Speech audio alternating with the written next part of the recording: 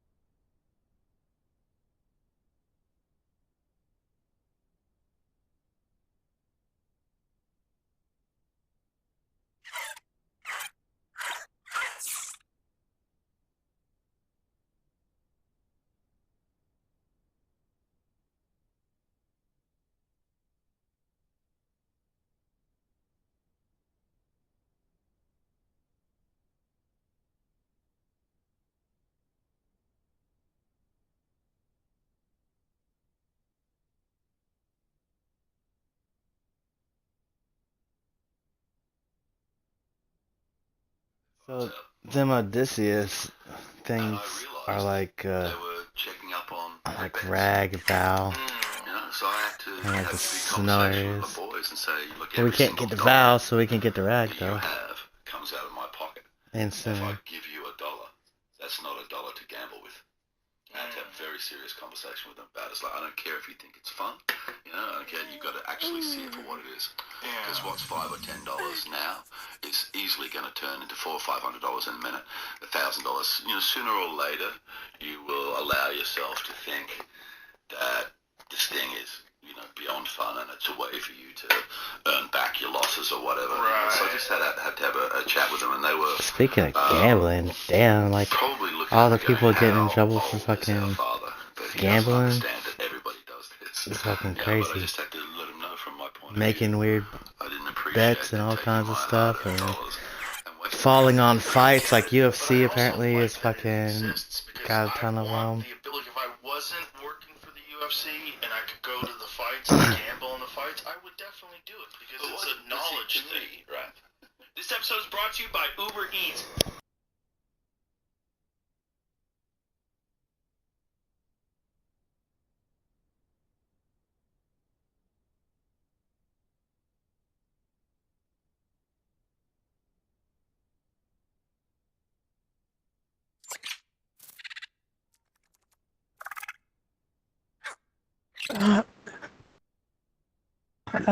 What do I need? I didn't look this up at all.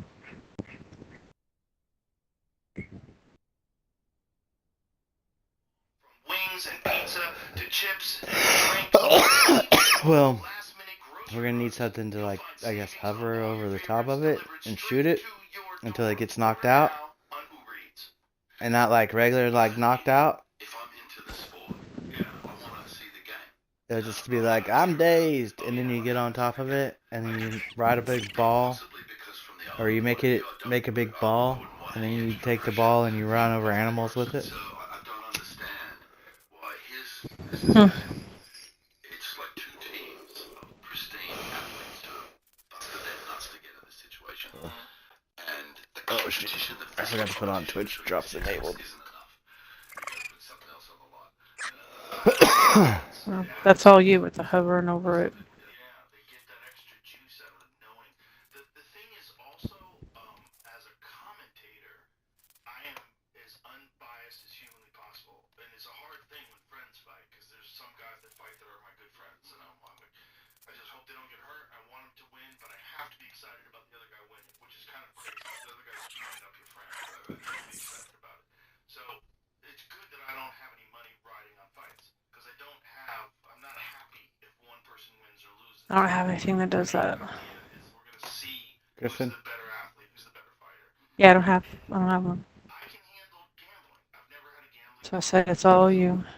I don't have a griffin. Person, obviously, I like risks, but I'm also I'm I I have a, gave you a cloned one. yeah, I have a cloned griffin that we have not cloned. I'm gonna clone it before I fucking use it. What happened to the one I gave you? The 24K? Joker cloned Yeah, a griffin. but it's the only griffin we have. Steve Everybody got else, his killed. mine got killed. I know yours did. Garfield's is killed. And the other one? I'm pretty sure Steve's is dead. I hadn't seen him use it. He normally uses griffins. I've never seen him use it ever. I was using it out of shit at the beginning.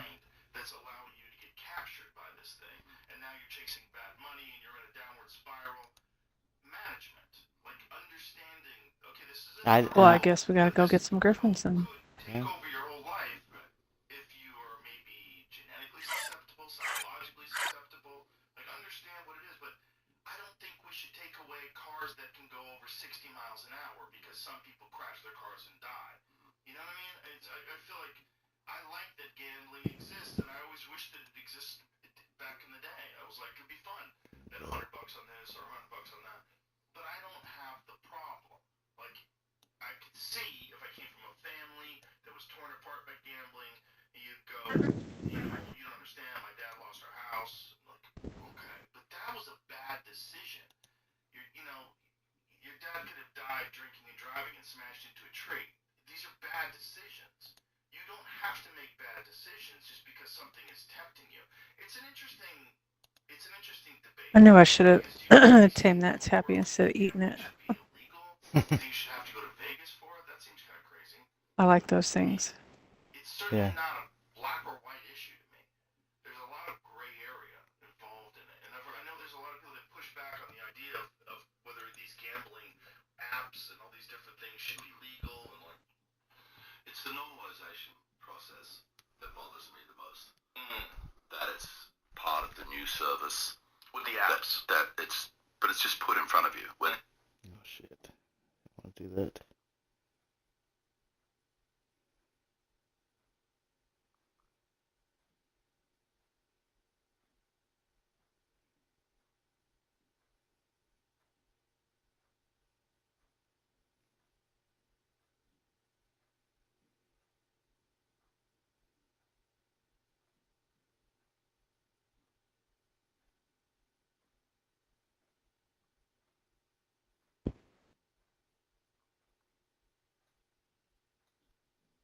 new service With the apps. but it's just put in front of you, whether you're interested in it or not. You know, this team is playing that team, and here's the odds. And I just don't. I don't think it's healthy. I mean, somebody could be held in something's claws, I guess. I don't know.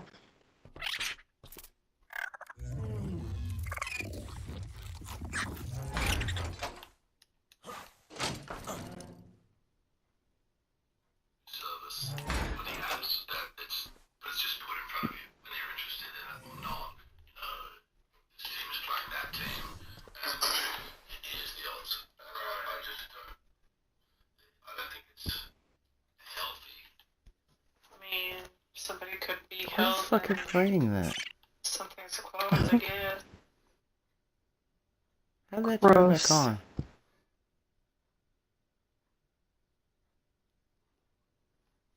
Oh, you want to hear gross? You should hear the one that you was all messed up on.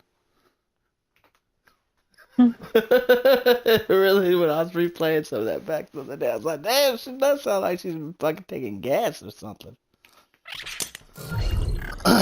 Teeth gas.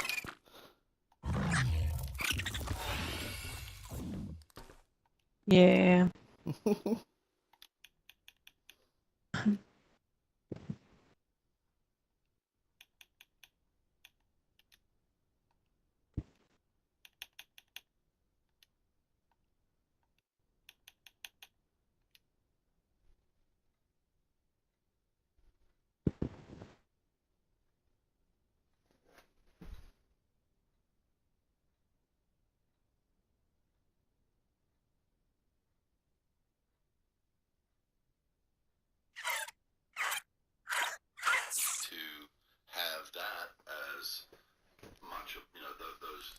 acts as much a part of the actual news report as who's playing. The thing about it though, it does lead you to have debate about, like, here's a perfect example. I'm gonna go get some metal while we're here. I was gonna do that earlier. I just need it off of here.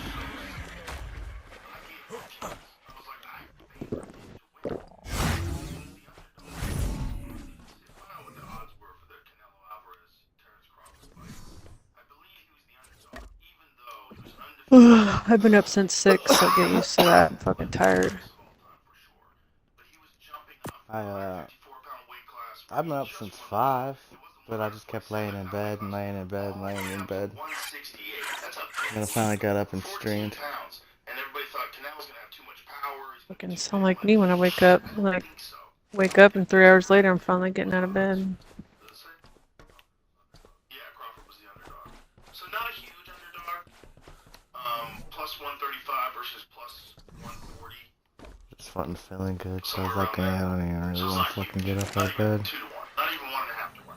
But enough. Because you ain't giving yourself time to recharge. You know, so it's like it fosters debate.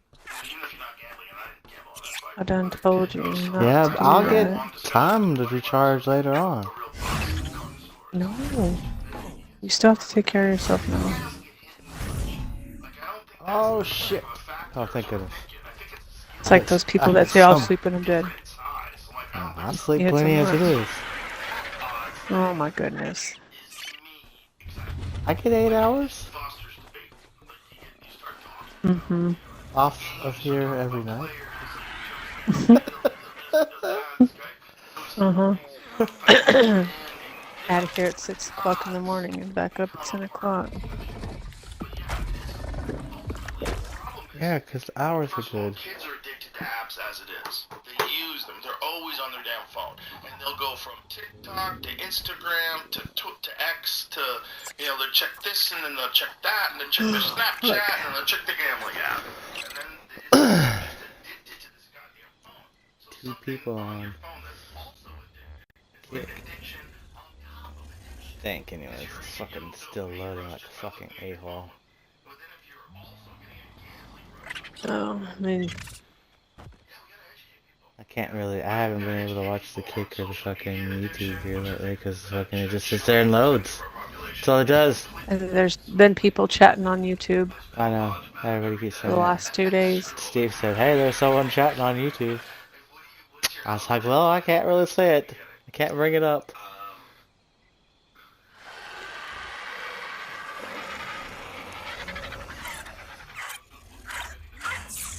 Oh shoot, I gotta go to Blues Base and pick something up. I forgot.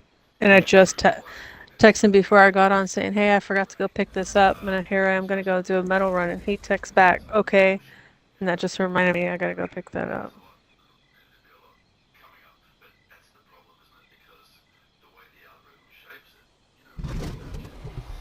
Oh man.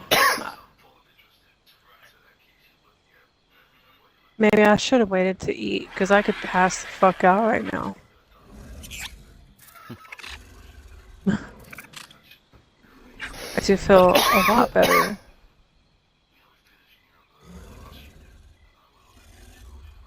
Yesterday and today I wanted to pass the fuck out.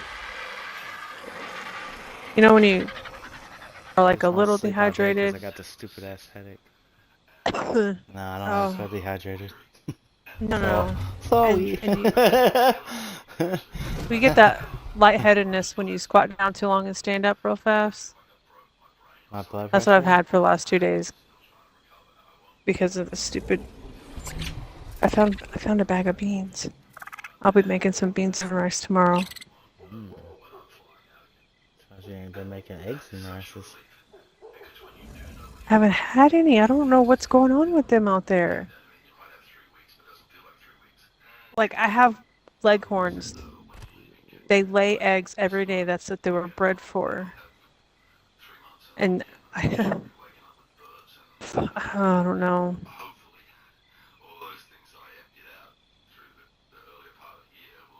I've never gone 5 days though. This shit sucks.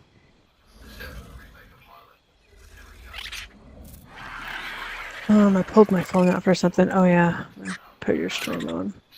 I'll use my tablet. My phone's. I don't feel like charging it. It's at 50%. Oh, you going on the big screen? Uh-oh.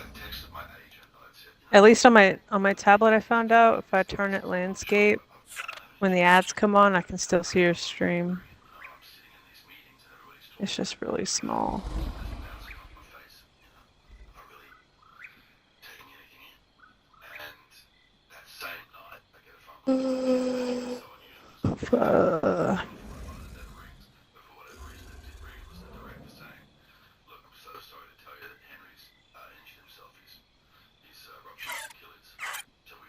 Oh hell no! Turn that down.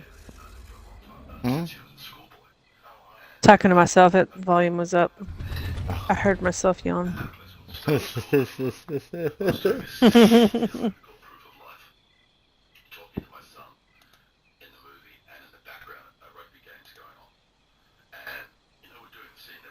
All right.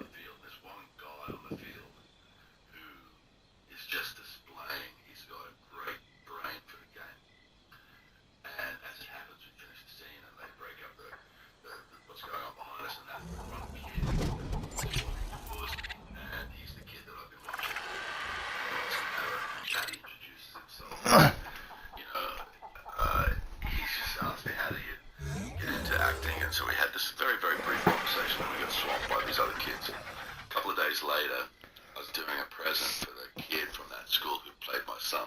It was a boy called Merlin Hanbury, Tennessee. Dun dun dun. So I was doing a thing for him, and then I had some other things left over, and I was like, Huh? so what was that other kid's name? So Oh, nothing. You'll see. Gladiator of Maximus, which was a movie that had not. You see, I got all the gotchas set up. Nah, that one's up there. We are about ready to start. I got like horse goggles on or horse blinders on when I'm on here. I don't see a lot except for where I'm going. The next time I see Henry Cavill is in a gym in Illinois, the outskirts of Chicago.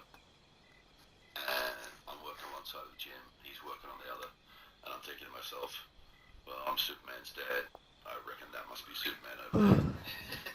Kind of looks like it, you know. So we worked in the gym a week or so more together. Oh, my tablet just made a liar out of me. I don't see your stream. I just went landscape. Fuck. It does it sometimes and it doesn't. I noticed on here. Alright, I'm gonna go pick this thing up, but I'm gonna take my Inky with me so I can get metal on the way back. Or there and back.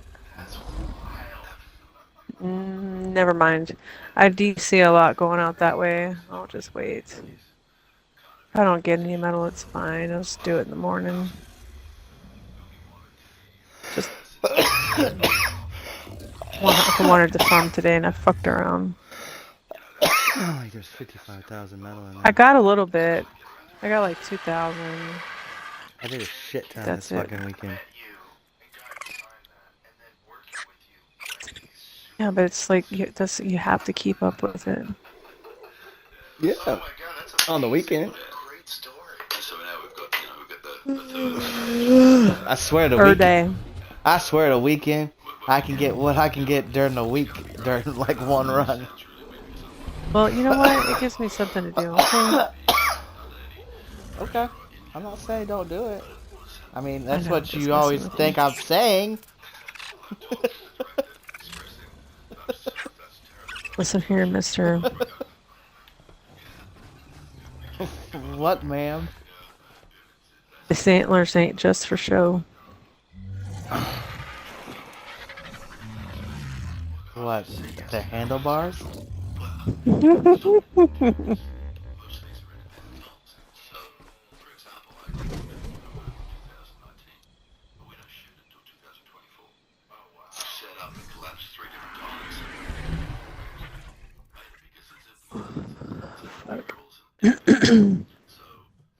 And I'm pretty sure the Zom Dodos are fucking indestructible. Yeah. I watched this 95 today.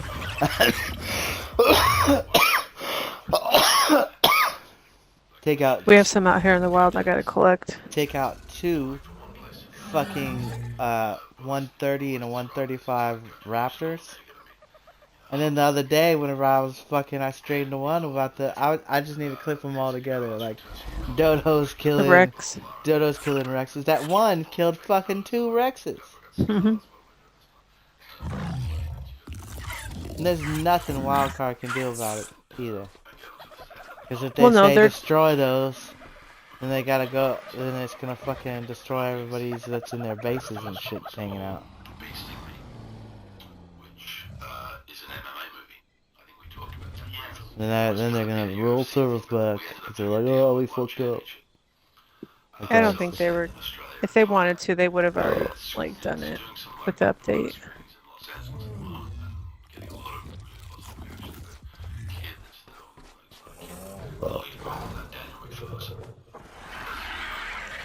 Oh man, I could have brought my Anki out here and it didn't crash once. Oh, that is a good question too. Where are you gonna put all that metal?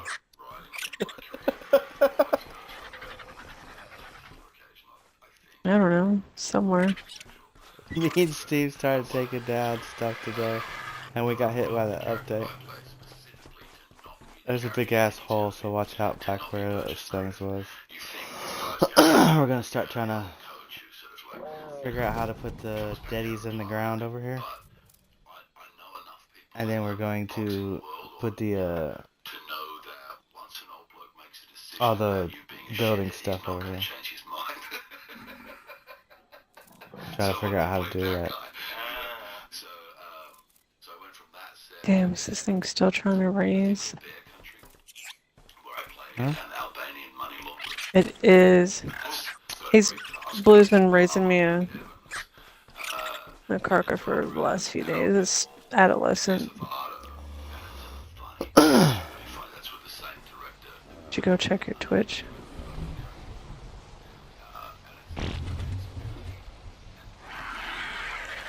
Here's looking like Twitch. What about it? Like your account?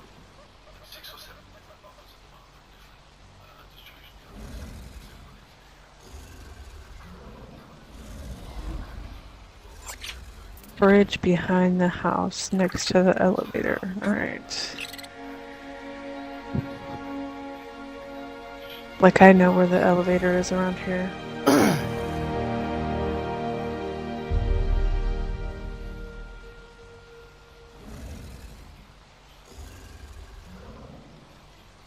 Which one's the house? There's 2 buildings.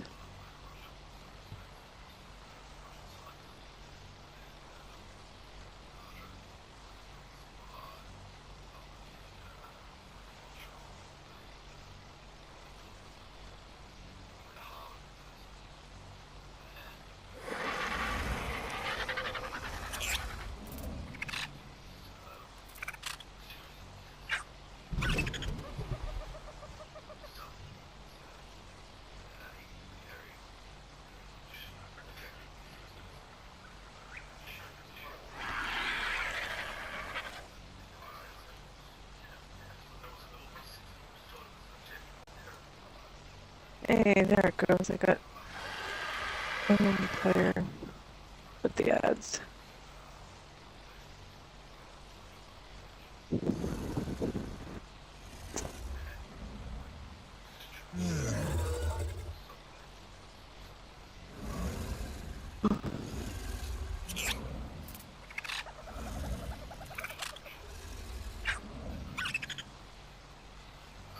What am I looking for on Twitch? I don't know. You'll see it eventually. Let's go back to the game. I'm not gonna tell you.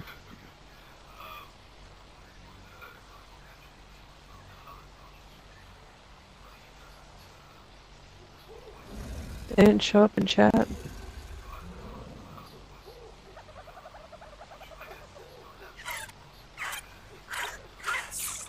There's 2 waivers in chat. And then my Dynasty Dinosaur, and then 2 waivers.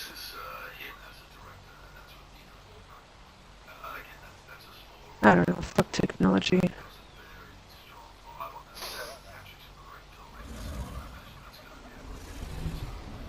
Yes, very much. Because this technology here has been fucking horrible all day long. My internet has fucking been a piece of effing poop. It's hard to see to find really. We have freaking jetpacks, but internet is still shit. Because there's no competition to it. Here's an easy couples photo shoot idea. Have the first partner put their face very close to reflective water and then No. use the panorama Don't you mode just on shut your the phone. fuck up. I skip you. And this is one of those ones where Put your partner's face next to the water and then push it in! That's what I keep thinking they're gonna say every time. Here's a great shot for... I forget what he said. Going viral or something. That's what he says. I'm pretty sure I moved my enforcer over in the corner. Somebody moved it over here. We moved everything out of that whole corner just in case we took something down and it fucking... I moved it over there where the bear's at, where the cart is. And yesterday, when I got on today, I saw that my shit had been moved, my shit had been cryoed. Somebody went through my enforcer, took the element dust out of there, took a couple cryos out of there. I'm missing some bears and something else if there's, you know. Nope. I do not see that one.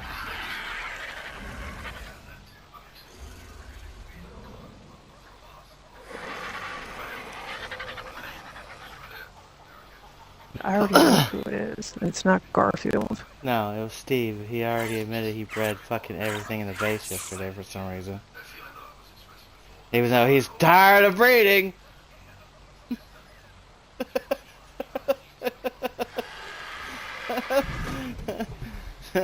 But yet... What did he tell me? I bred all your stuff. But this, that, this...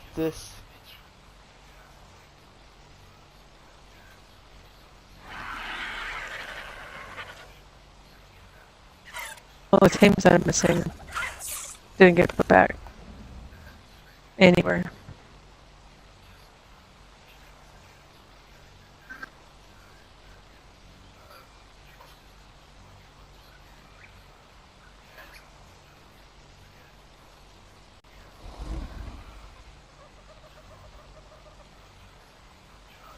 But I had moved that over to the bear. I guess y'all didn't like it, so I'll just put it up.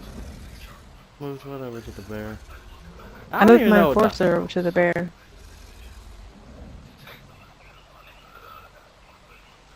Okay. I'm So it probably wasn't sure in the probably way. somebody was riding it or something.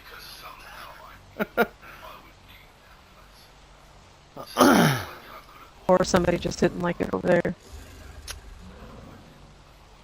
No. Most of the time that's my autism. And no, we weren't doing anything over there. I didn't ride it. January 20th, 1996. I paid for that first one. That's before I left confidential. I thought it was on the wall over here. So Or no, it was up there. Up top. Wasn't it? I don't pay attention to that thing. you gave yourself a battery. When y'all were, right before the update, I got on and crowded my shit. You guys were gonna start building stuff. While I was moving my stuff out of the way, and I had moved it all the way over there to where the cart is, so it wasn't in the way. And it got moved back over here, which means somebody didn't like it over there. I'm a son, I'm a brother, I'm an uncle, I'm a dad, you know, those things, you know. No? I'm the boss of the operation. Yes. And stuff. Pretty sure All no. those things come into play. Yes, I did. Brand drops away and you gotta prove It was here yesterday or the day before, but then No. it was on top yesterday. opposed to Whenever I came to check on. And then it was Yeah. Mr. Crow, over there today in your stuff. And then I moved it over there because I was like, where can I put this so it's not in the way? I moved it over there where the bear is because those troughs are fixed, and I thought you guys, like, it would be fine over there. Y'all weren't going to mess with anything over there. Like, you're really going to take the time to take all the troughs down right now. And somebody moved it back over here. I was messing with the bear for most of the day, but I didn't move that. I didn't say you did, I just said somebody did. I'm pretty sure it was over there at the beginning of my stream. Yeah, it's been over here most of the day, but when I got on to cryo my stuff before the update, I moved it out of the way because you guys were working. And somebody put it back over here. No, he got off before me. I know he did. And yes, somebody did. I know what I did. I specifically told myself. I've never seen it over here, and I've been checking on this fucking robot all day. You. After I set him up, but it wasn't even It in was my all day. way. It was at 5. It was at like 6:30. I moved it over there. It wasn't even in my way whenever I was doing anything over here. Didn't say it was in your way. I told myself, where can I move this so it's not in the way because you guys were going to work on the base. I put it over there by the bear.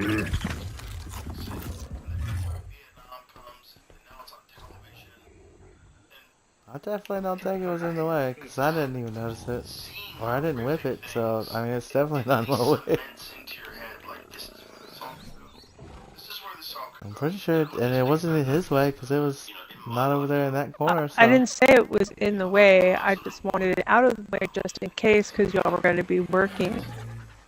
And the safest place I could think of was over there by the cart with the bear, because you guys would have to like take all that shit down if you wanted to build.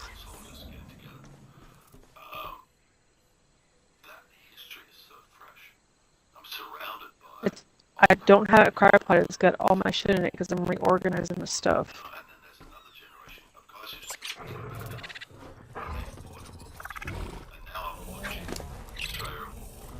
Ooh, nosy, get out of here. Why you got so much shit in an animal? Because I'm reorganizing my stuff. This is the stuff that I want to keep. I just haven't gotten to it yet.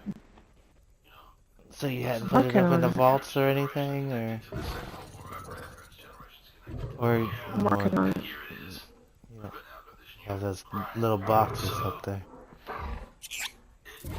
I could put 2 vaults up there for you.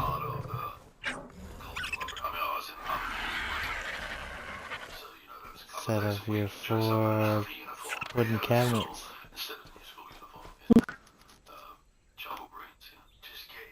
I like the boxes. They're putting SLRs in the hands, which is like, it's not an unusual thing for this country, but definitely is for Australia. Put a self-loading rifle in the hands of a 13-year-old and teach him how to use it. I'm splitting my stuff up so I don't have to keep like bouncing between servers to get shit. I'm organizing my stuff. My whip is gone. We got 500 whips. Not the point. I put it in there before I logged off. And it's whatever. Why do you think everybody's touching your stuff?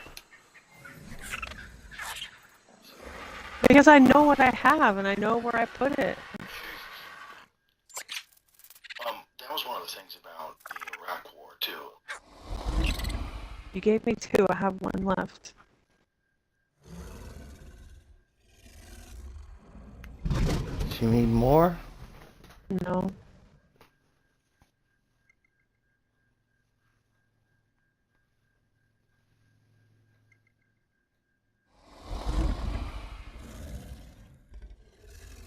Like all my hazmat from the club, gone.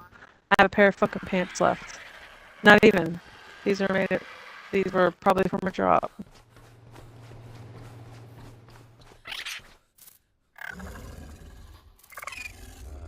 Didn't you say you died and lost a bunch of stuff? Not hazmat, no. That's been here since I got from the club. Oh, you mean when I got murdered and lost all my stuff? Mm-hmm.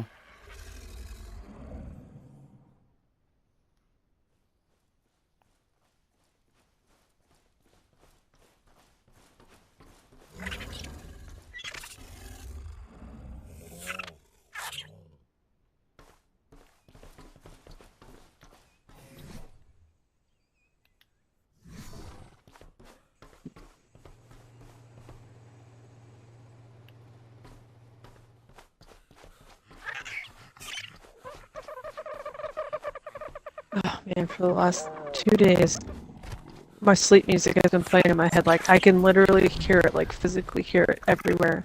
And it's not playing anywhere. It's driving me nuts. Sleep music? I have music that I sleep to. Hmm. I shared some with you. I think I remember it. Was it a while ago? Probably. Yeah. Chuck and Tranks, we got enough whatever right now. Just a shit ton in the fridge. Yeah, because I had bring over, because our fridges over there are filled up. Well, I'm asking, do you want those or not? What do you mean? Or just leave it? For the Taming the Thingamajigger? Yeah. I mean, it's not a big deal. I'm just asking if you want to use I those or just regular guess? drinks. I I don't mean, know what's if gonna work not, the that's best. fine. I don't either. I just don't want it to be like a giga and you gotta use 300 regular drinks. Get off.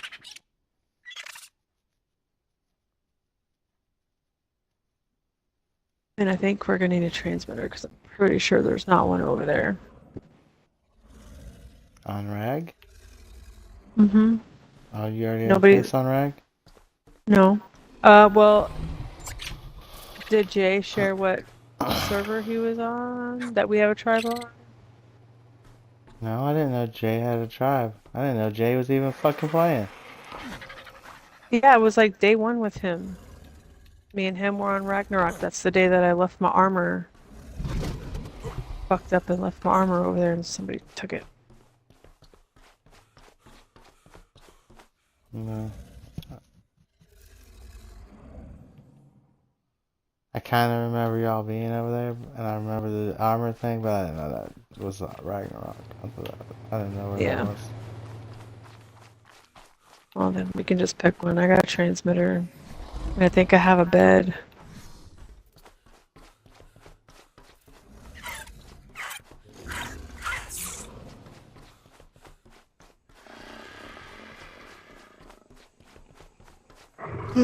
Fuck.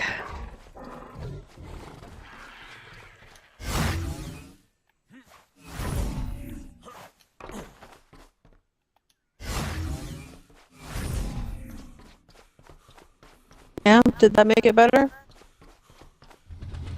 Fucking stupid.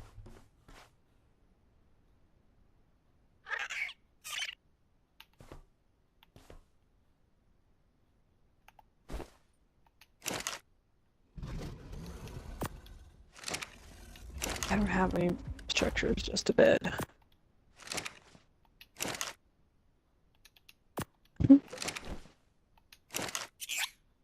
I got a Guga and a dragon key. I'm gonna take it. Okay. I've never used one. I've never used one either, but we have a ton of Gugans.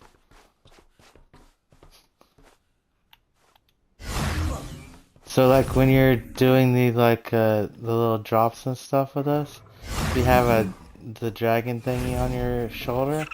He fills up like so fast, like faster than his like little percentage. I think me and Steve both had like 15 dragon hole keys. I saw. Both of us together, we've almost filled up like 2 vaults full of shit that we still have to transfer back over here. That's why we're gonna start getting all that stuff fucking moved and getting over here. And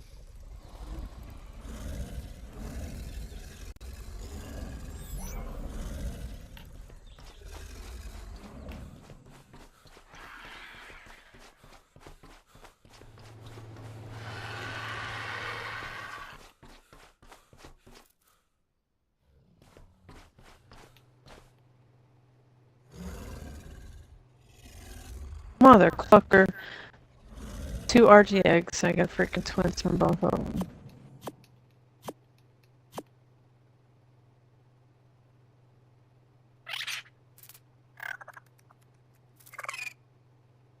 Alright. You wanna come and see what we got? Full sentences? 12 sentences. I don't understand. What do we got? Oh, over here where I'm at. Like, I don't understand. What are we getting?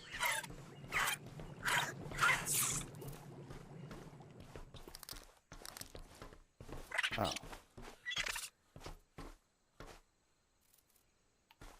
The mantis? Yeah. Oh shit. Hell yeah. Oh wait, no, never mind. I was looking at the wrong thing. Scratch that. Okay, I got it. 20%. Yeah.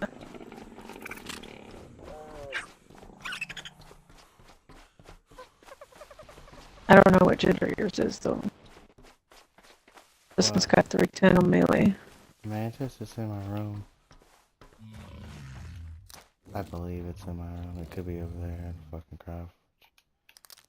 It's probably over there.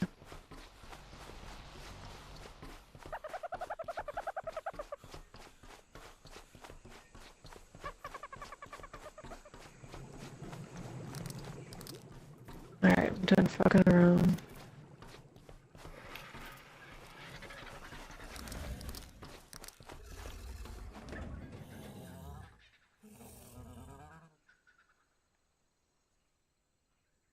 Mantis is a male. It's over here. Yay, we can breed him.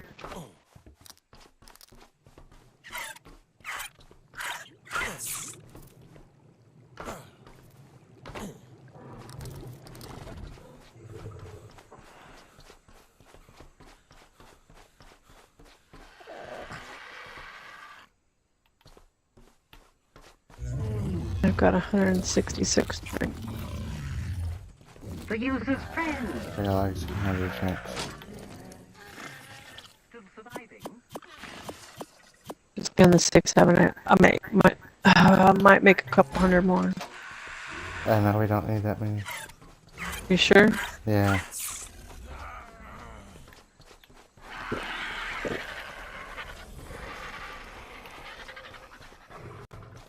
Like, you know, for sure, because this Yeah, thing just you came only out. shoot it like 4 or 5 times. And then it's kind of knocked out. And then you jump on it, roll the ball, roll up all the animals. And then it's tamed.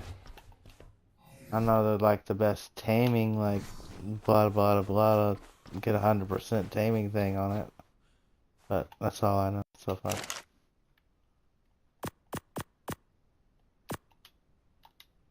Well, it's gonna be the first one. It's okay if it's not like perfect.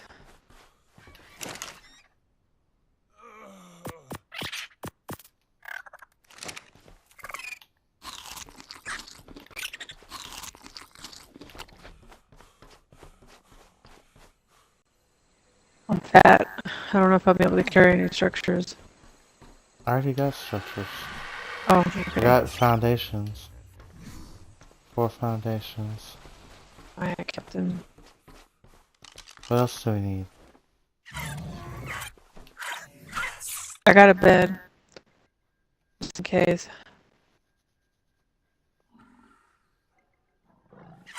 I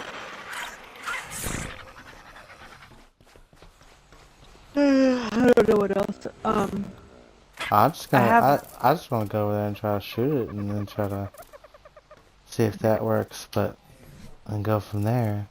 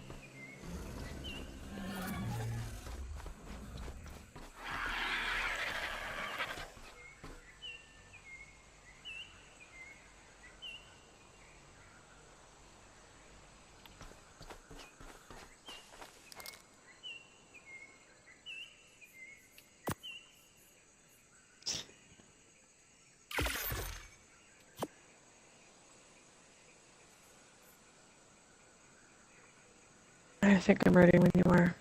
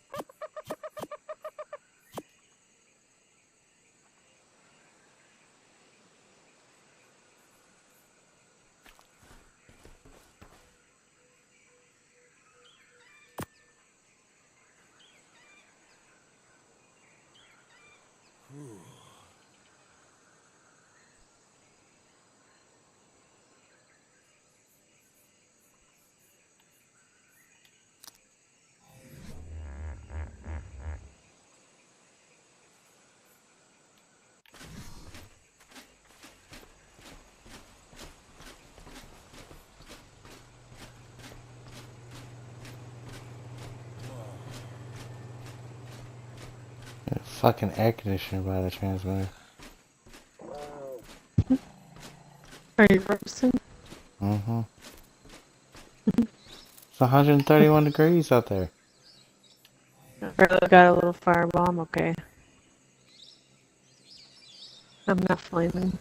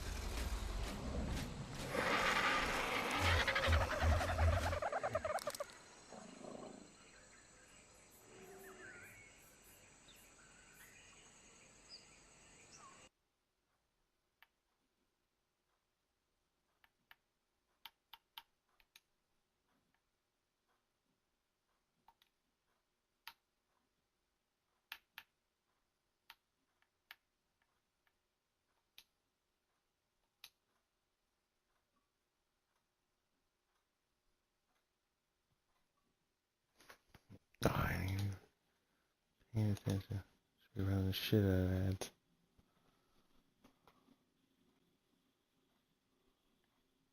You're not in this party? Huh?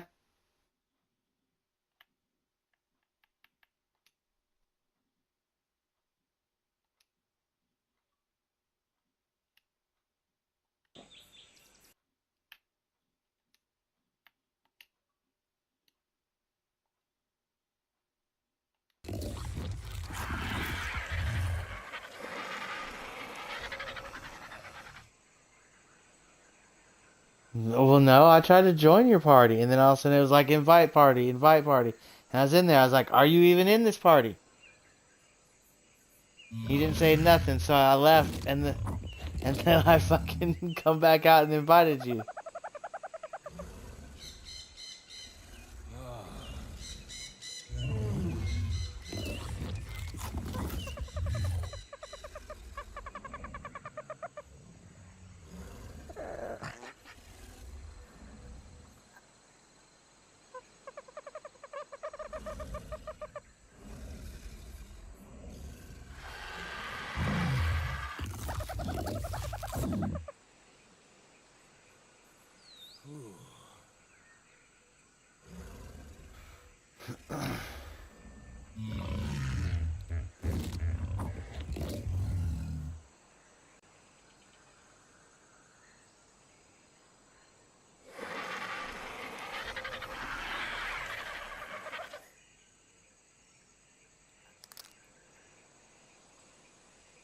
Ragnarok?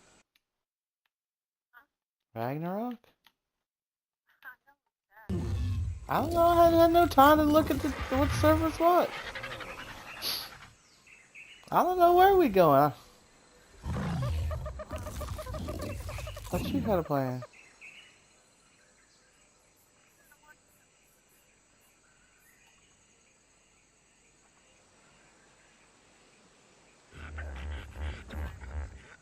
No, there's not really that many people on Ragnarok.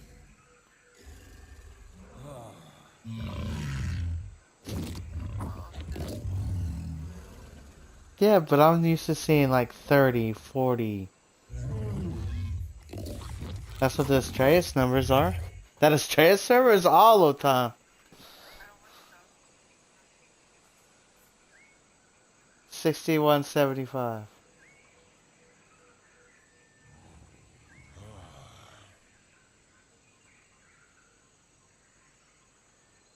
Got 110 ping, 10 people.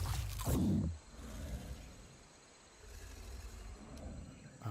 Oh, you're going with that one? I was asking if that was okay.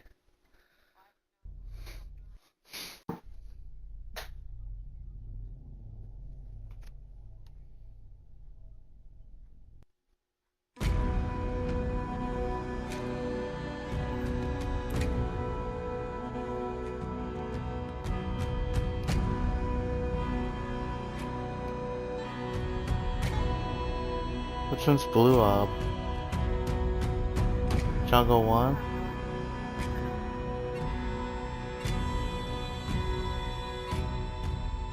Did you say you spawned Viking Bay too?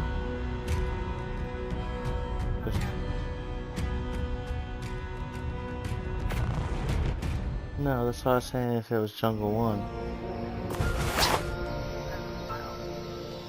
Oh god, there's a fucking... one of those weird ass animals here.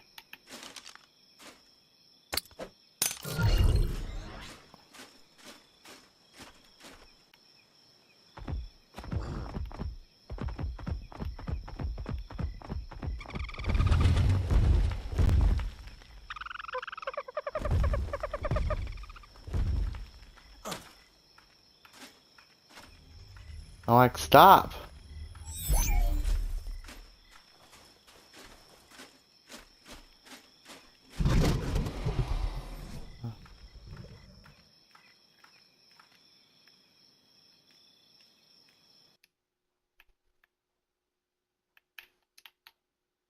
Dumpster fire?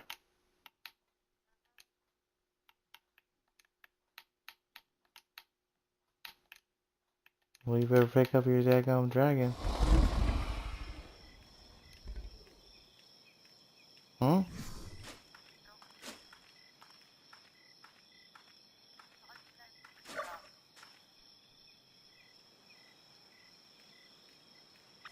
It didn't come with you.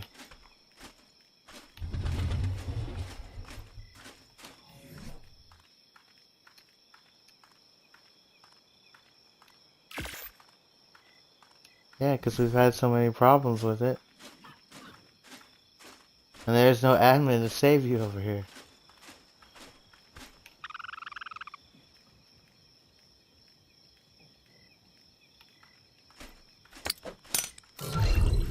Yep.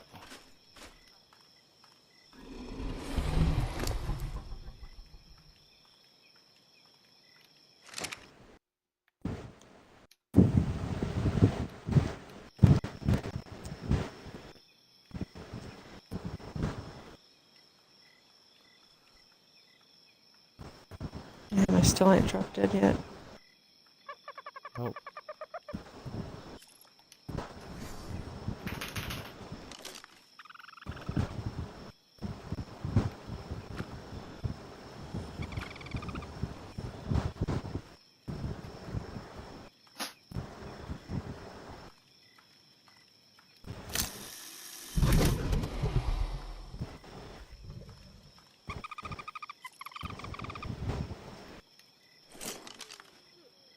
You did that time.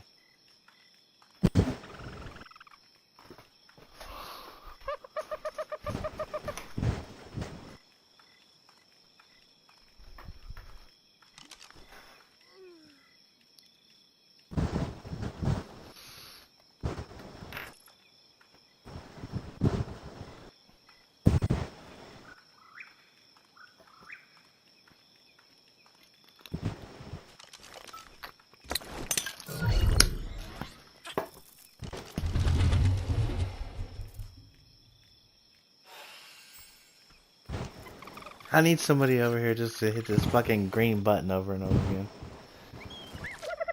It's that whenever it's ready to run commercials. Because I see it, but then all of a sudden I'll look at it, and then whenever I'm doing stuff, I don't ever look at it. And I should be like plugging away at it whenever it's just us in there. Yeah. My 3 accounts plus your 1. Oh, I found out.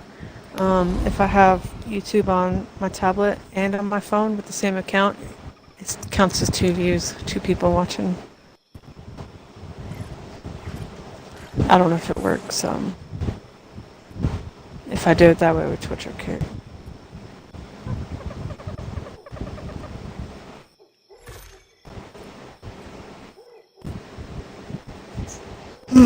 Oh, damn. Twitch kind of seems to know.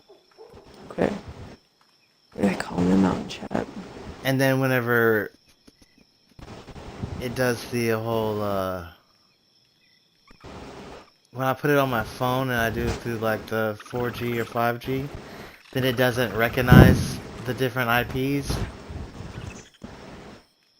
And then that's what gives us the 4 people instead of the 1 and the 1. Like, because it used to be 2, you and then me. Mm-hmm. So straight ahead that way is 1. Did you bring your dino thingy scanner? Yeah. Wait, did I? I did not.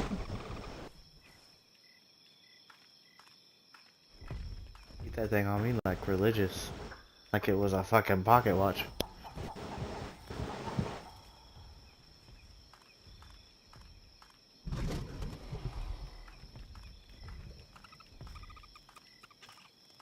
I never know when I'm gonna need it. Just, if I'm not farming, I'll take it.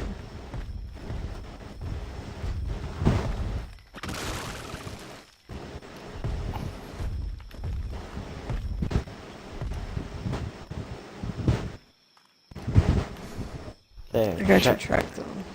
That's what I was doing too.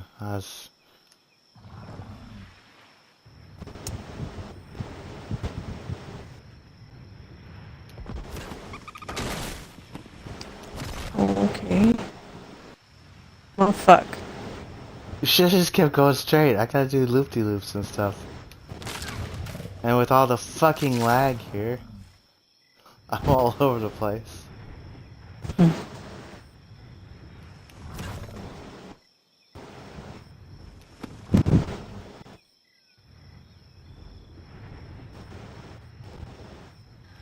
Just keep bottoming out here. Oh, there, that was finally a good jump.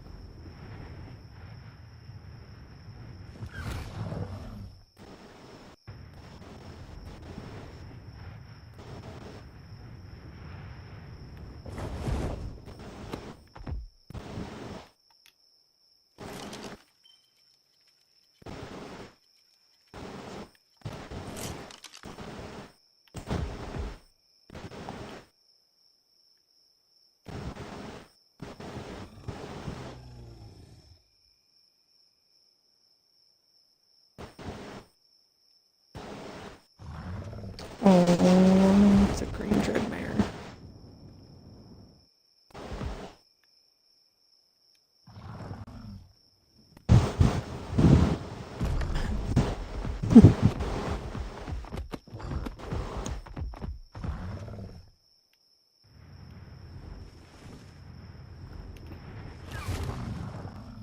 Holy poops. Got higher than you. You're always higher than me.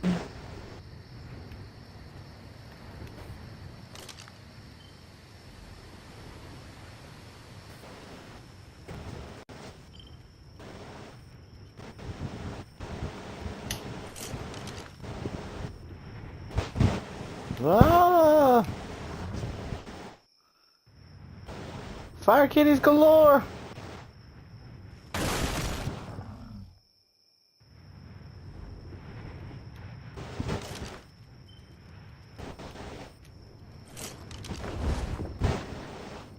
Don't.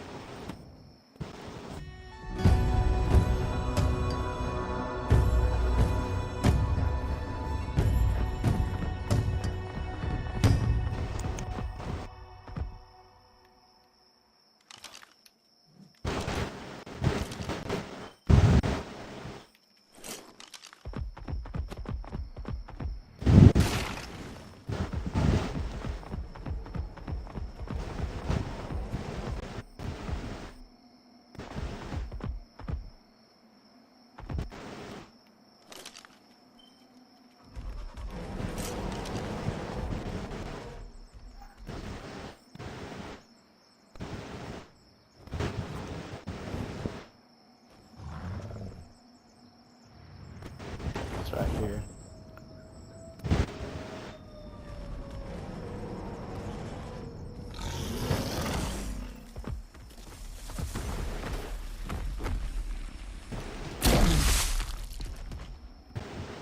That's a fucking 150 right there. Yeah.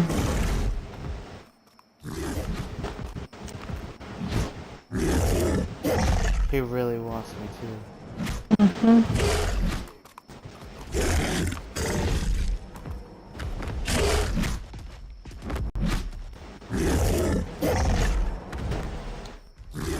Right on.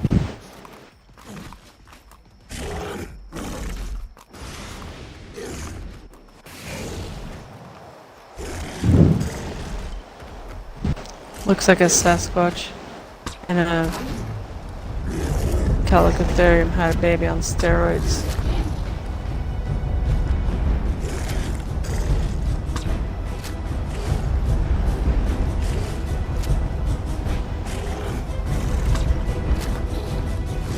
Are you texting it?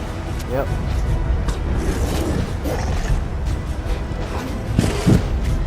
I'm shooting it from over here.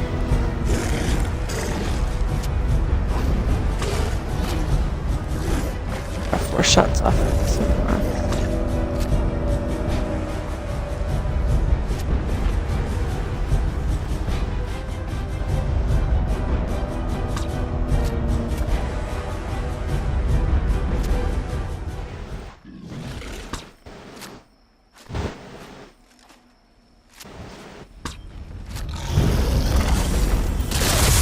Oh!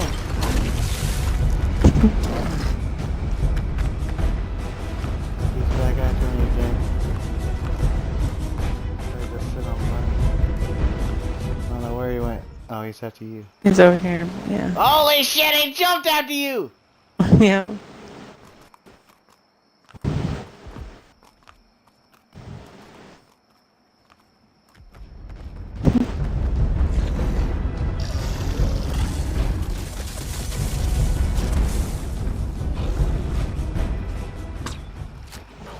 Get back over here, you fat bastard. Oh god, you knocked me off. Oh, sorry. I guess I gotta check. I don't know where old bastard is, so. Oh. It's there right goes here. you. Mm-hmm.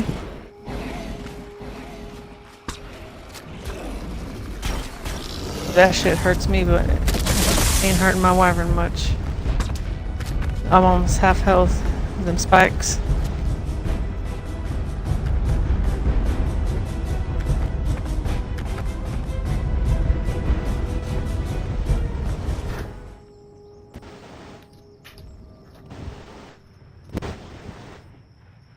I should have just made some shotgun drinks.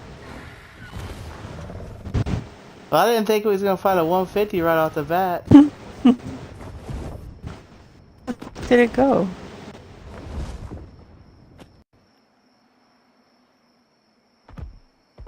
Did it follow you out there? Huh?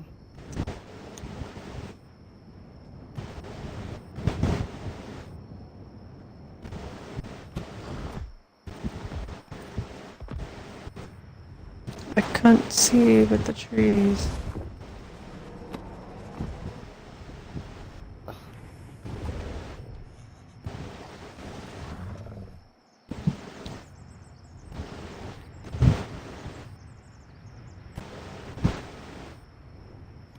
Oh, I should have gotten them foundations so I could put a bed down.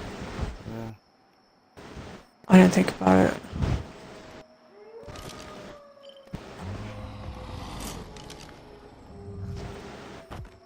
Okay, come land over here.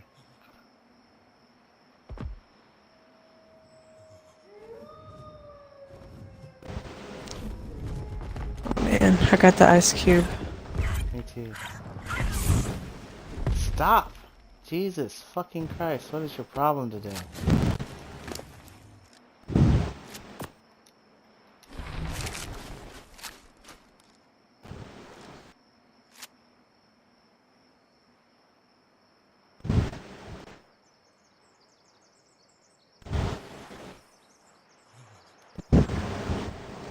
Well, I guess I can't trap it.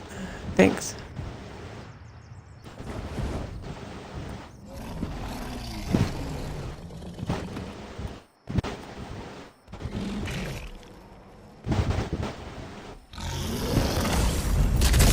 Oh shit. I'm gonna put this down over here. Well, you got that over there.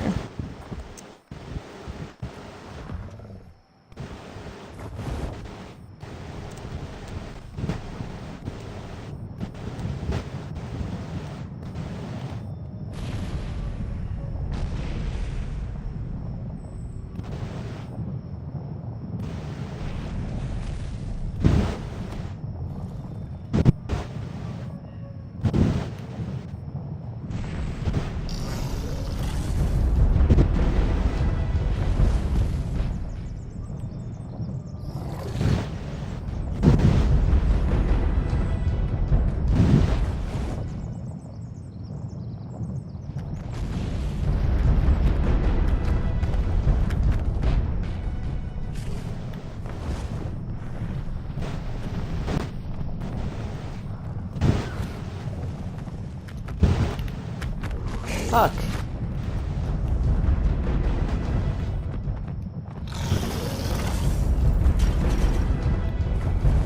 Ah! Oh shit, oh shit, oh shit, oh shit, oh shit.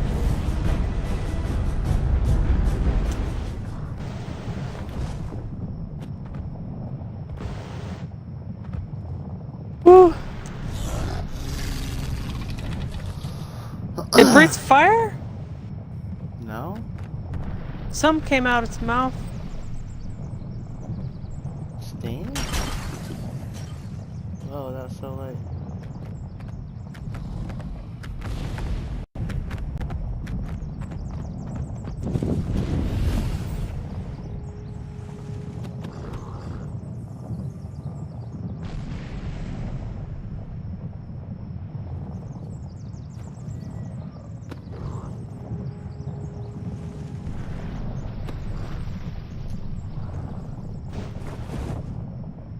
Oh my god, stop with the fucking volcano already. I can't hear this thing, and it's so easy to hear him before, and now I can't hear him for shit. He sounds like he's fucking right on me the whole time. Oh,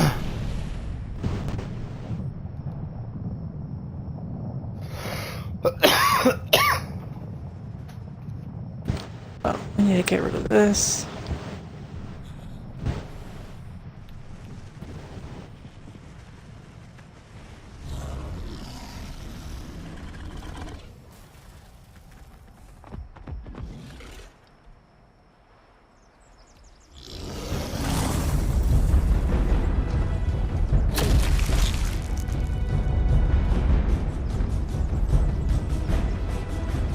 Damn, it's 145 80.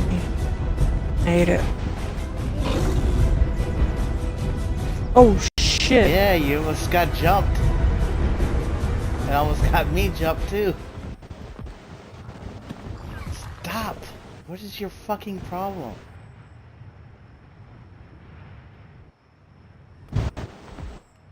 It doesn't like this map. It doesn't like the snow, it wants to just fucking butt scoot all over the place.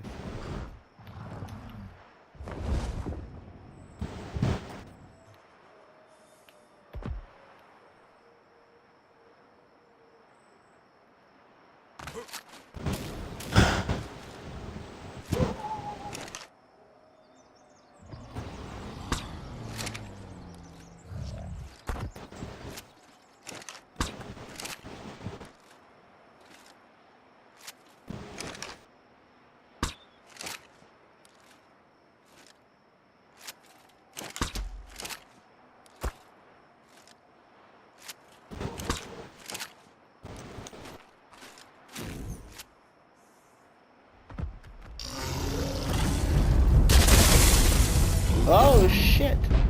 Right by my camera.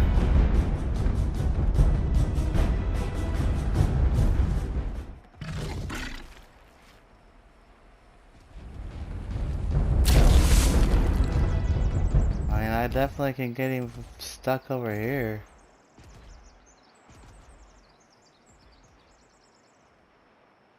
I just can't shoot him when he's fucking close up on me.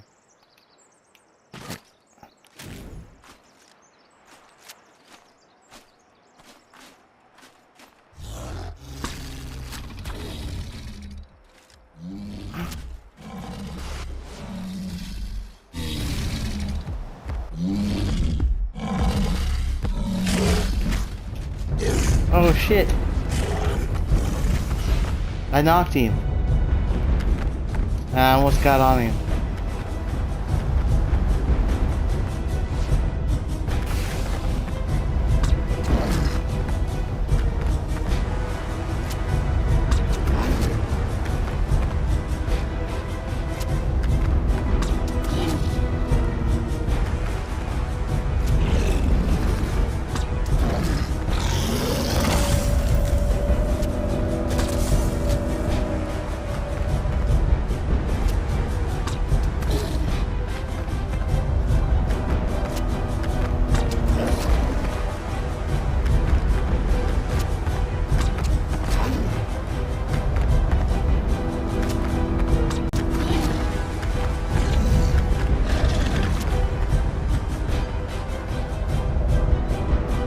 Come on, I don't need this lag right now.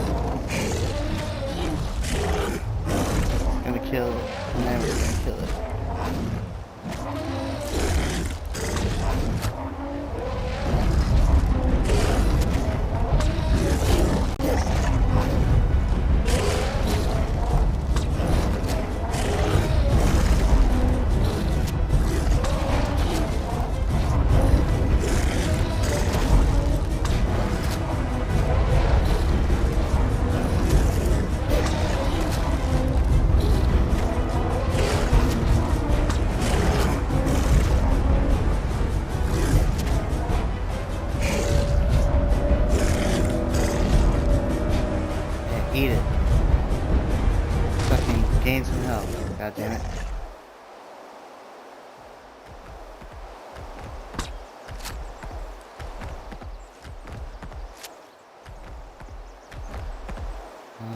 Now I know I need littler creatures.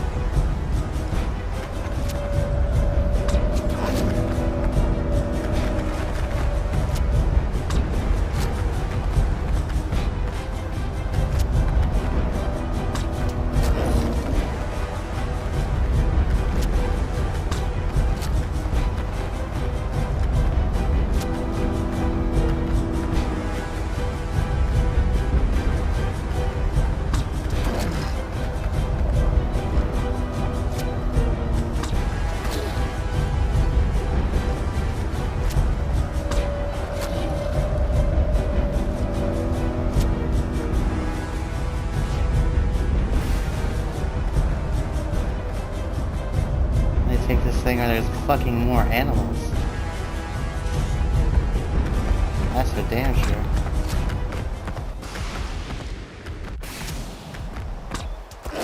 Oh, you lagged out?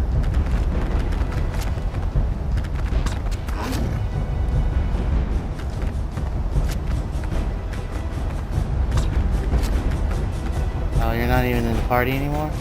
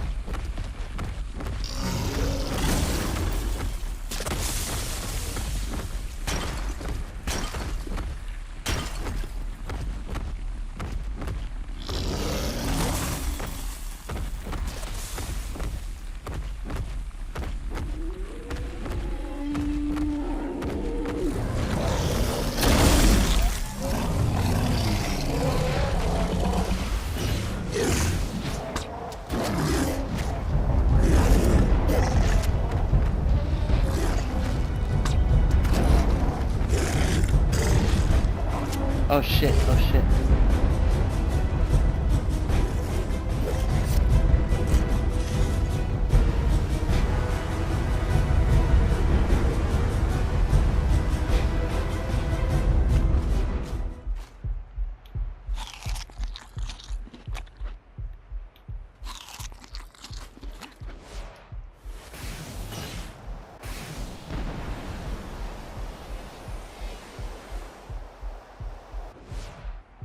There's bunny. God dang it. I gotta go warm. I'm freezing to death. Over there.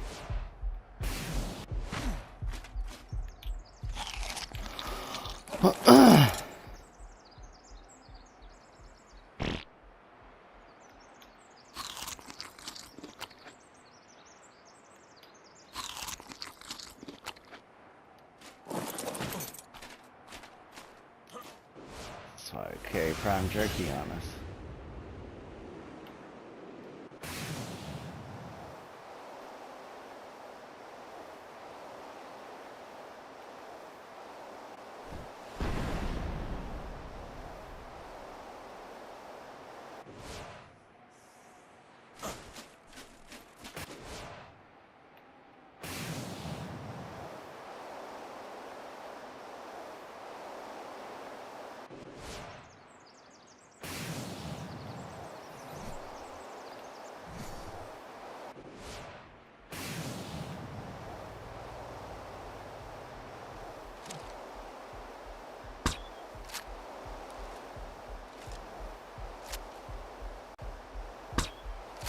I can't even do anything, I'm fucking dying.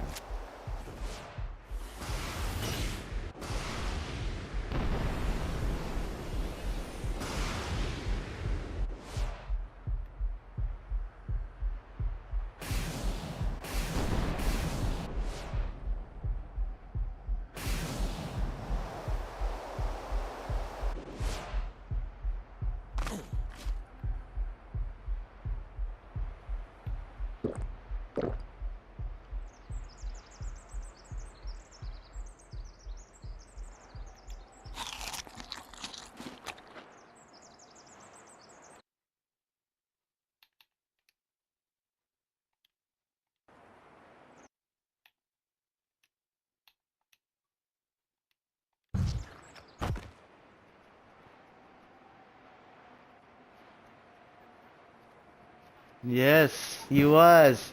You think I wasn't Fuck. gonna answer you back? Well, when Oh, you're mad, yeah, you don't. why am I mad? I'm excited to tame this. You should hear me fucking yelling and screaming at this thing. Because you're getting mad at Bunny. But no, because I needed warmth and Bunny was where the warmth area was. That's why I was like, where's Bunny? I was Well, about to die in the air. There's a 140 female over here.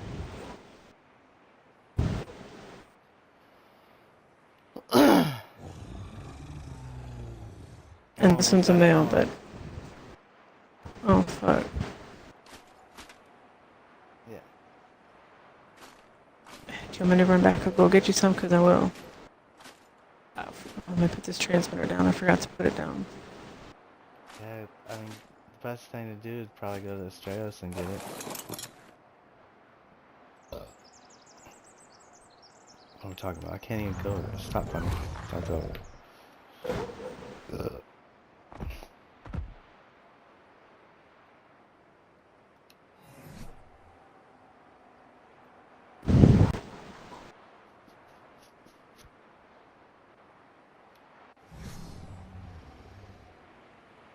I need some better ass tech armor too. It has more thermals, I guess.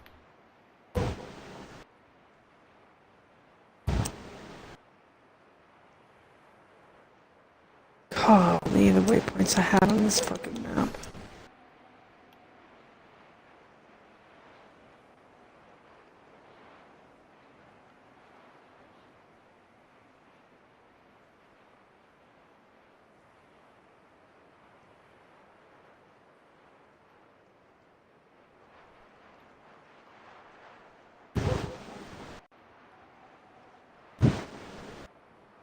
So, yes, element? Yeah. Okay. And get the shocking trank darts too from over there. Okay.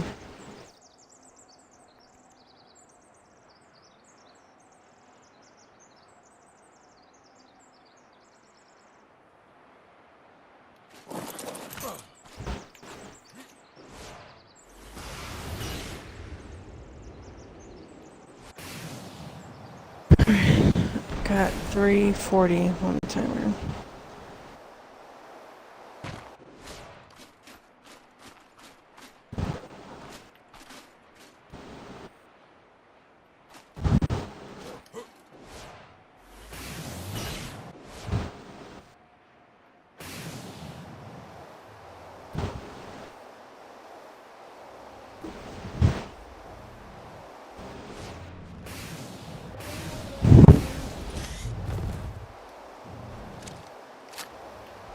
Well, I'm not any help. Do you want my darts? Oh wait, you need shotgun No, shanks, no, never no. mind. I still got like 300 darts.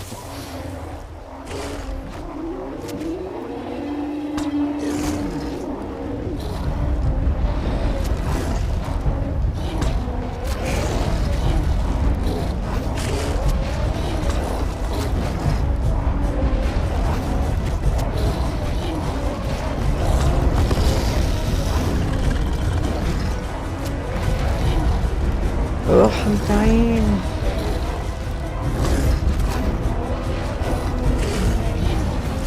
I didn't know this was gonna be in the snow or from a plane.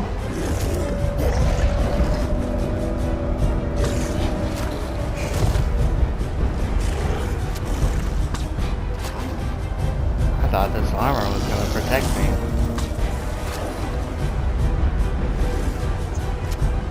Well, I didn't look this thing up, so I didn't know they spawned over here.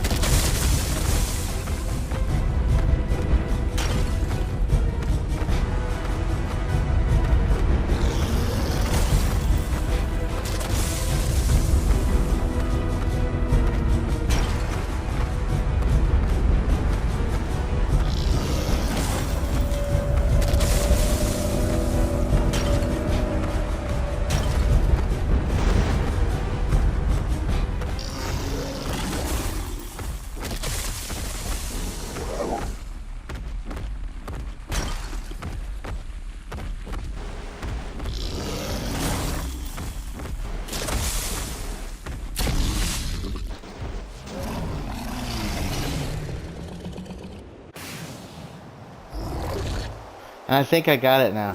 So when it goes to like when it's rolling the ball or whatever, like you can come over here. That's not a person. That's an actual fucking wild ice wyvern.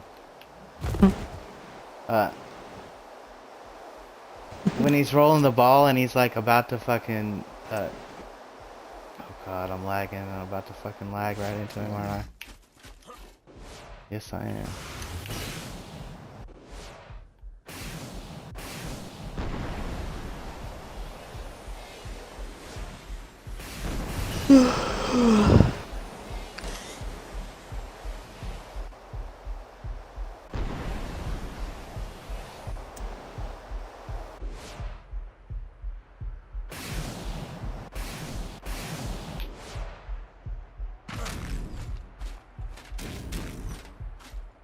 God, I'm gonna die out here.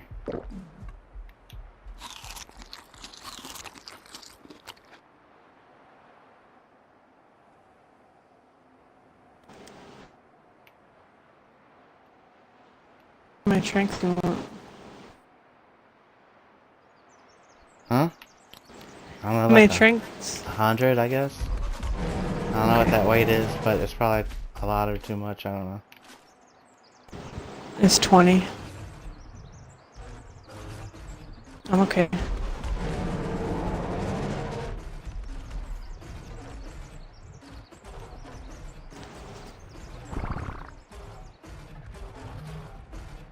And you said armor.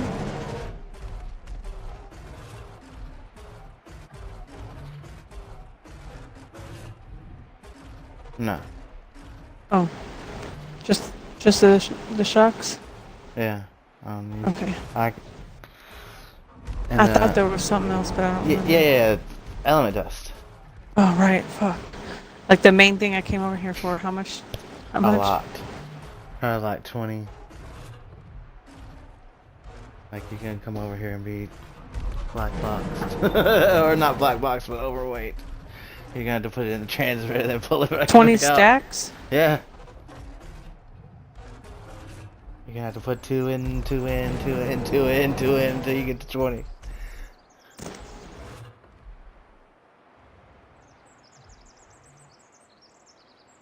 That'd be 20 element, which I'm already gone through like 7 element.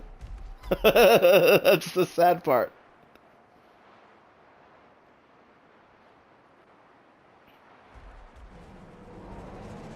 I need to put on this fucking... This is gonna take forever. I know, I told you, just take 2 at a time. It'd be so much faster. No, I mean like the timer. Oh. I got What's the 10 time? minutes. Oh.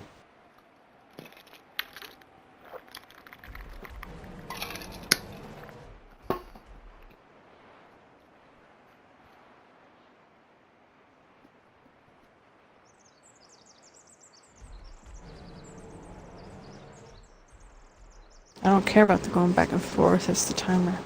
Oh, my stomach does not feel good. I don't think it knows what to do with the food. I didn't eat all of it. I only ate half.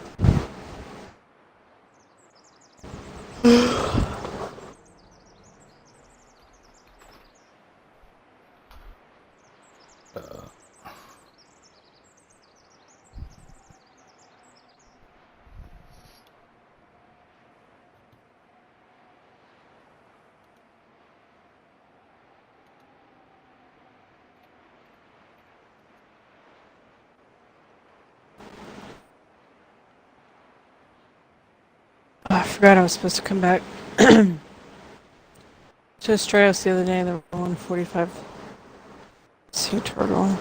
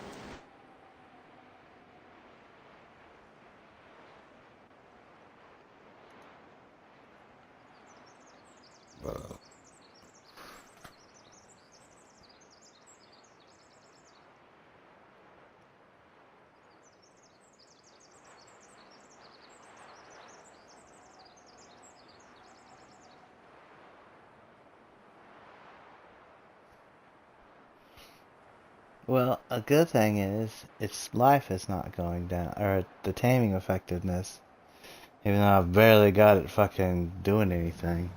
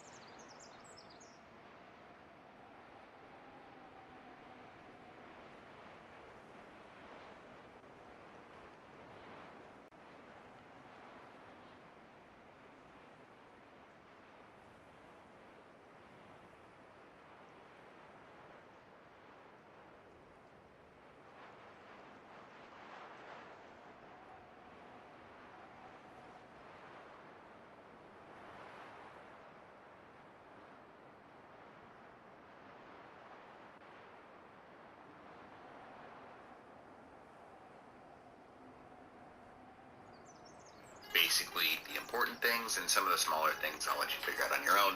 But this is the Ocedon, this is the size of it. Let's talk about how to tame it, what to do, all those kinds of things. Let's start by talking about the different types of abilities the Ocedon has. I want to see all the different abilities. Fucking learn how to tame it. Stop getting the fucking circles.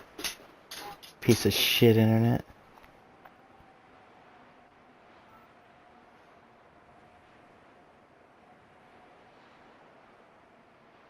No, you got 4 bars of what? Of what? Piece of shit.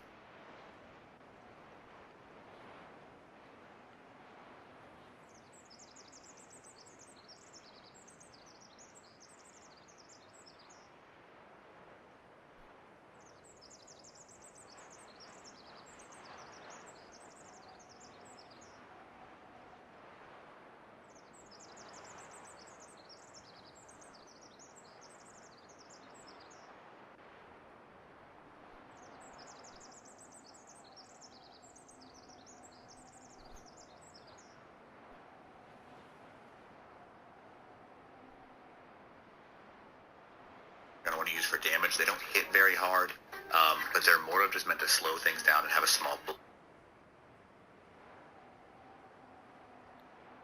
Yay, circles. bleed effect on something when something is inside of that little cloud right there. Now, let's talk about the...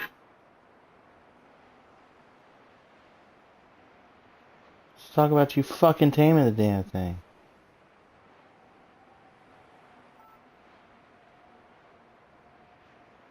So you can kind of like move it around like that, but that's pretty much...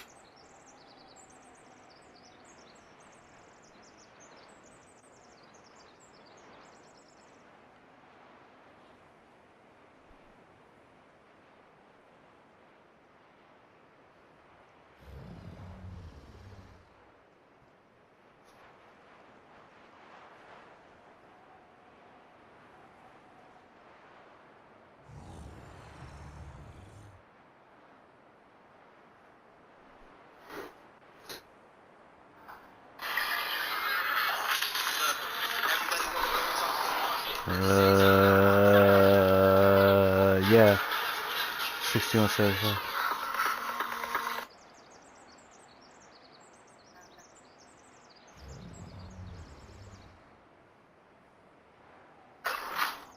The Ocedon. Oh man, okay, so I was figuring out all sorts of different things about these guys. These guys, they just came out, and I mean, I wanted to jump in and then see what I could do, but I was trying to record it in one of my other series, and I couldn't find one on Valguero or Ragnarok, so I went over on a fresh save on the center, and I opted in GCM mode, and I went out to see if we can find one, and oh boy, did I. Okay, so I tried a few different things. I tried to misdirect or amp damage to them and see if I can get them to let me ride them. I tried to passivate them and couldn't do that.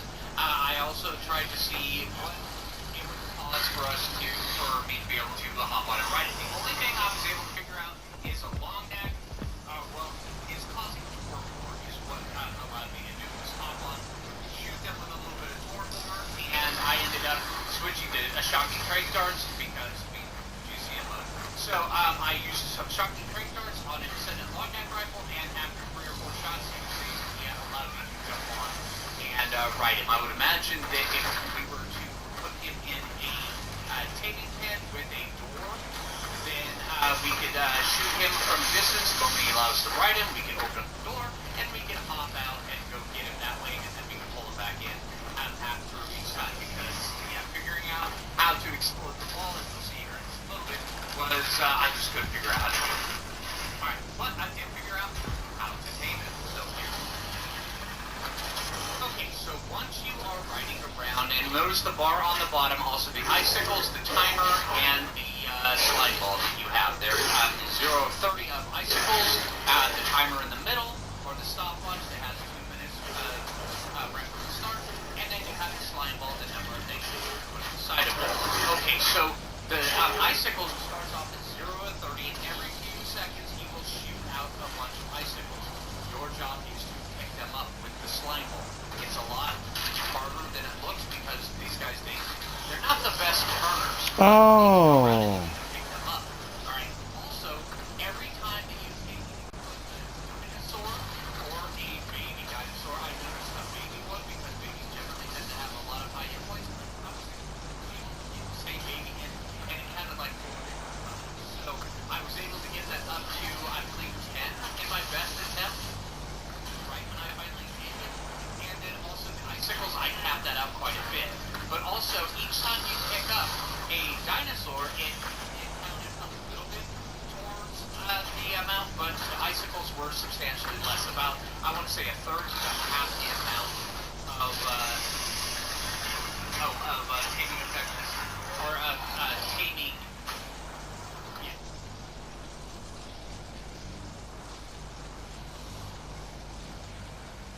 Sickles over aminals. Gotcha. The taming effectiveness every time I picked up an icicle went up.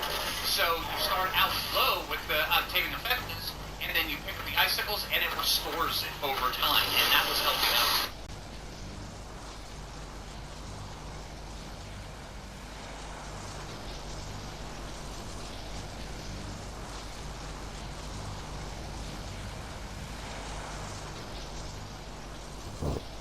That thing's almost over to the bed.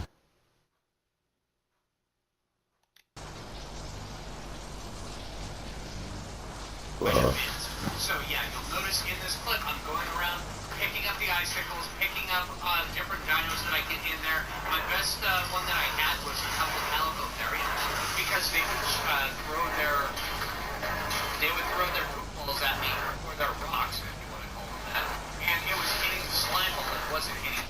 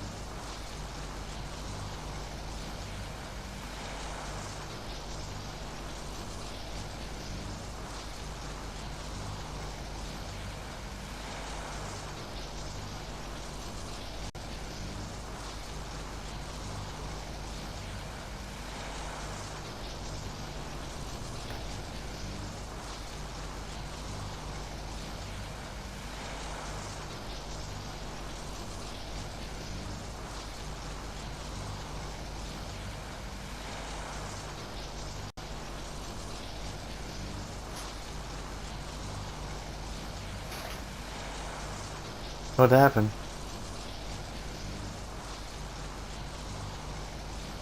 Huh?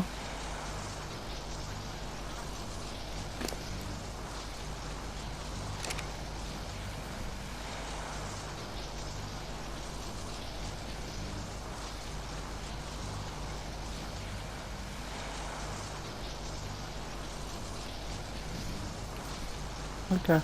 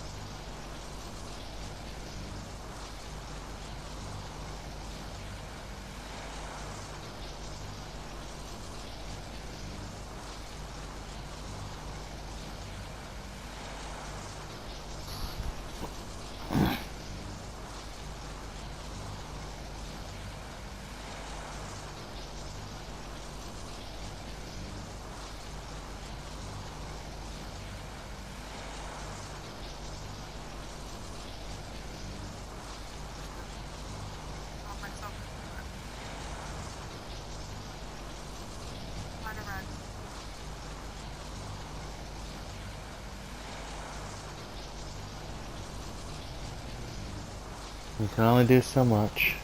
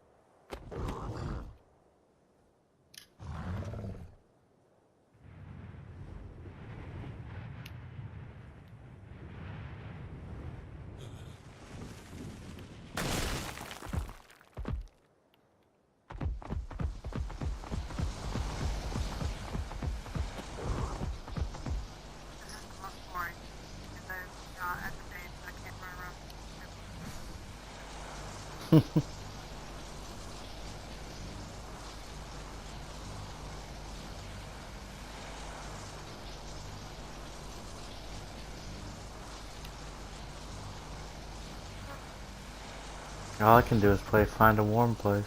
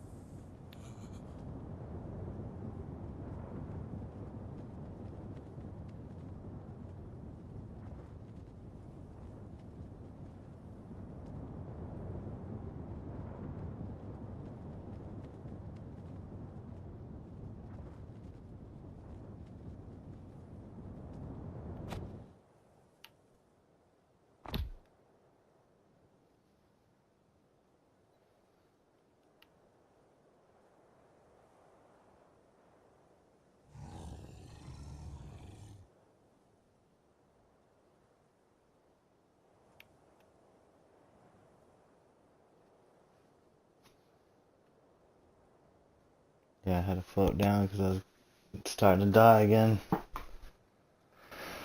I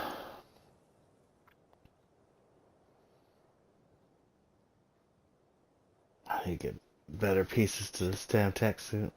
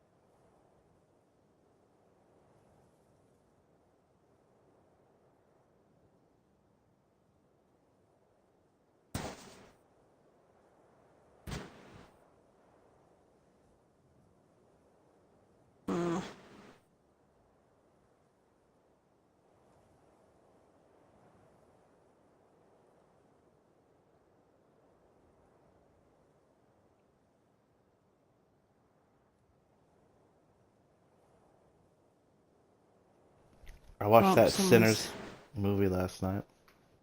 Finally. Was it good? It's alright. It was a different type of vampire movie, that's for sure.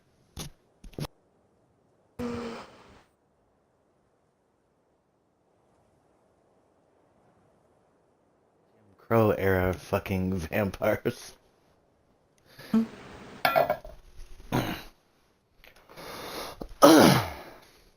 Master, if you don't stop whipping me, I'm gonna fucking eat you.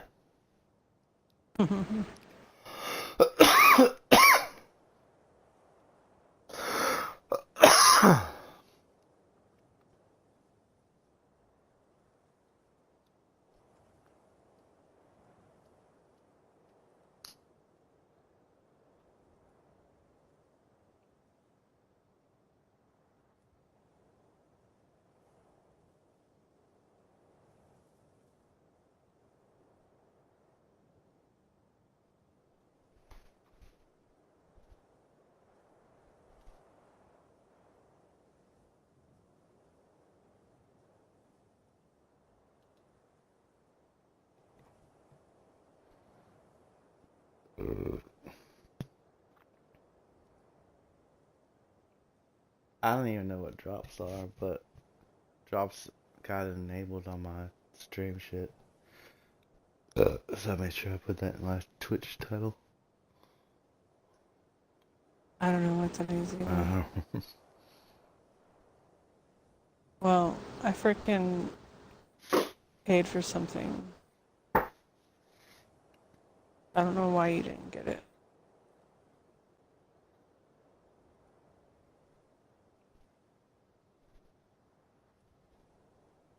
on Twitch?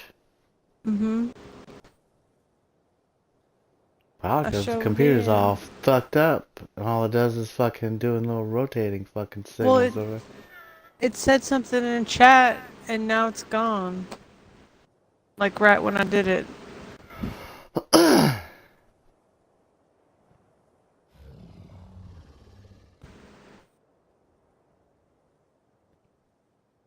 It's only $5. That's all I can do. I need the rest for food. You shouldn't even give me that. You should use that for food. No.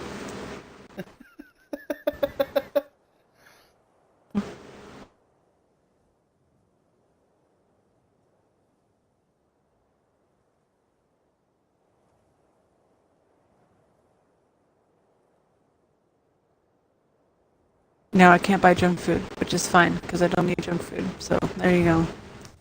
I got 1 minute. We could have bought you more cans of chicken or tuna fish or... Yeah.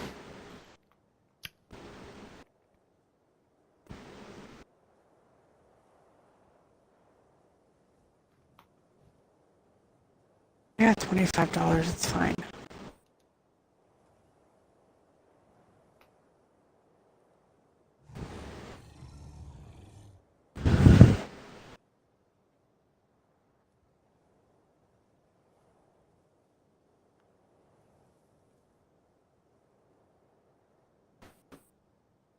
$20 seconds. I feel like I'm gonna sit in here for an hour. Almost.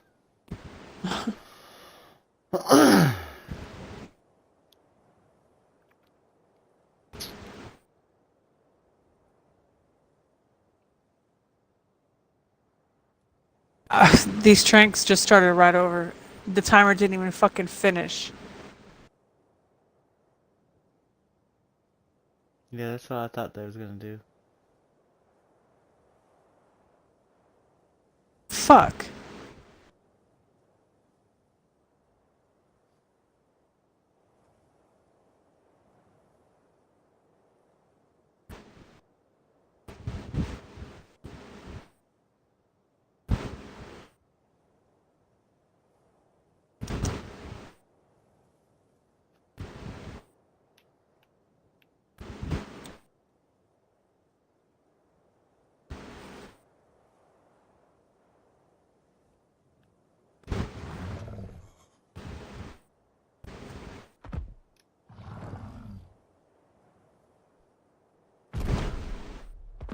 I'm gonna get these over there, not tonight.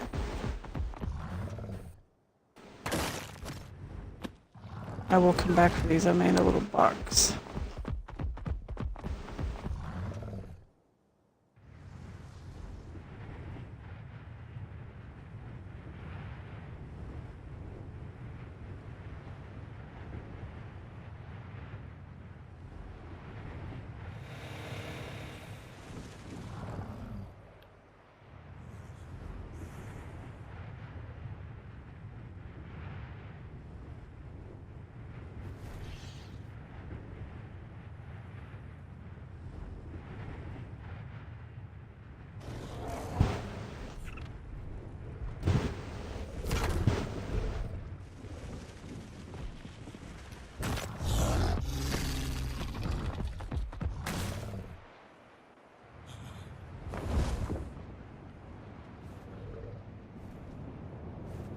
Maybe if I can get around these fucking spam.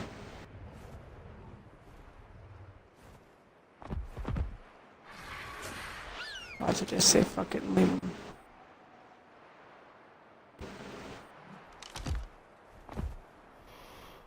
them.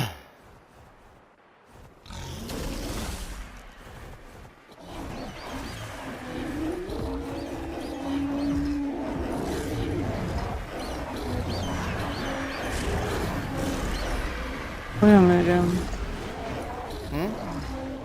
What do you want me to do? What do you mean? You want me to sit here and wait this timer out, or just leave him No. here? They're not gonna come back. It's fucking stupid. Yes.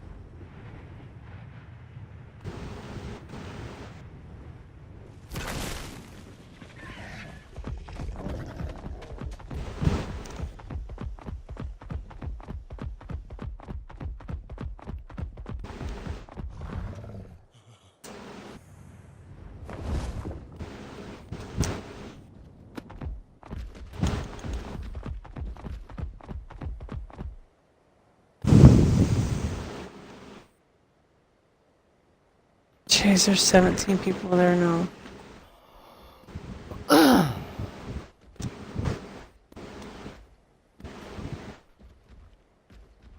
I'm gonna fucking scream. I got 10 minutes with this fucking... my freaking wyvern. I don't know why that started over. It's been in my hotbar this whole fucking time.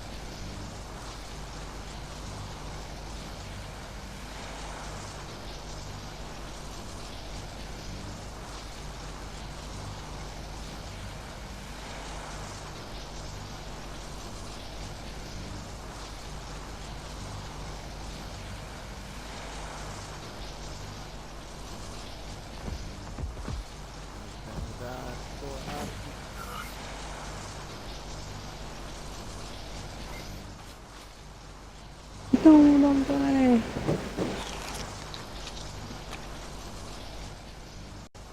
I'm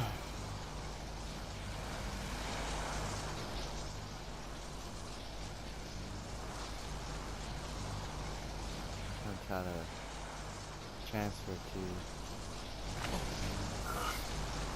Australia. And get them shocking jump darts and come back.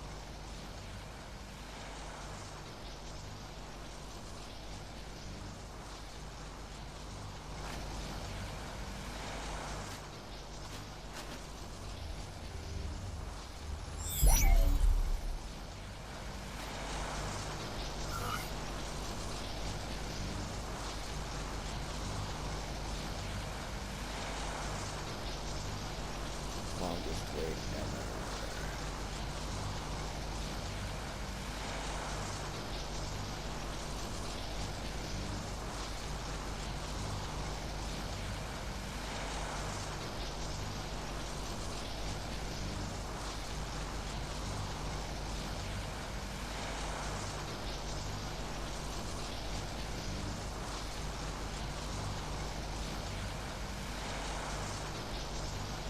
It is. I've been stuck over here for 30 fucking minutes.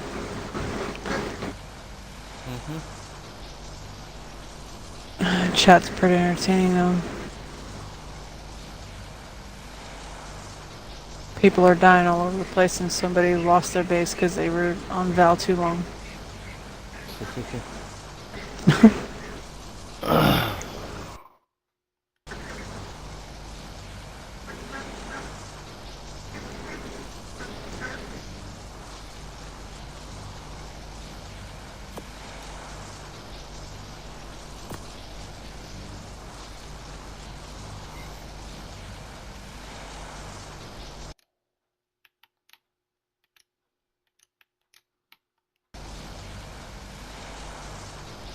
Damn, there's only 9 people on this Australia server.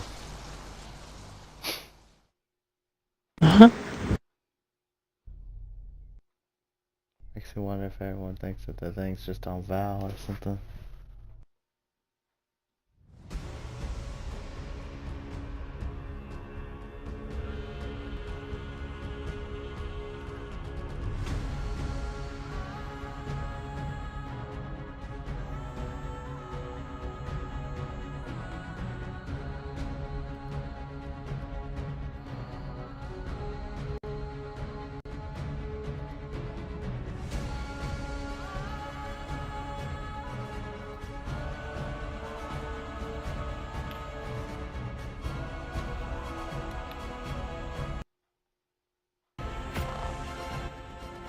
I was all like, what the hell?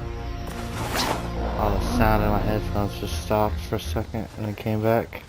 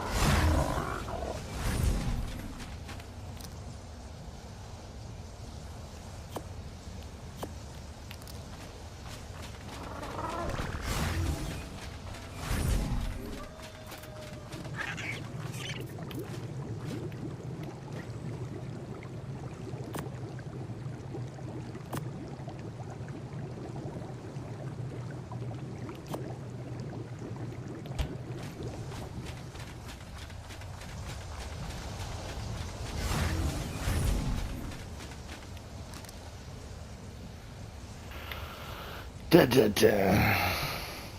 11 minutes. Fucking here, I thought you were gonna get back before I did.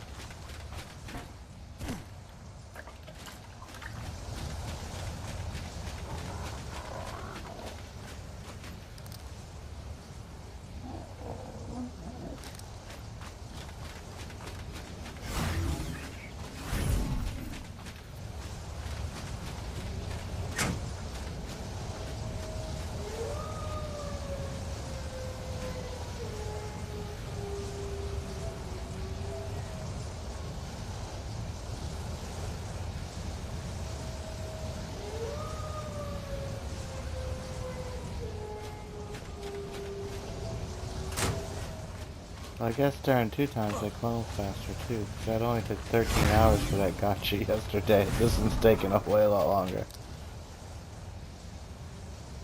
Well, when I cloned it, it was 11 hours. When I started it. Yeah. This one right here had 13 hours. Oh, did you just start it again? No. Oh.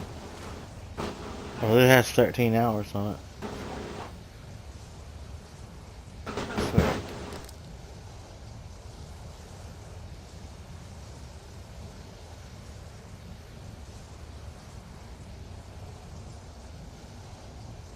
Okay, I got 4 dust.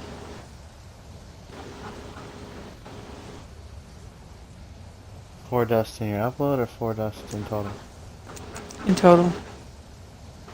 I need to 2 in bring. upload and two I took from over there.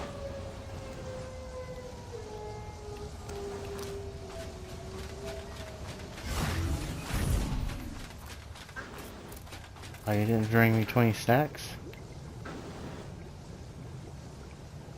How could I? I could only carry 2. And the trank darts, and then I got stuck over there for 30 fucking minutes.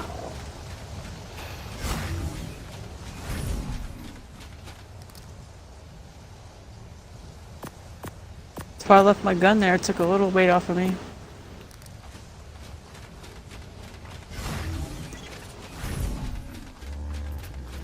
I'll do better next time and get like a whole 20 stacks.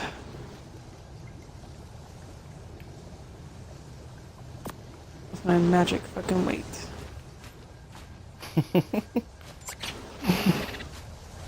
Well, it was like I was saying, stack it in the transmitter, and then whenever you're ready to right before you're ready to transfer, put it all in your inventory. My timer would have started over before I even got halfway there.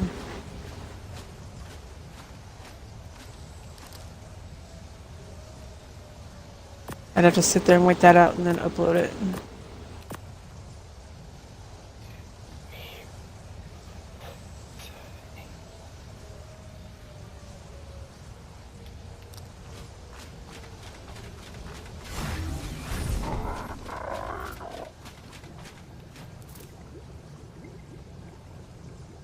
Should have brought my dang RG.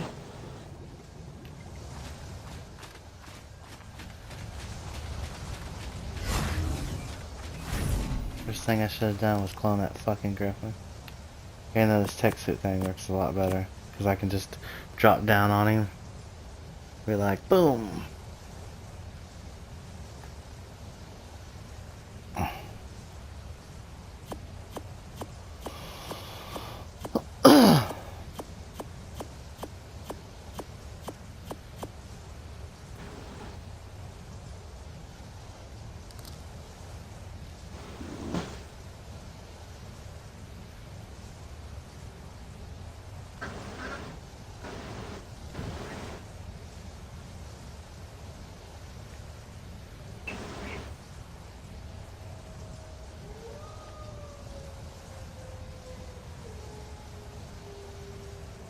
I can't stay up all night either. I gotta be up at 8 o'clock. Yeah, don't stay up all night. You gotta be up at 8 o'clock. Yep. 6 hours. It's gonna be 24 hours.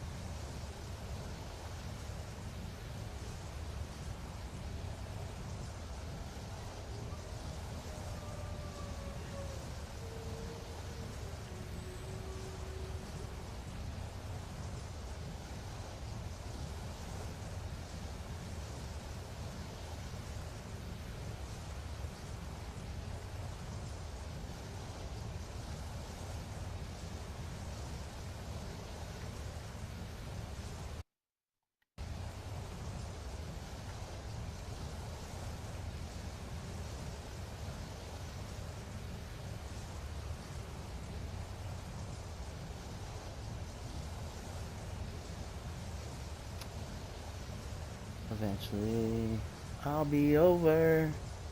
Be over. Yeah, it fucking sucks.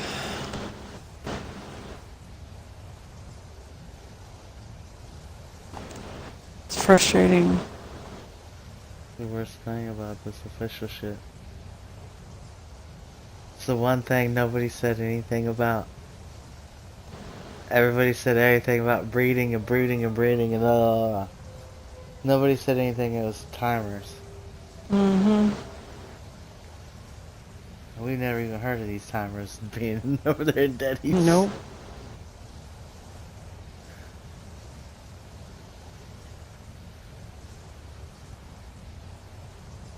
I don't remember much from like 11 years ago. Yeah.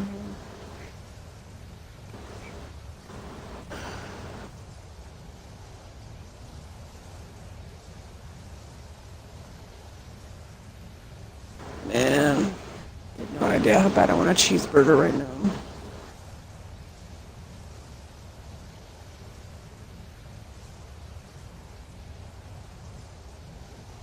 Yeah. Oh, here comes the 123 bot.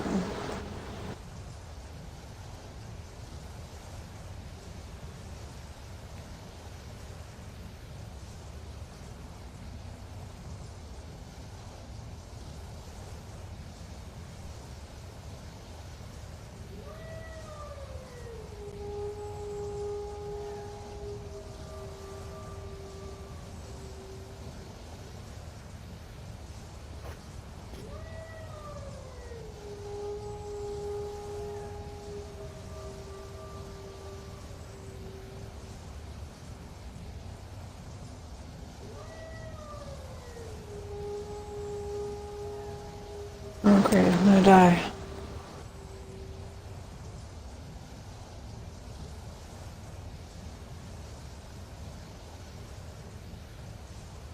What? It's 32 degrees.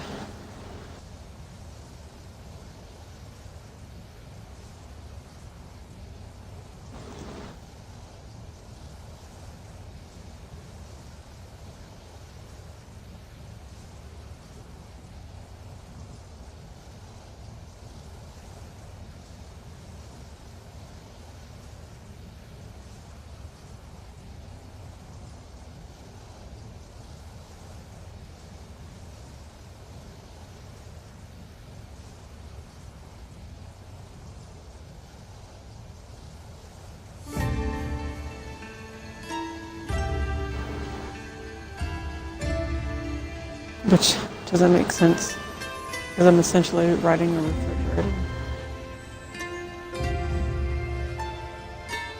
Should be cold all the time.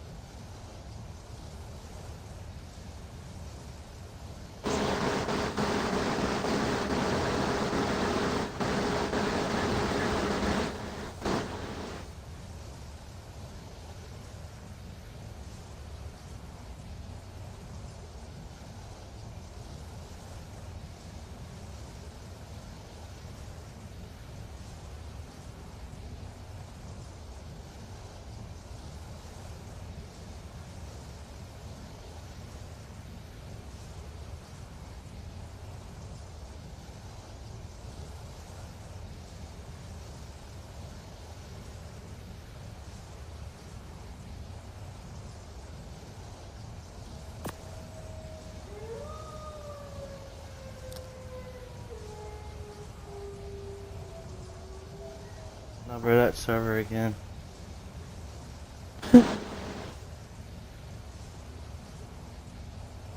6175. 6175. I heard never go to that server again, and then I was like, wait, you were just on Astreos. And then I was like, oh, that's not what he fucking said. Somebody else is out here taming this one. I keep seeing a purple bar, and I'm like, what the fuck is that? Trying to tame They're him out at here 150. approaching. Mm-hmm.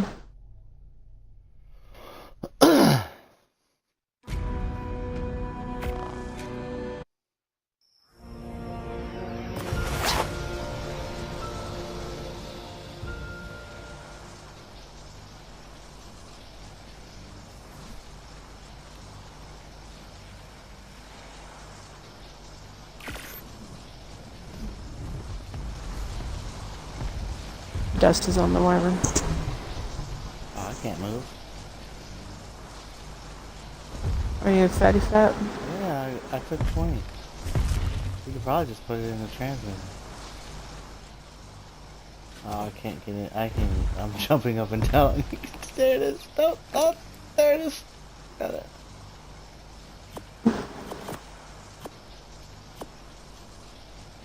Okay. I'm almost to the transmitter. You moved me so far. Nope,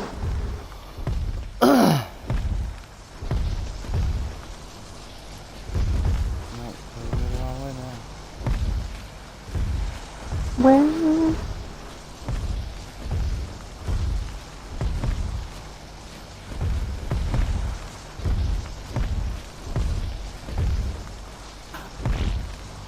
Well, what is... Are you stuck? What happened? I don't know, probably. I'm fucked. Yep, fucked. Alright, hold on. You're gonna kill me, aren't No, I'm not gonna kill you. you? You can drop me out of the sky and I don't have a fucking damn thing on.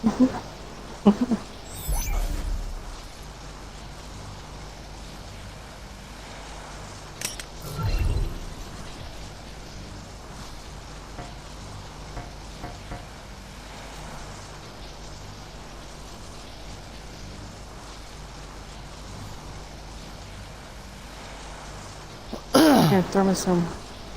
All I need is one of these elements to cook off and I can leave. Oh, okay.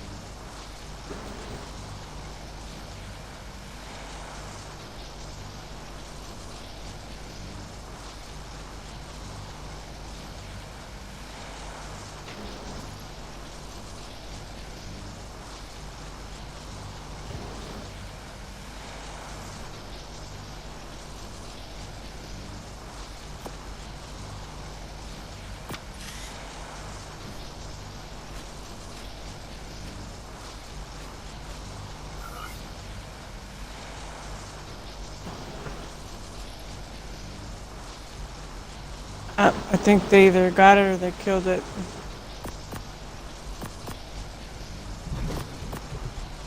The taming tracking thing went away.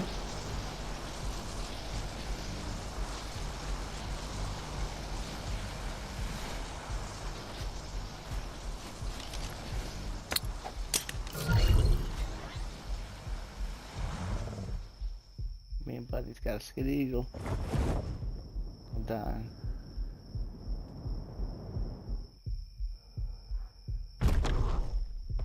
Oh, I got a snowflake. A snowflake for a snowflake.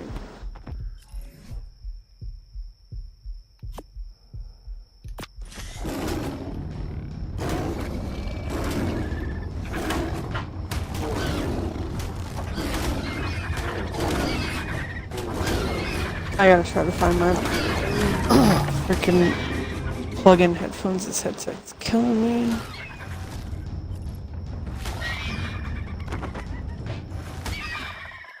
Damn it, Compy's just let me put element in my stuff.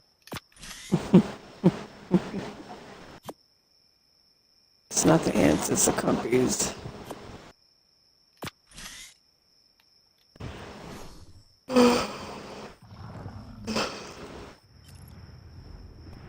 A cheeseburger and a Coke.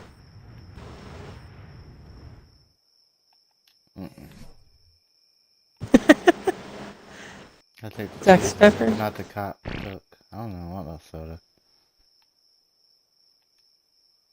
He said no cock for me.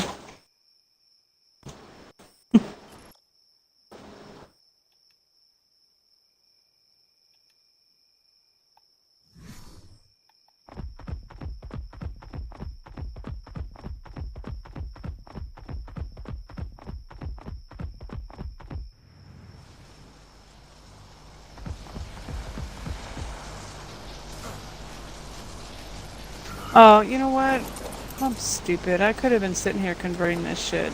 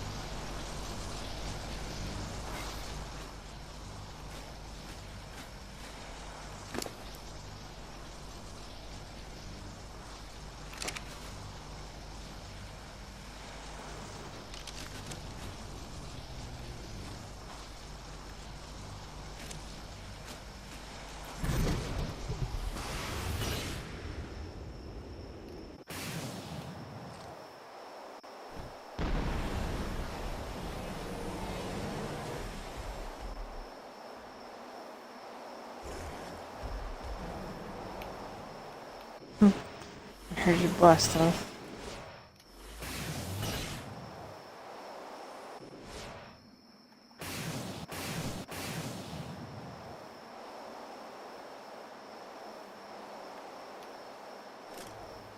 Oh, fuck.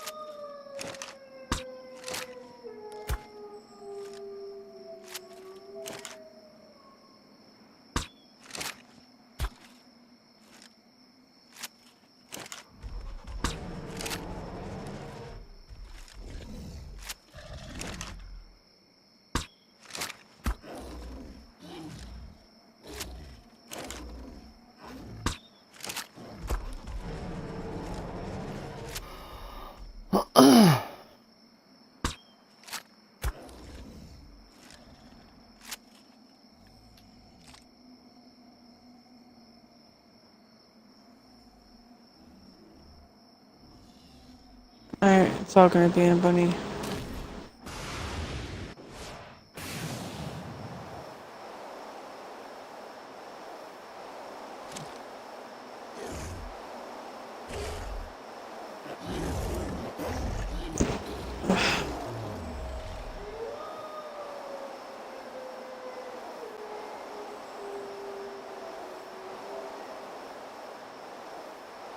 Is that the dude yelling at you on that Yeah. pyro?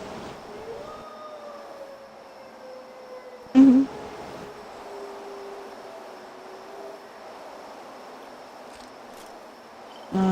You need to eat something.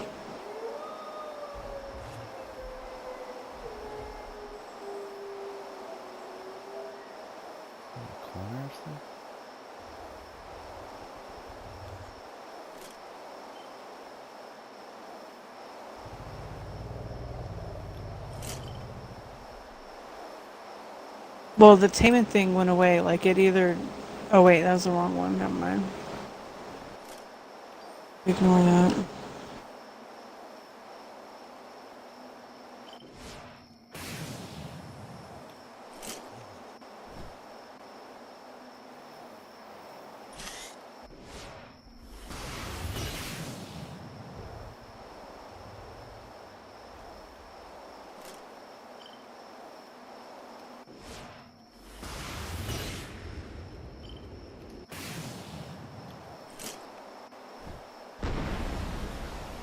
Yeah, there's too many people over here.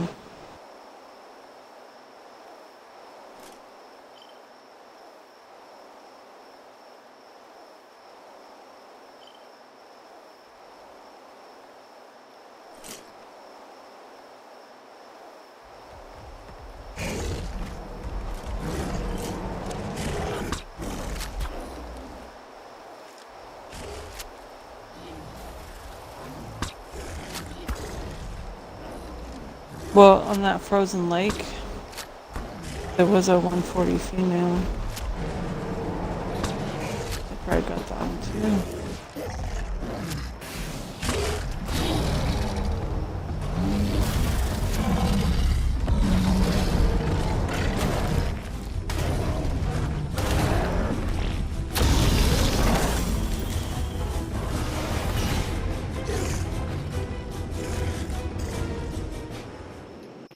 That's a 95.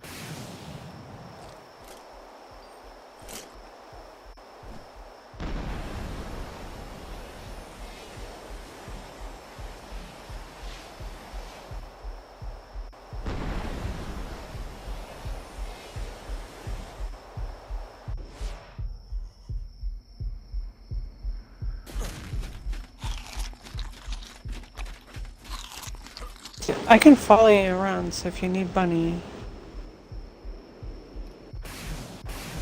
Oh, you get out of fucking cold. I can't see all that. There's a freaking ad around the screen. It's not an ad playing, it's like a banner. Oh, the drop one or whatever. And it covers up the bottom part of the screen. Yeah, every so often. Yeah, I've seen that on the other account.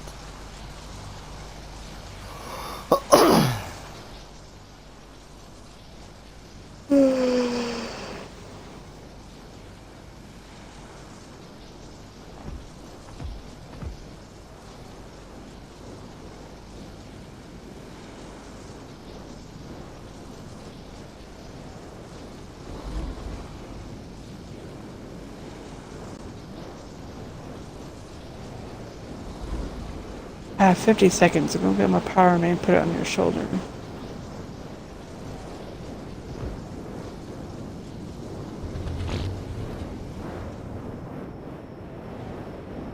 Yes? No? No.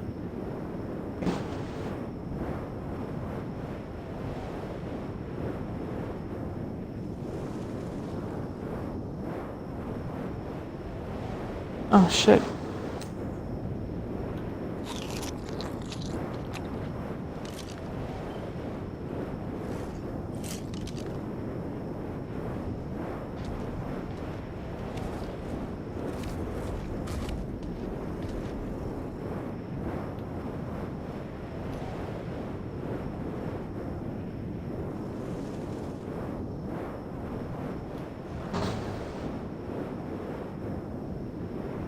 Dude on the power main still just sitting here.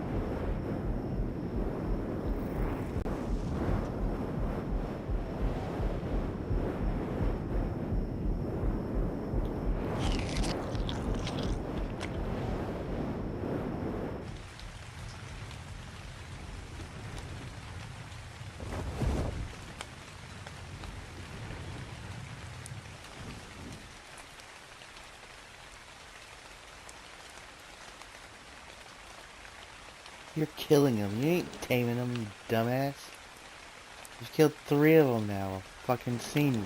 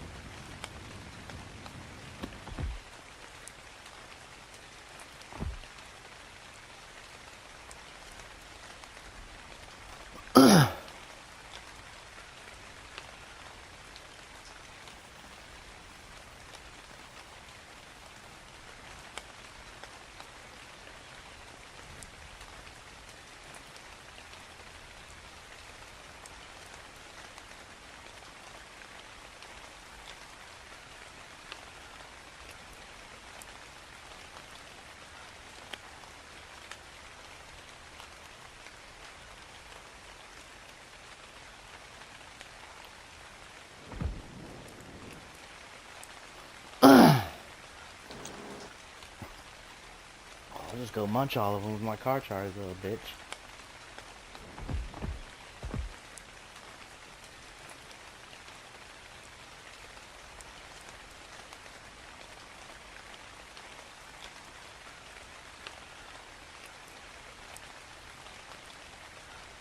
Damn it.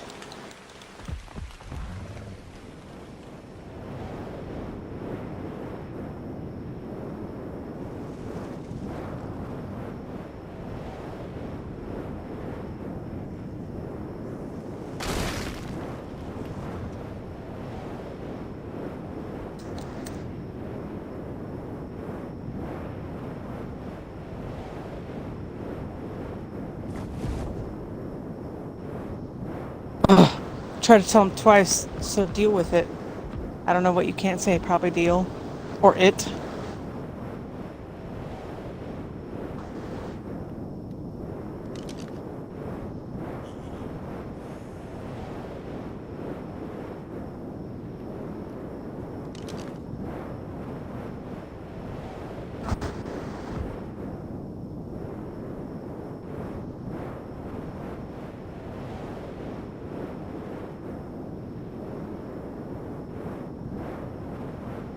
So why run after you, Griffin?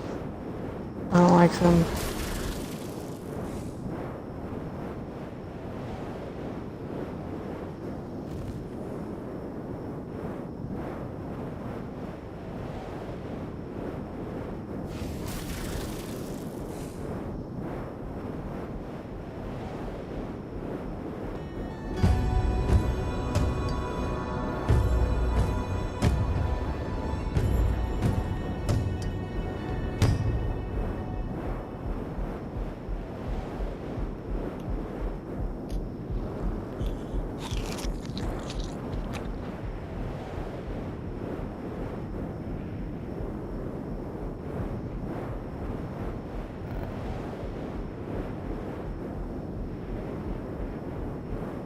Ha, I got some of it in there. Bitch. I can't even deal with the damn fucking cold in this Texas. I can't either, I'm half dead.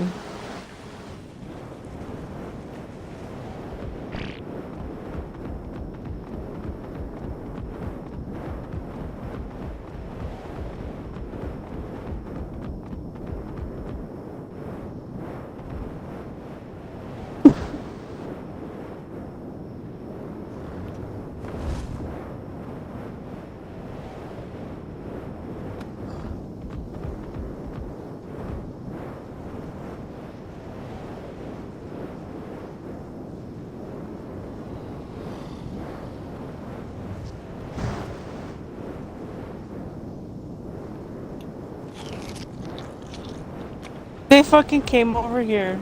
Yeah, I know. He's over here killing fucking everything. Because he's dumb, he doesn't understand. What the hell was that? I don't know.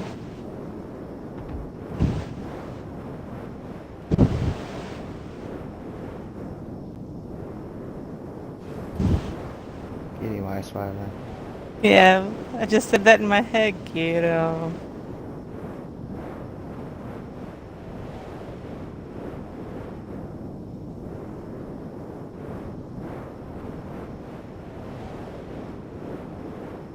Oh, he can't do nothing but sit there. If I could just try to swat at it.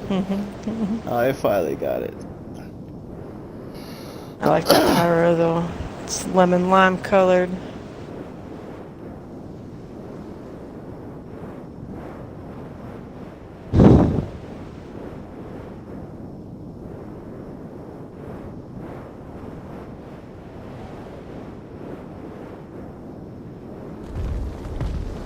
Well,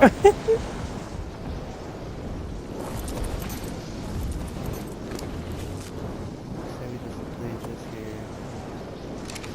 Come back later. Okay. So much competition.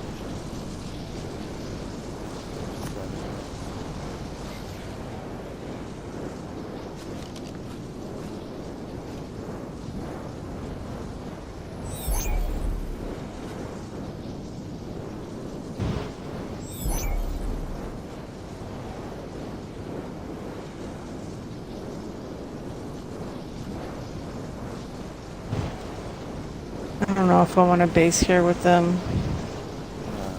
mean, it's probably good to just keep on searching, Yeah. but we can let Steve come over here and cause chaos. Steve gets banned for fucking doing dicks all over their base and shit. They gotta find him first. Shoot, I'll help them too. I'll put on that one skin from it covers your face with the little het. The frontier from that skin in there.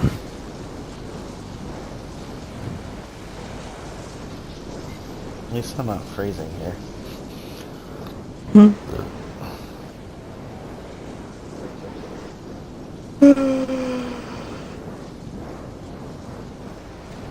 Mother cluck and sheet.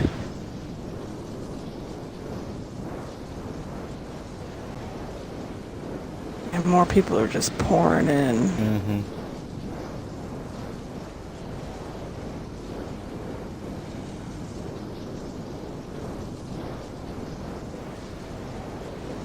They're gonna keep on trying to tame that bitch, and it's fucking. I already wrote it, so they're not gonna be able to do anything to it.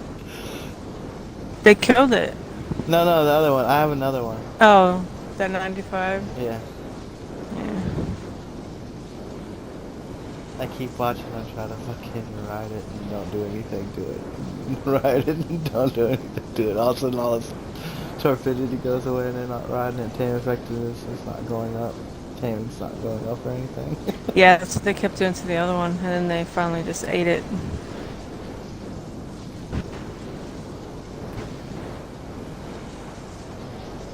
I don't know about on here, but on boosted servers, it says tameable by the tribe. If that says that on here, dumbasses, learn to read. Yeah. There's one map that only has 2 people, but it's European. Oh, I know. But I go over there a lot. That's where I found that one base on Australia. The, like, European Australia. And I got all that resources from there. Well, I was gonna get off at 1 o'clock. I know, that's why I started trying to get moving back towards the base and everything. Go back to island, make some more shock and shrinks, get a pyro main. No, we We'll try got that. set up for everything for tomorrow.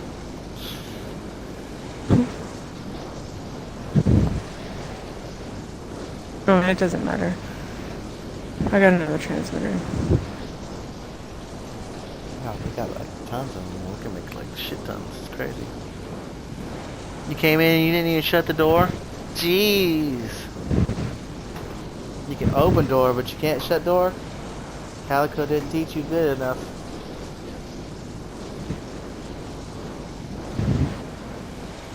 Like, am I in trouble?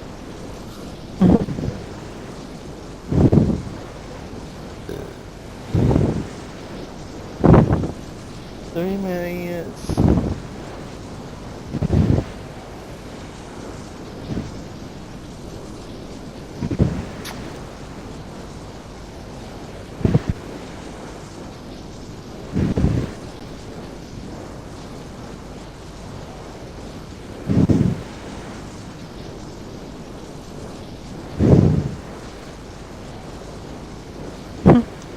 My other dog that sleeps with me is up and down, because I haven't been awake this late in the last few days. She don't know what to do.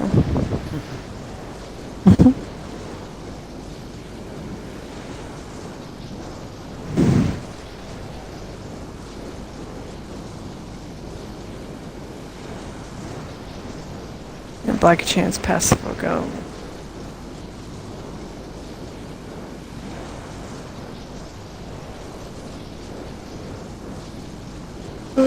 Okay. I'm gonna have to set an alarm or I won't get up. I have got to move these fucking birds outside. And then I have to go get bird food, and then I gotta go get people food. Clacky's gotta have her french fries when we go out. Oh, she heard that one. French fries?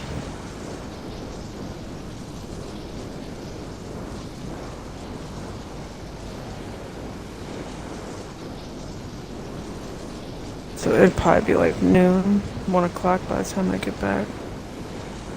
And you're gonna have like 100 of them tamed already. No.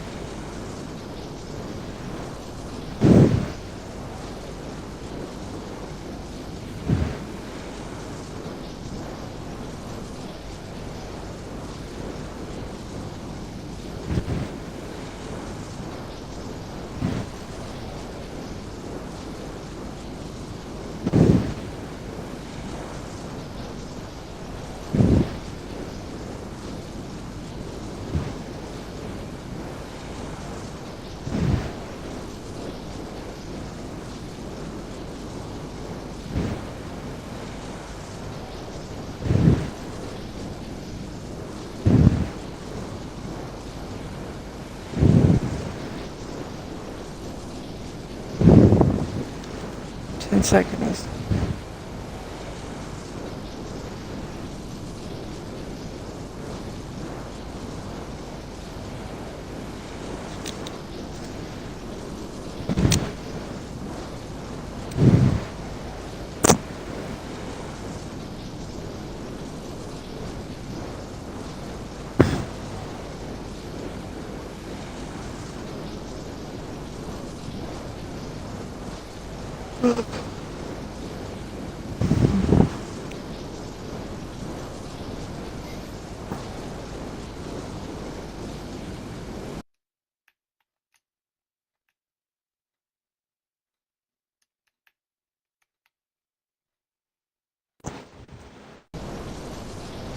Now we could have gone to the sensor. I'm in the tribe over there.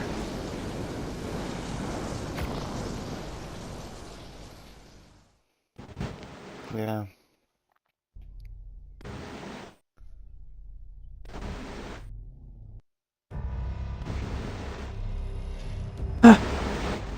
Stalker followed me from the other map.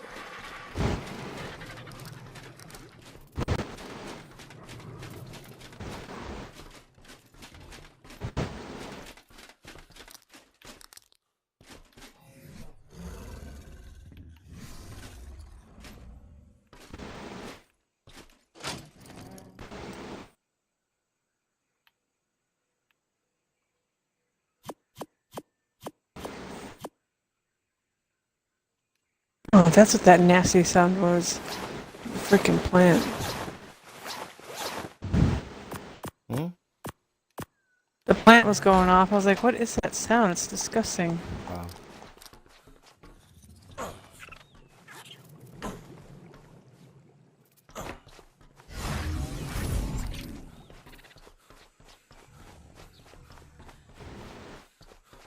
Which plant was going on? I have no idea. I was over by Chem Bench. It killed the Pteranodon.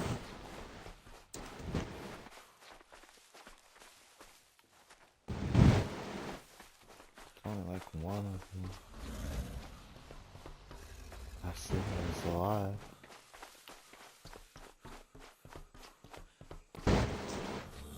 Oh, someone's up top blue already. I didn't even put them on anything yet.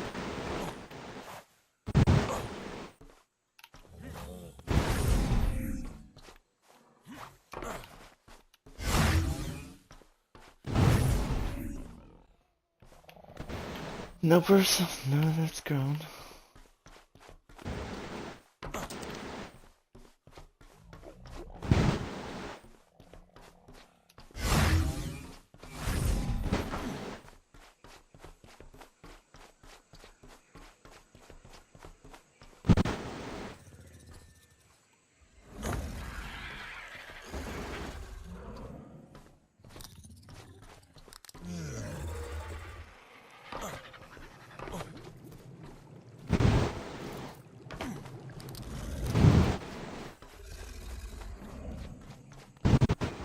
Oh fuck. That is me Guess, breathing on the mic. guess I put it up.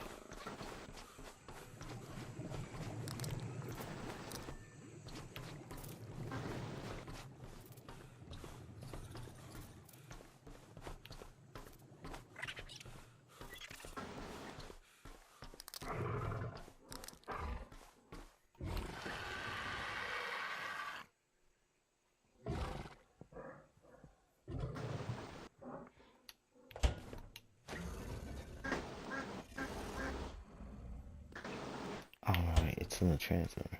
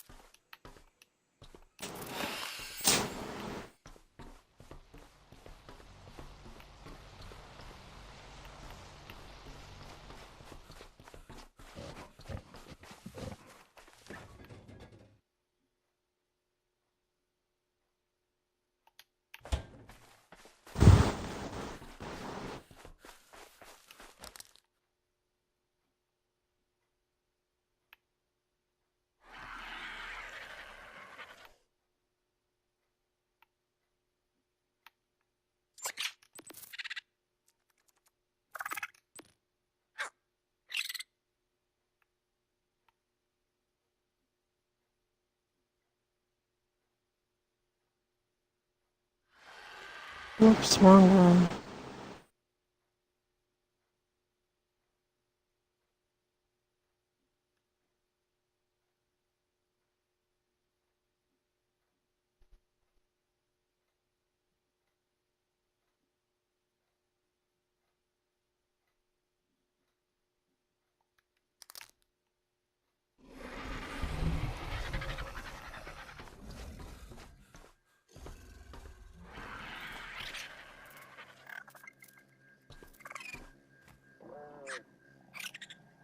I'm not gonna make it.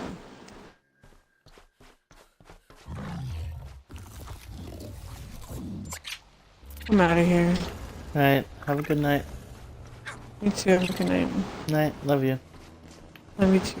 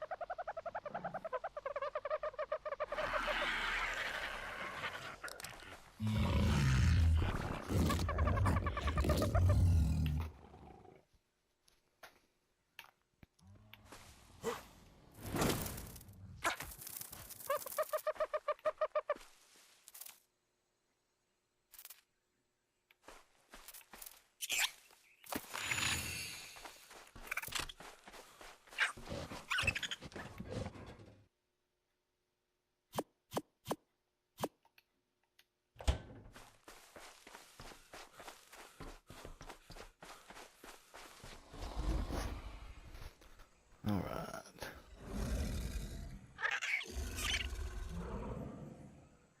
Back to listen to the podcast.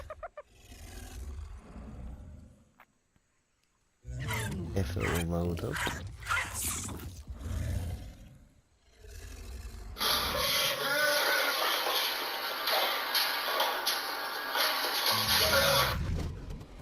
And in a lot of places we've fought alongside each other. But, you know, we had that day as a memorial day, as, you know, you have in this culture as well. But we tend to forget that we have that day as a reminder that we should never do this again. That's what it's there for, you know, to respect the passing of these, you know, young people who died in battle, but to also remind ourselves of how pointless that whole thing was, how pointless the First World War was, how pointless the Second World War was. Ultimately, it's just death, you know, and the people that started the war, the people that benefit from the war, are not the ones generally standing at the graveside mourning their dead, because they will protect themselves. Their children don't have to go to war, their children are stripped. So it's like, every time this stuff comes up, and we now have almost constantly the words of war being spoken as if it's just sort of an offhand thing, that we should attack these people, invade these people. It's like, this goes absolutely nowhere. We were talking earlier, the technology we can hold in our hands. We can get out our phones, we can explore the entire world. There's no piece of knowledge which is held back from us. We can get it through this device that we carry in our hands. So here we are, all of these, you know, millennia later, as a species, we have that level of technology available to us, but we still think that war is some form of solution. It just blows my mind.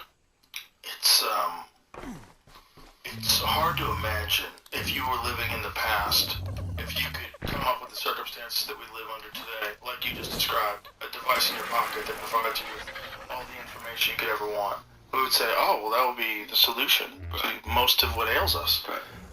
You think once we have that available, it'll all sort we'll itself see out. each other clearly and understand, you know, celebrate our differences, that there's more that connects us than divides us, all of those things.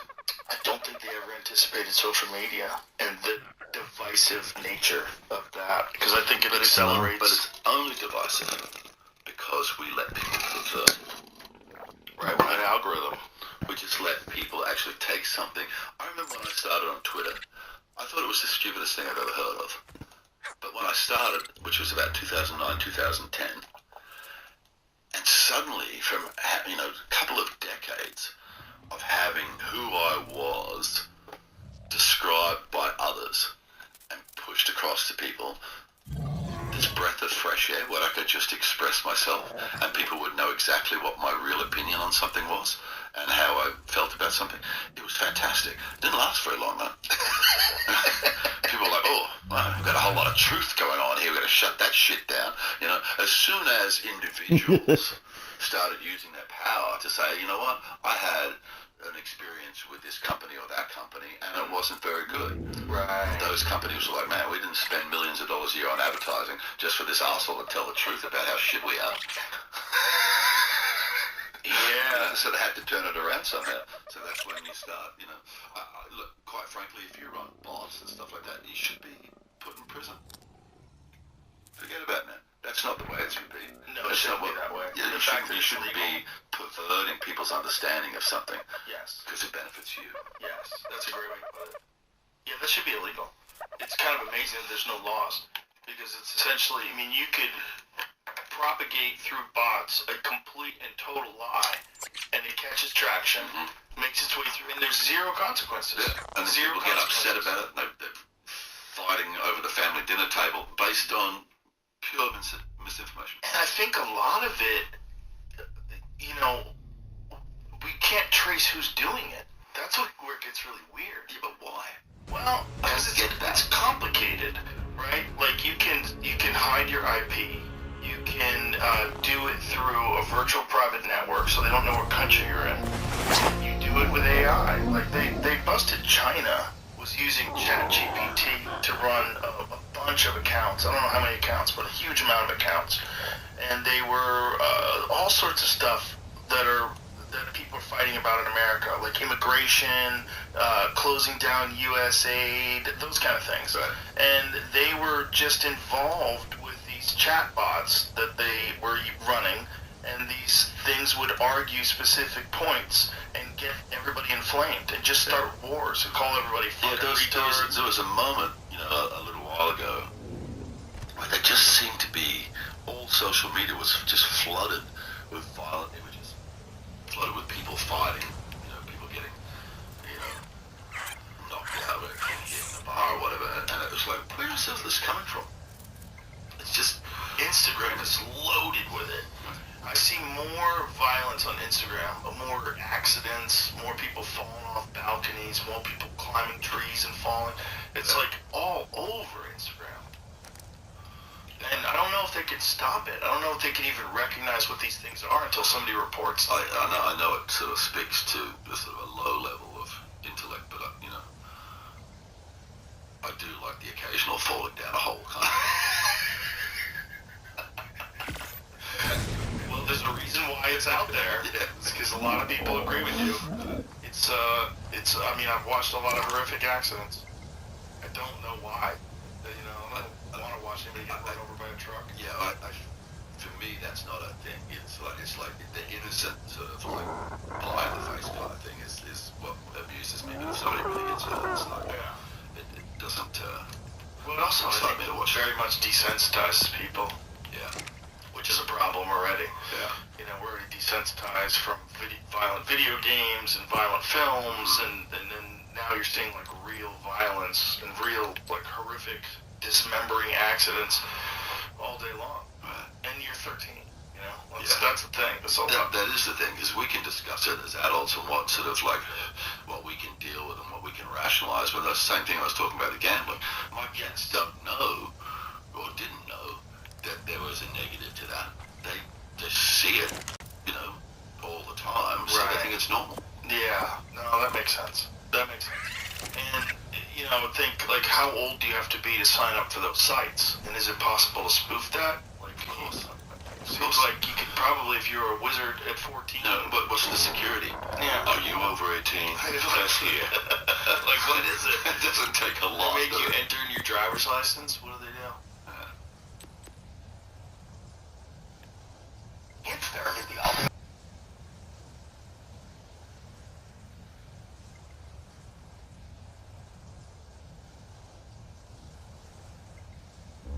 You with Jimmy? I don't have TikTok. Oh, you don't? No. Oh, so our energy and you Yeah, can't I watch it? can't watch it. Alright. What was it about? It was just him on stage talking about a company that he and I and Ed Sheeran got involved in. I was shooting The Pope's Exorcist in Ireland, right? And I got told this story about this lady, Laura Bonner, whose grandfather was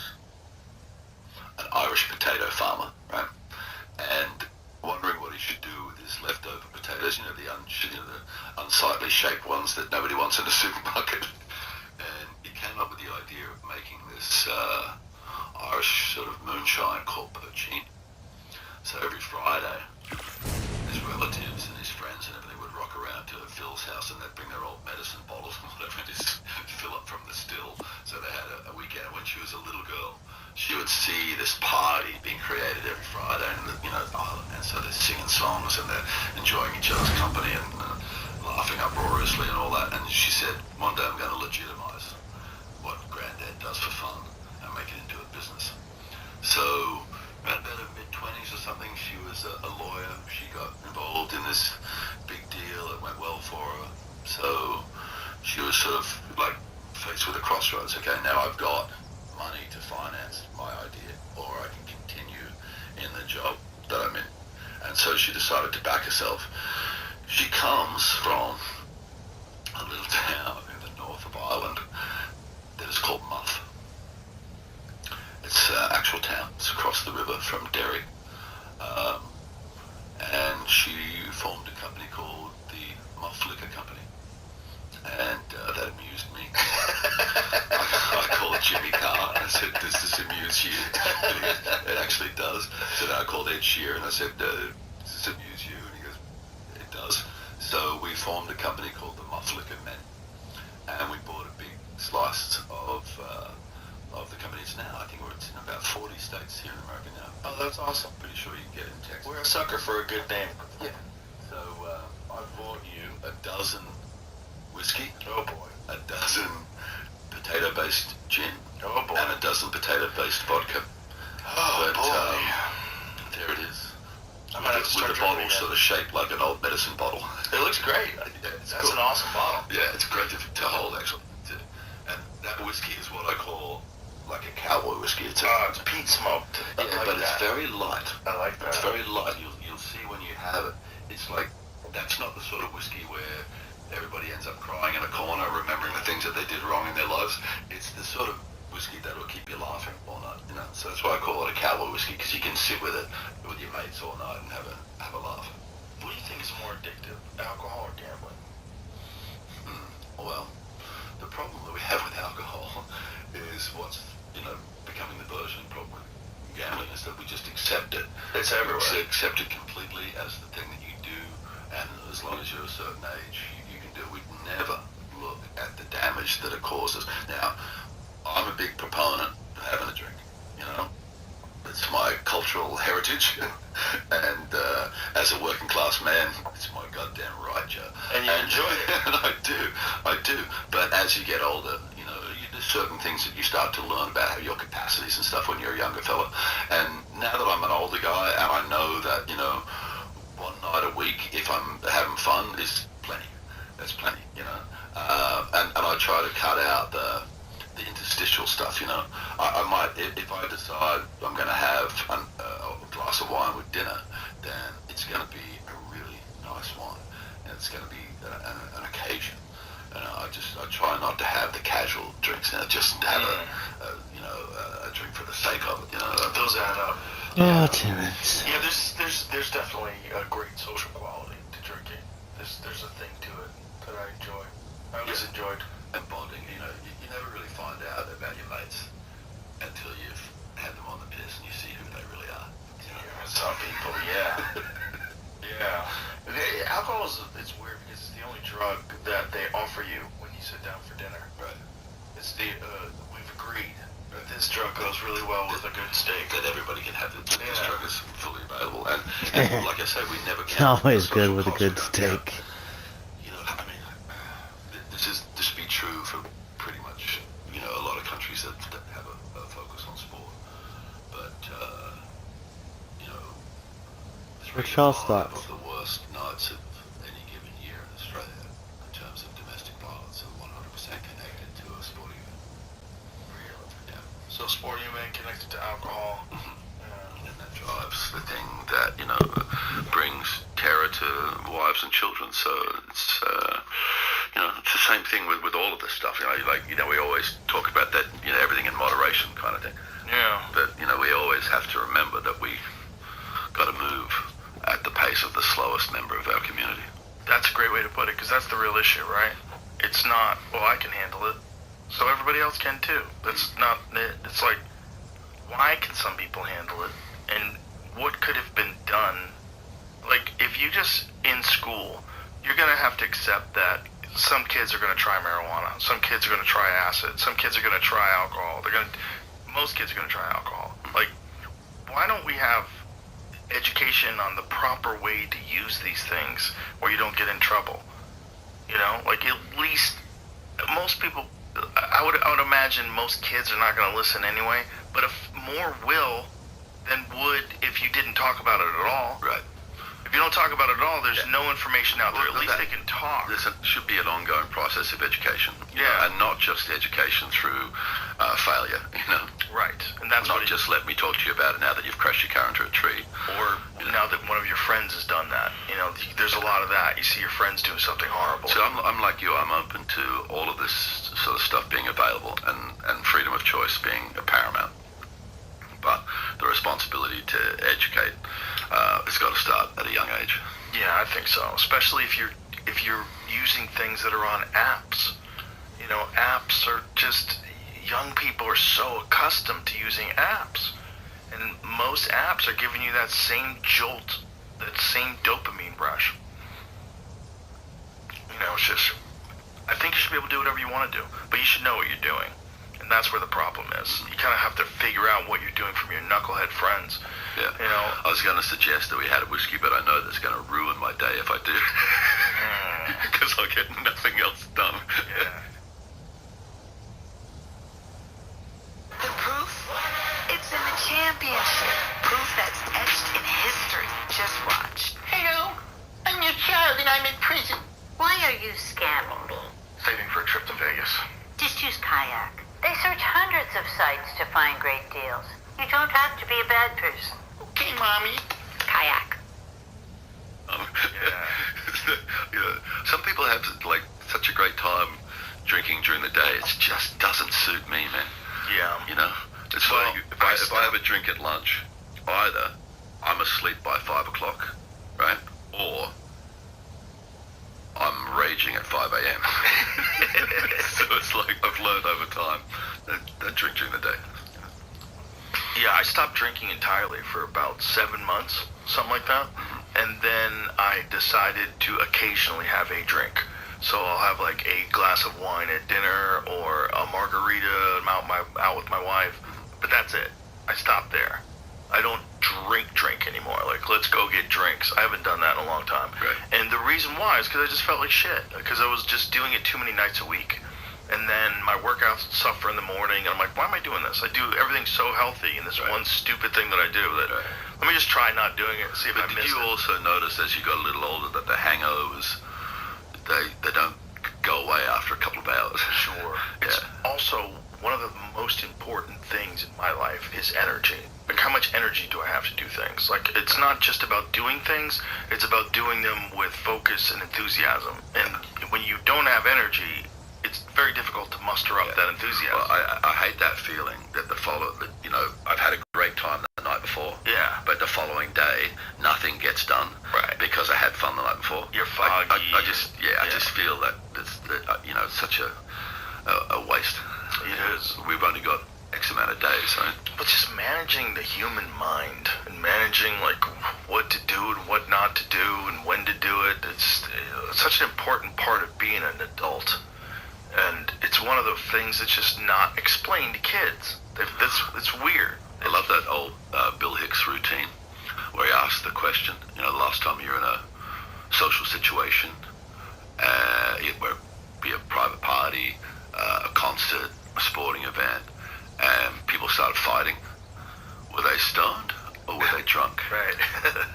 Yeah. It's like, so I don't get why people can be so aggressively negative towards marijuana, yet, you know, half a dozen drinks for them socially is of course, you know, it's easy. It's like these two things, you know, are very different outcomes.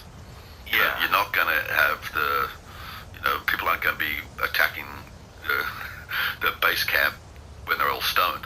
They may well have a go at it when they're on the piss. Well, all that's because of propaganda from the 1930s. That's all that is down to Harry Anslinger and William Randolph Hearst. But you know, it also connects to the formation of the United Nations. Does it?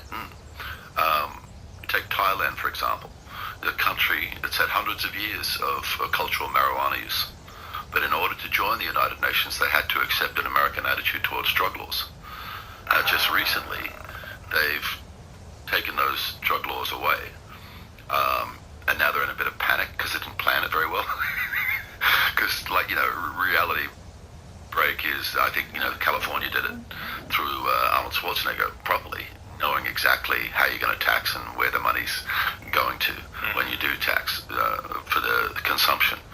And so I think, 140 or something or more shops sprung up overnight in Bangkok. And they're like, oh, gee, that went quicker than we thought it was going to go. But I think it's actually great for Thailand. It's a drug that particularly suits the groove of that country, Yeah, for sure. The food is so incredibly tasty, and the beaches and the sunshine and and the heat, and so it's sort of it. But that's what I was told. I was told that it comes down to a decision that they had to make in order to join the global community. That makes sense. That makes sense. The United States pushed that on everybody else.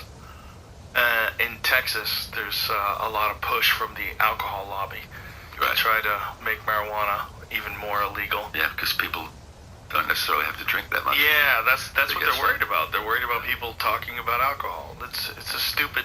I mean, the fact that it works is crazy. That people are still with like 0 deaths ever. That they're still pushing. To take this one drug away when you've got one drug that everybody uses. It's very strange. But it all really goes back to the 1930s. Right. And it was really just about the commodity of hemp more than it really was even about the drug. Right. You know the history of that? Yeah, well, I know a bit about the making of rope from hemp. Yeah. Because of Master and Commander and spending a lot of time on tall sailing ships. The whole thing was about an invention. And there was a new invention called the decorticator, and it allowed them to effectively process hemp fiber with a machine. Right. Because before that, it was very time intensive, very labor intensive to break it down because it's a very, very strong fiber. So then Popular Science magazine has it on the cover, hemp, the new billion-dollar crop, because of this machine. Right. And so then William Randolph Hearst, who also owned Hearst Publications, he also owned paper mills. Right. So paper mills, and he owned forests where he'd make paper out of the forest. All of a sudden there's this competing commodity where they're going to use hemp for paper. It's a far superior paper. Right. Hemp is it's way quicker to grow. You can grow entire fields of it in a year. You get a whole new crop. Like, it's not like trees that take years and years to grow before you can chop them down and make paper out of them. And so then they started printing these stories about Mexicans and blacks that are raping white women because they're on this new drug called marijuana. Right, the jazz cigarette. Yeah, and so marijuana was really the term for a wild Mexican tobacco. It didn't even apply to cannabis, so they made a new name for it, and they attached this new name. And they got Congress to ban it, and before they didn't even understand it was hemp. Like, most people didn't know what was going on. They thought there was this new drug that was like running through the world, and they just pulled the wool over everybody's eyes. Right. And they did it because of a commodity. And then they made Reefer Madness and all those crazy movies, and everybody's like, oh my goodness, if you smoke reefer, you're gonna die. You're gonna jump out of buildings. And meanwhile, people have been smoking it for thousands of years. It's like pretty amazing way of manipulating public perception and using propaganda. Now you can get Zaxby's Asian Sensation flavor on a salad, their famous chicken fingers, or in a giant wrap. Hey, buddy. Hey, sauce? You sauced out. Have an egg roll. The Asian Sensation menu. Who's got the sauce? Zaxby's. Up to 70% off at Love Honey means I got everything we wanted. Shop Love Honey's Black Friday sale with up to 70% off now at lovehoney.com. And, William Randolph Hearst obviously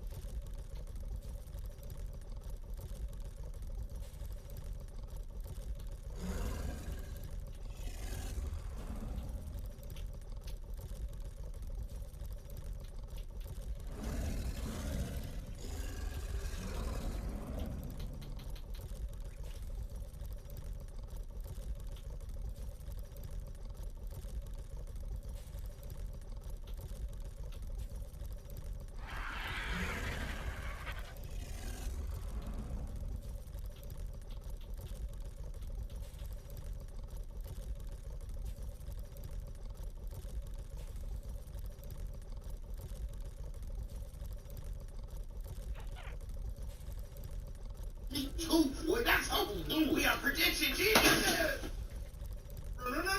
Get $50 instantly when you play your first $5 lineup. Prize picks. Good mornings always start with good breakfast. So whether you start yours with fluffy.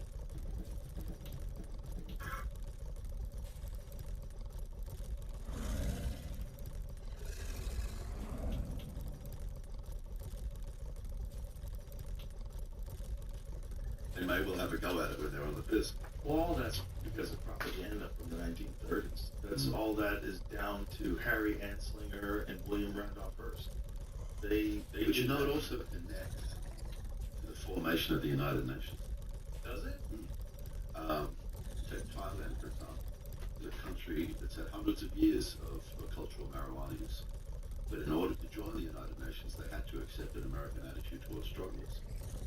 Just recently, they've taken those drug laws away.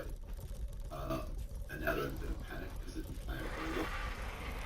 It's like, it's reality. Drake is, California did it through Arnold Schwarzenegger. I don't know exactly how you're going to find some of the money going to reality access to that. And so I think moving forward is so overnight. Geez, that was quicker than we thought it was going to be. But I was actually right at the time of the show.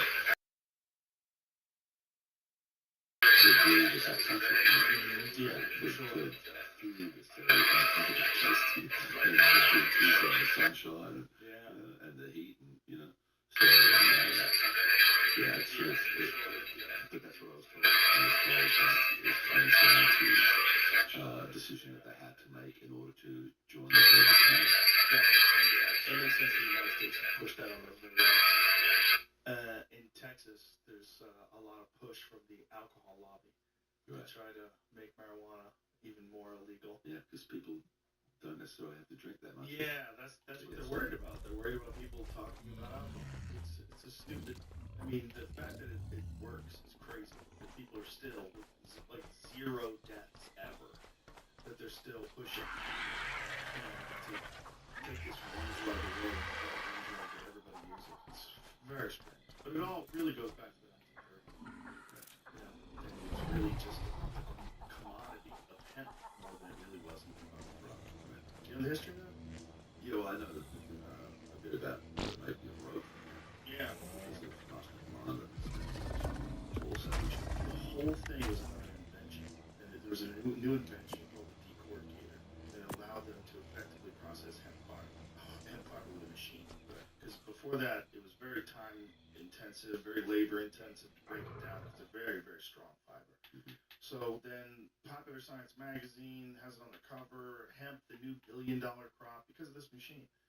And so then William Randolph Hearst, who also owned Hearst Publications, he also owned paper mills. So paper mills and forests where he'd make paper out of the forest.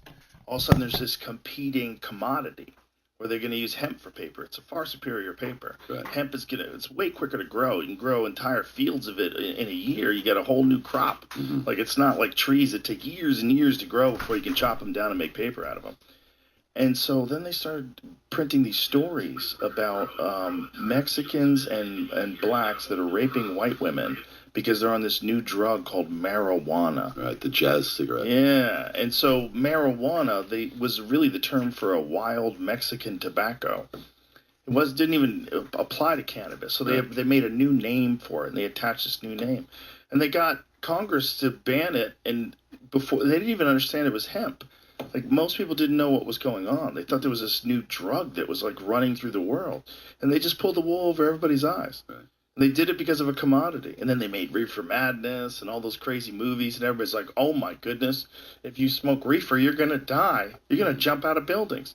And meanwhile, people had been smoking it for thousands of years. It's like pretty amazing way of manipulating public perception and using propaganda. And, William Randolph Hearst, obviously the subject of the movie Rosebud. I mean, he was a real piece of shit. Citizen Kane, yeah. Yeah, excuse me. Citizen Kane. Yeah. He was a real piece of shit. It's a real bad guy. According to folkloric tales, he did everything he could to prevent Orson Welles from becoming the filmmaker that he should have become. Right, after he made that film. Yeah, and it seems like he was effective with it because, you know, Citizen Kane was so good. And then years later, he's doing wine commercials. Right. For money. Yeah. There's a funny thing. It's like a recording where he's trying to do a voiceover for Norwegian salmon or something. He's getting more and more pissed off with the young producer who's trying to get him to read it in a certain way. Yeah, it's kind of fucked, man. Because the guy was so brilliant. Have you seen those little footage bits of the who's the tilting at windmills fella? Don Quixote. Yeah, he went to Mexico somewhere, and he sort of started shooting little bits and pieces for potentially a Don Quixote movie, but it's just madness. It's like there's nothing in there that could actually be in a film. He just had gone crazy. About Is a bloke? We get a bloke with a donkey. We'll have him walking over there. We'll shoot that. You know, it's like, but it's like there's nothing cohesive in it that you could make a movie from. I wonder if that's just from the pressure of essentially being like one of the first guys to ever get canceled. He just probably lost his mind. Potentially, right? But absolutely. Because you would think that Citizen Kane is your passport to a lifetime of being financed for whatever idea you want to put onto film. Yeah. Yeah. Yeah, I mean, it's to this day a classic film that people talk about. And then also, you're the same guy that did The War of Worlds. Mm-hmm.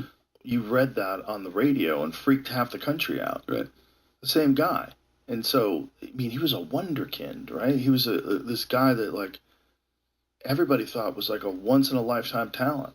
And he snuffed out. Yeah. And back then, you have to consider, if you're William Randolph Hearst, you have Hearst Publications, you're essentially in control of whatever narrative you want to push forth. And no one's going to get in your way. So all you would have to do is make some phone calls, and that guy, fuck him. He doesn't work again. Right. Crazy. A little bit. We got way too much power in the hands of media moguls. Yeah. You know, and as we go on, that reduction of opinion just keeps happening, you know. Mm-hmm. One company swallows another. And I think we're in a situation now in America, right, when, 20 years ago there was 24 major media companies. Or 30 years ago, and now it's 3. I know. You know? That's crazy. And just like with the share market and the biggest companies in the world, they end up owning each other. Yeah. So it's not 3 big companies, it's really just one with 3 different names. Yeah. And they decide what the news is. It's nuts, but that's the one beautiful thing about today is that independent media takes up the slack and often gets more views than air quote, mainstream corporate media. Mm-hmm. And so now corporate media is forced to report on things eventually. Like the New York Times is forced to report on certain things that are inconvenient eventually, where they would have just liked to have ignored it. But it gets so big in the zeitgeist that it has to become something that's discussed. Yeah. And that's fascinating because it's like dragging them into the reality that the internet lives in, which is a reality of a free exchange of information. The whole horizon of television just so dramatically different now. So different. I get to a hotel and I'll scroll through 160 available channels. There's nothing I'm interested in watching. Yeah. It's like, how is that even possible? It's also watching something that's already going. Like it starts at 7. Why? Why does that start whenever I sit down? Right. This is stupid. Like you have an old model. This model's dumb. It's like radio versus podcast. The same kind of thing. It's right. like no one wants to have to be listening, sitting in their car, waiting for you to finish a sentence. They want to hit pause, go do whatever the fuck they're doing, come back and play again. Right. This is a dumb way you're doing things. You're doing things on 8 p.m. It's Mikey and the boys. Yeah. I never had that life. The last time I remember that being a thing is maybe in high school, right? Where my mum and dad, well, my mum particularly, would like to watch Dallas. Right. So we would all get together and watch Dallas at 8 o'clock or whatever on a Tuesday or whatever. And that just doesn't happen in my life at all. Last time it happened, I think for me, was Doing good. on HBO.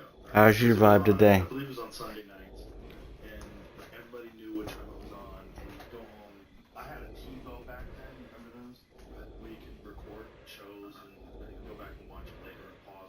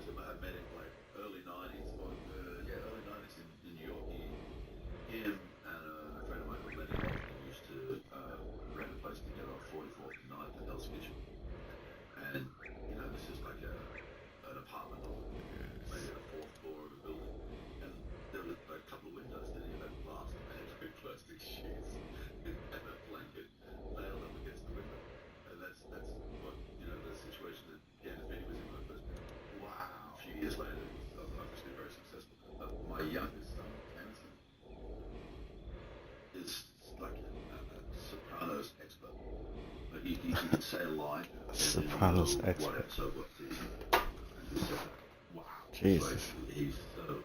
And, you know, when Oh, he's bored. start watching it, you go, What was you doing before this? there were some ducks landed on a pool on the farm. So I took a photo. And there was I just got back from making some coffee, straight away go, so at least I could stay up a little bit longer. talking to discussing it with my son because I mean it's a sequence. So I watched that sequence with the ducks. Yeah, but Gandalf being man, what a great actor he was. He was What a great so characterization. good on that show. It was the first guy who was essentially the hero of the show, who was a murderer, a terrible person, a mob boss, and you liked him. It was insane. Like the fact that he could that he had the depth to pull off that, where he's doing That's one more I needed up you're there. rooting for him. You're not hoping he gets shot. You want Tony to live. For every hunt in every season, hunters across I like it. I'm addicted to this game. I can put too many hours into this game. Your season starts here. It's ridiculous. Oh, ads. I don't know if you could see ads or not. Happy holidays from Panhandle Credit Union.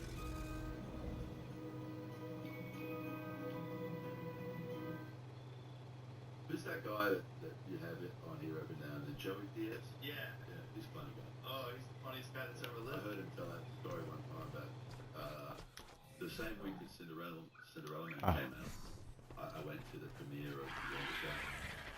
To see Chris Rock and a few people in that cast who I really like. And so I went to the movie and I just remember him telling me a story about the lights come up and he can realize he's next to me or whatever.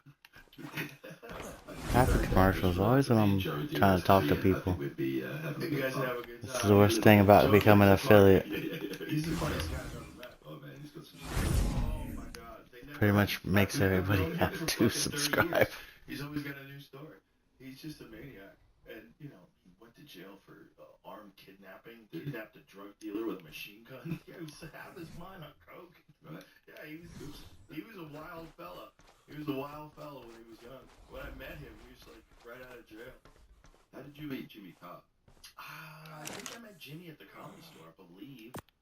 Pretty sure. Yeah, I'd already known about him. Yeah. Yeah, I'd already known about him. What a fucking great guy. Yeah, man. And so funny.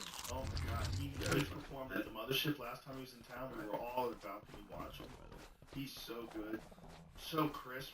Punchlines are so sharp. So good. It's such a pleasure. And just educated. Yeah. You know, he's got this voracious mind. Say, okay, you're back now. You know, and to see I love this game. applied to, I have too many hours into this game. I'm addicted, I'd have to say. oh yeah. It's one of the reasons why I started streaming it, because it's at least just something I could put hours into. Because he's, you know, And then get all the hours I need for Twitch to become affiliate, and then go to partnership. You know, I've never been a vacation person. For example, Do you play Ark at all? I just work and home.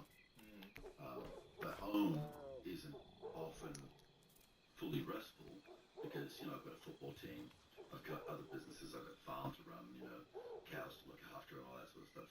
So, but a couple of years ago, he just put it in my mind, like, let's just say, we'll take these dates and I'll meet you somewhere, you know?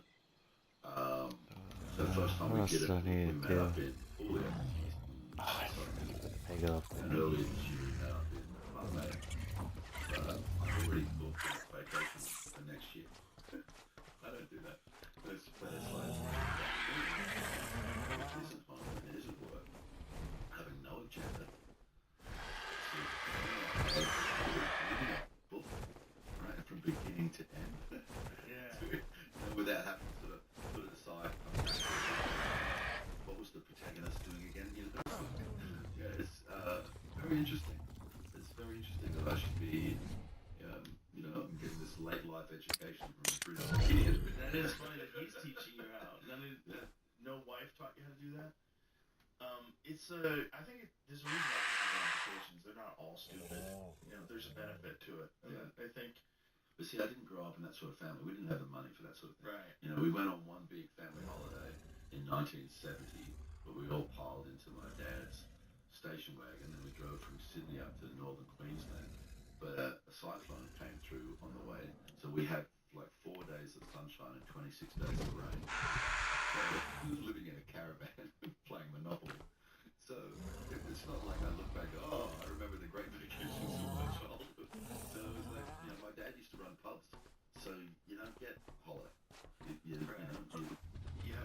Based on the licensing laws, you have to be the first person there in the morning, you have to be the last person there at night. So we kind of lived that sort of life where everything was based on yeah, I'm addicted to Sonic. you know, so, but it's cool. It's a good time for me to learn about it now. Well, don't you think, like, as a person who does anything creative, you have to have a bunch of different kinds of experiences to draw from? And if you just stay in the same environment all the time, it's probably generally you need to go see other people, you know, go different places, not just to refresh and relax, but also to take in. Like, just But you got to do so much traveling. For work. You know, for work. Well, that's what I was going to ask you. Why are they doing a Portland film? Is it that cheap to go? Like, how about they fuck up Portland? That it's cheaper to go to Munich to film? Well, is that what it is? You have tax incentives that are being, you know, offered in various places, and that happens a lot here. There'll be, you know, X amount of movies pretty much in every state who can apply for a tax incentive, and some states are more competitive than others. Louisiana, for example, Georgia. California basically gives you nothing. So it's very hard to shoot in California. Those silly fucks. Well, the thing is, it's such a busy place, and the studios there. The studios would rather have a television show that's going to be there for a decade than a movie that's in and out of 4 months. You know, it's better for them, right? So, but it's you know, the world has opened up hugely in the last 30 years in terms of film production, and you know, you're taking advantage of homegrown film talent, and then building on that. Well, that's great. That's a great aspect. You know, Australia has a big history. Technically, arguably, the first full-length film, the true history of the Ned Kelly case, I called that, was like 1906, 1908, something like that, was made in Australia.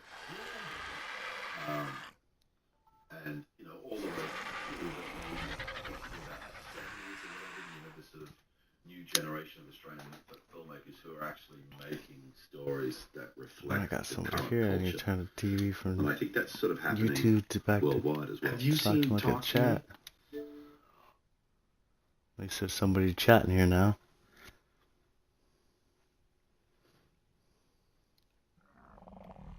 Chat it up. Ask me all kinds of questions.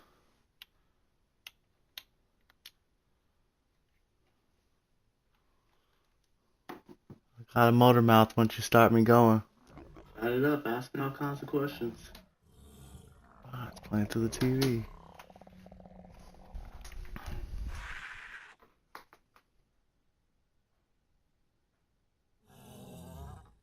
She gone.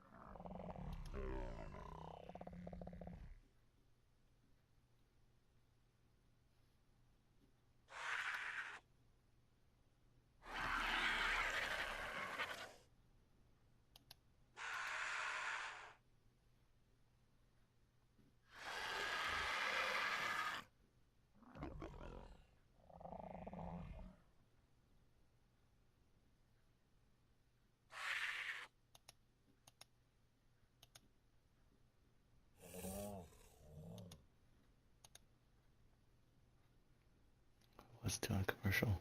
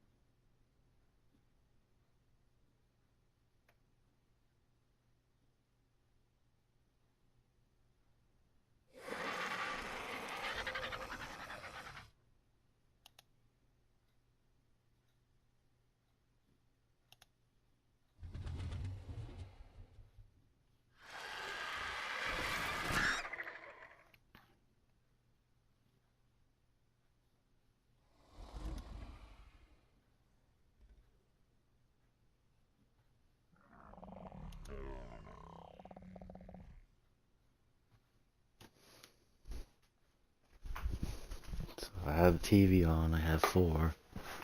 If I don't have the TV on, I have 2. It's fucked up.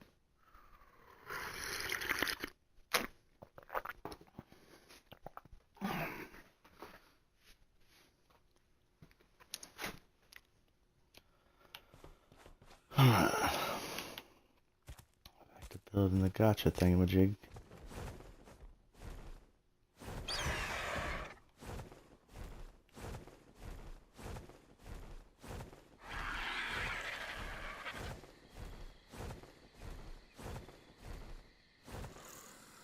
Alright, phenomenon, there you go.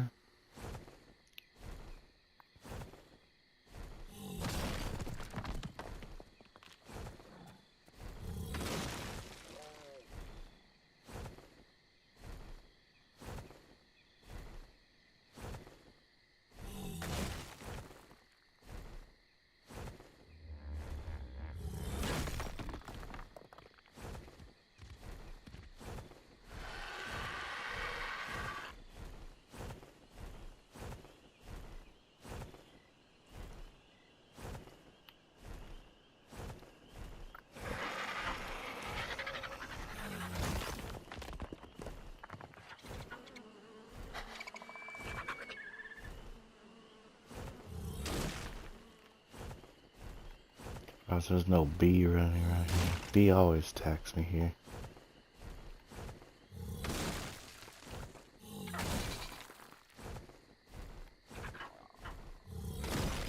Bunch of raptors.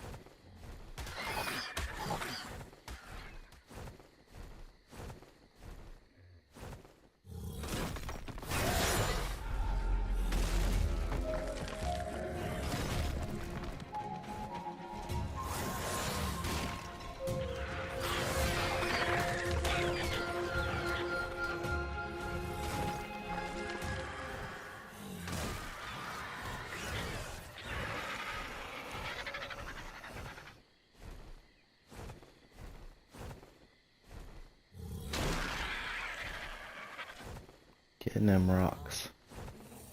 Like a crackhead on the street.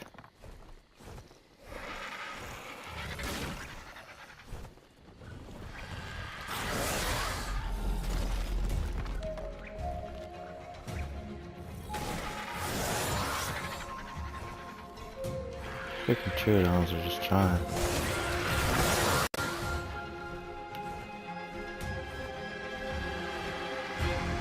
Oh, not my little raptor, buddy.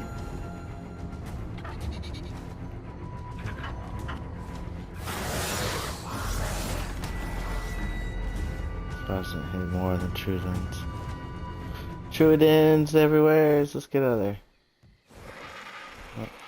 Oh, slap rocks right there.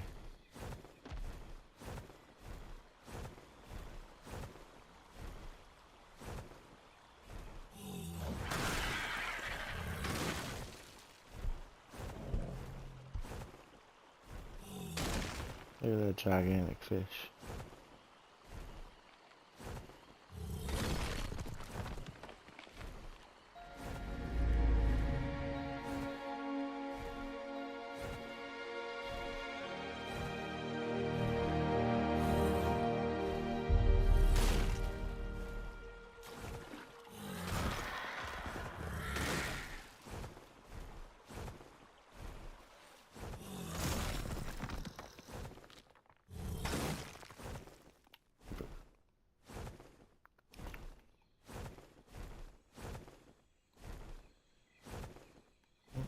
More fake rocks. Fake rocks. Or just lag. It's not hitting nothing. Here, that's not a rock.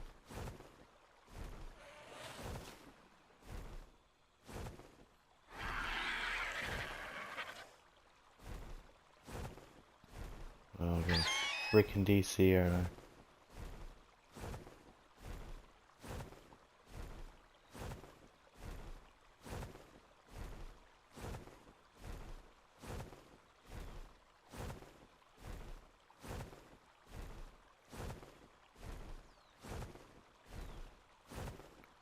Yay! This is the one thing I do not like about Ark, though.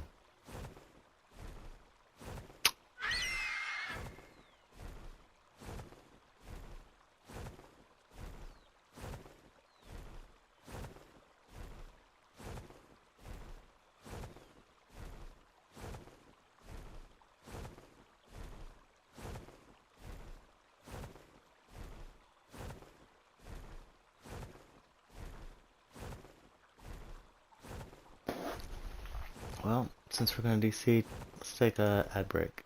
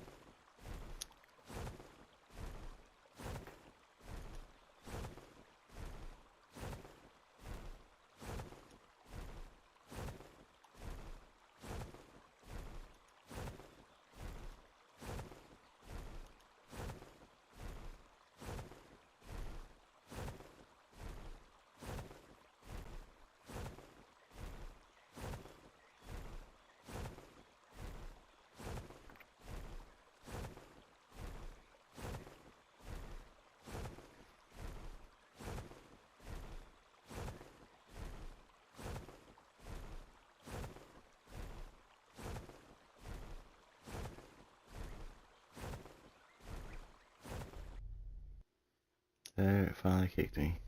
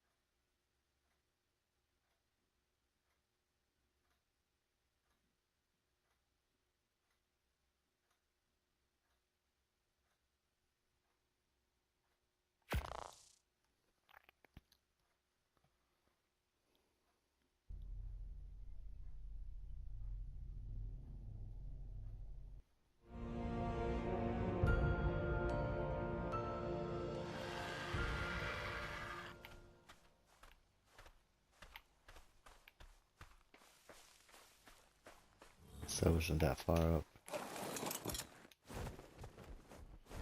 Oh yeah. So now we're gonna just keep on hitting rocks.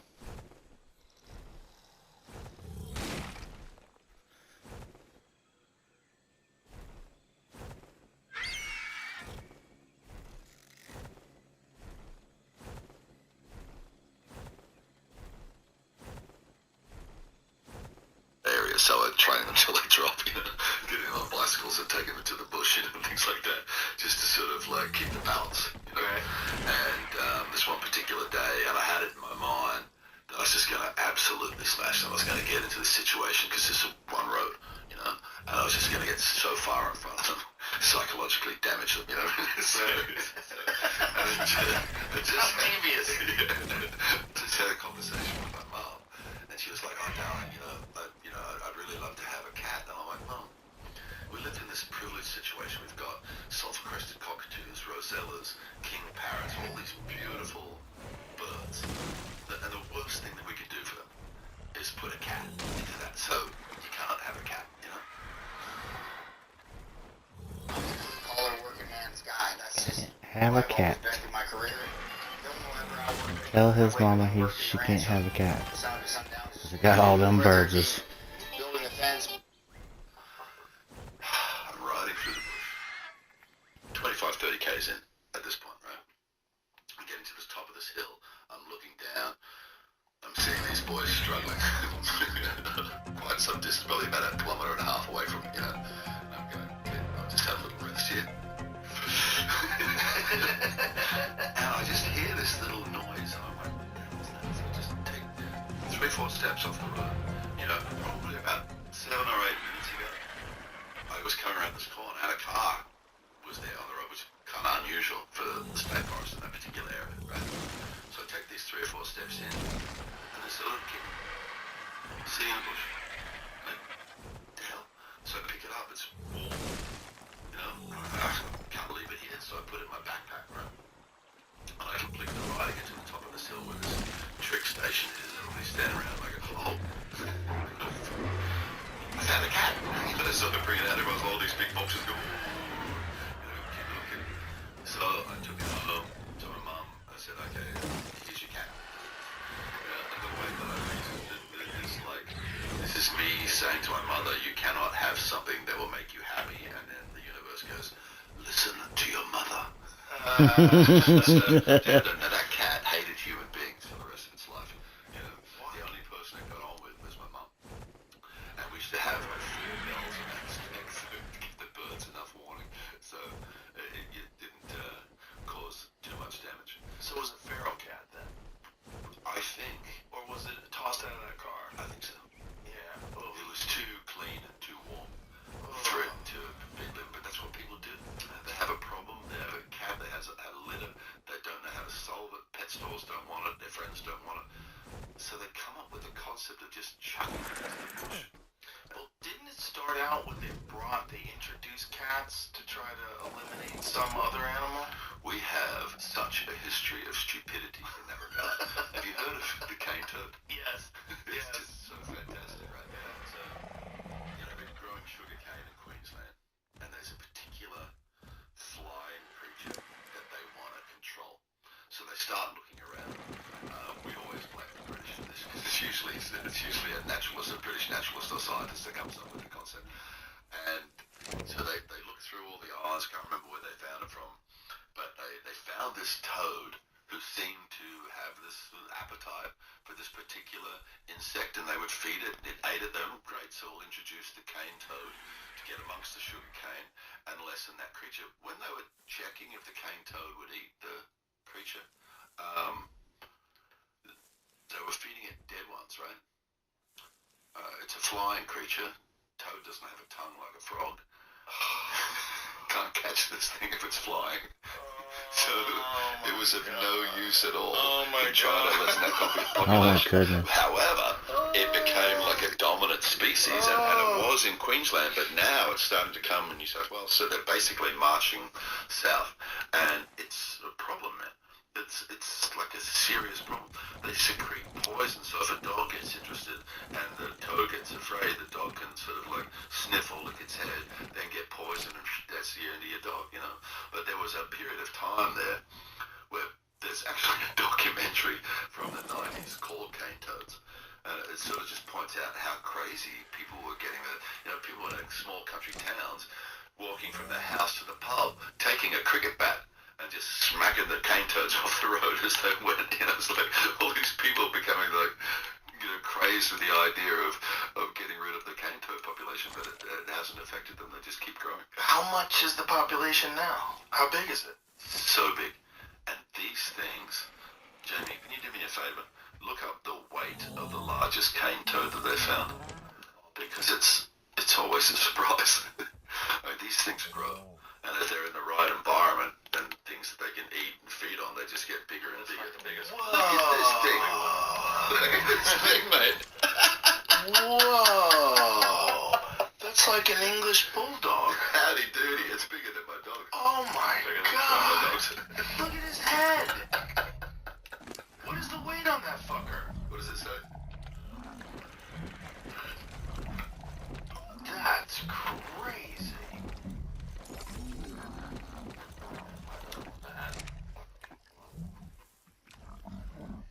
Okay, wait then. Does it say how big? How fat that fucker is. 2.7 kilograms. 5.8 pounds. Wow. That looks bigger than 5.8 pounds. It does, but it might be a perspective thing. Either way. I said that was the current one. Well, show the video. Scroll up so you can see that video, or make it larger. Hey, She's yo. holding it. Yeah, it looks like about 5 pounds. How we doing? Boy, have you ever seen when they there's a lot of horrible videos online. Don't be scared to chat. Or you just gonna sit there and lurk and listen. That's fine too. You ever see what toads do to mice? You would never think that toads are ferocious. Right. You know, you never think that toads are basically monsters. These just giant mouthed We listen to monsters the Joe that Rogan swallow mice podcast. whole. But they do. The one with Russell Crowe, aggressive. most It's recent. crazy to watch. Jamie, I know you're gonna get one. Is this a good one? But there's ones where there's a bunch of them in boxes.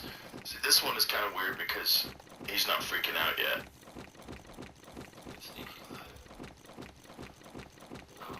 Look at that head.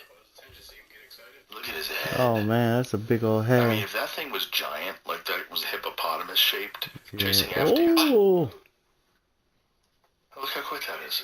How did you get it? It must be closer than it looks He like. just swallowed them whole. Watch how quick he does it. This bit here. Doop. Oh, it's He's just one gone. step forward and bang. Yeah. Just snap. Snap. Go see if you can find one of them videos. Oh, he just inhales them. Like he literally inhaled them. Oh, he grabbed him with the tongue first. Right. He yanked him in. Oh God. See if you can find those videos where there's a ton of them in a box. Live feedings. Yeah. Hitstar is the ultimate party game where players guess the release order of hit songs by listening to short clips. Check out Hitstar. Get yours today on Amazon. Skipster. Either way. Giant bullfrog is something game too. Slightly different. Giant African bullfrog. Either way. Point is, they eat mice. They eat them whole. Right. And how many of them are now in Australia? How many million? Oh, here we go. This guy's just gonna go ham. So it just starts. He's gonna eat all of them? Look how gross those things are. They look so dumb. Just so mindless and gross. I don't think he's gonna get all of them. He hasn't gotten any of them. What's going on here? Just gathering. You want to pause? Ugh. It's a creepy animal. So what are the numbers? Like put that into perplexity.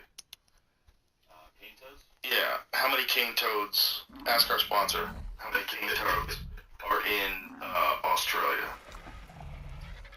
What was the initial deposit? Like how many they drop off? It was only a couple hundred, and then they bred like 60,000 in 1937, and the answer for now is estimated at 200 million. And that little fly that eats the sugarcane is still there. Oh my God! 200 million! That's a lot. I'm sorry. But see, look, if you see where see that cluster of light blue balls, right? Mm-hmm. They basically, in there, in the middle of that cluster, is where they dropped them to start with. And look at how they've... Well, they're going to make their way across the whole there country. you go, 49, so the white one is actually where they put them to start. Wow. Everything else is migration. And by 2000, look how far they've gone. Wow. But what what's the plan to get rid of those things? I'm not sure that I have a cohesive plan. There's no plan. Well, that's the problem. If they have a plan, they're gonna bring in some lizard or something. Yeah, frogs. that's going to end up, doing something else. Yeah, it's gonna kill everything else. Every single time they've done that. Like in New Zealand, for example, they introduced the gorse bush as a way to have hedging instead of fences. But New Zealand's got a way higher rainfall and sunshine hours than England, where it came from. So now it's just everywhere. It's a beautiful arable farmland. It's just taken over by gorse. And when it grows in Australia, in New Zealand, it grows thicker and more prickly and much harder to deal with. We have the same thing in Australia with plants like lantana, just everywhere, all through the bush. In my lifetime. So in '96, I used to be able to walk through certain areas of my property, just under tall trees, with subtropical ferns and vines on the ground. Now there's many areas of my property that are just impossible. You cannot get through it anymore because it's choked out with introduced weeds. What is that crazy plant down south that we talked about once that is Kudzu. overrun some of these forests? It's pretty beautiful, but it's also very creepy to see what it's done. Just like taking over all the trees, anything on the ground just covered. Wisteria? It's called kudzu. Kudzu. Kudzu. Yeah, that's it. Look at that. Right. Isn't that nuts? Yeah. Like that image is creepy. Yeah, I mean, that's like at the Stephen back King. of my place, man. I used to have waterfalls and creeks. Look at that. It's taking over that whole everything. Yeah, just where'd it come from? So that's in Fiji, yeah. Yeah, it's in the United States though.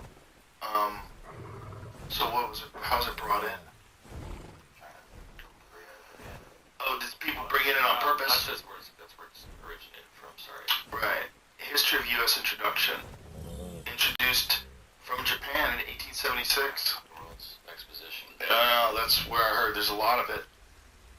The vine was widely marketed in the southeast as an ornamental plant. And then it just took over. Wow. It's funny when people try to do that, because they never learn, and yet they still try the same thing. Over and over, yeah. There's so many times they've been introduced invasive species. I have a buddy of mine, it's not necessarily an invasive species, but I have a buddy of mine who lives in Colorado, and they just reintroduced wolves into this area where they have farms. And so they took wolves from Washington State, where they had been killing cows, and so they had to relocate them. So where they relocate them to? They relocated them to a place with cows. But And of course these wolves start killing cows again. Haven't they shown, though, in one of the national parks here, that by supporting the apex predator, a whole bunch of other problems get solved? So That's by the Yellowstone Right. reintroduction, and so that's called How Wolves Changed Rivers, right? That documentary.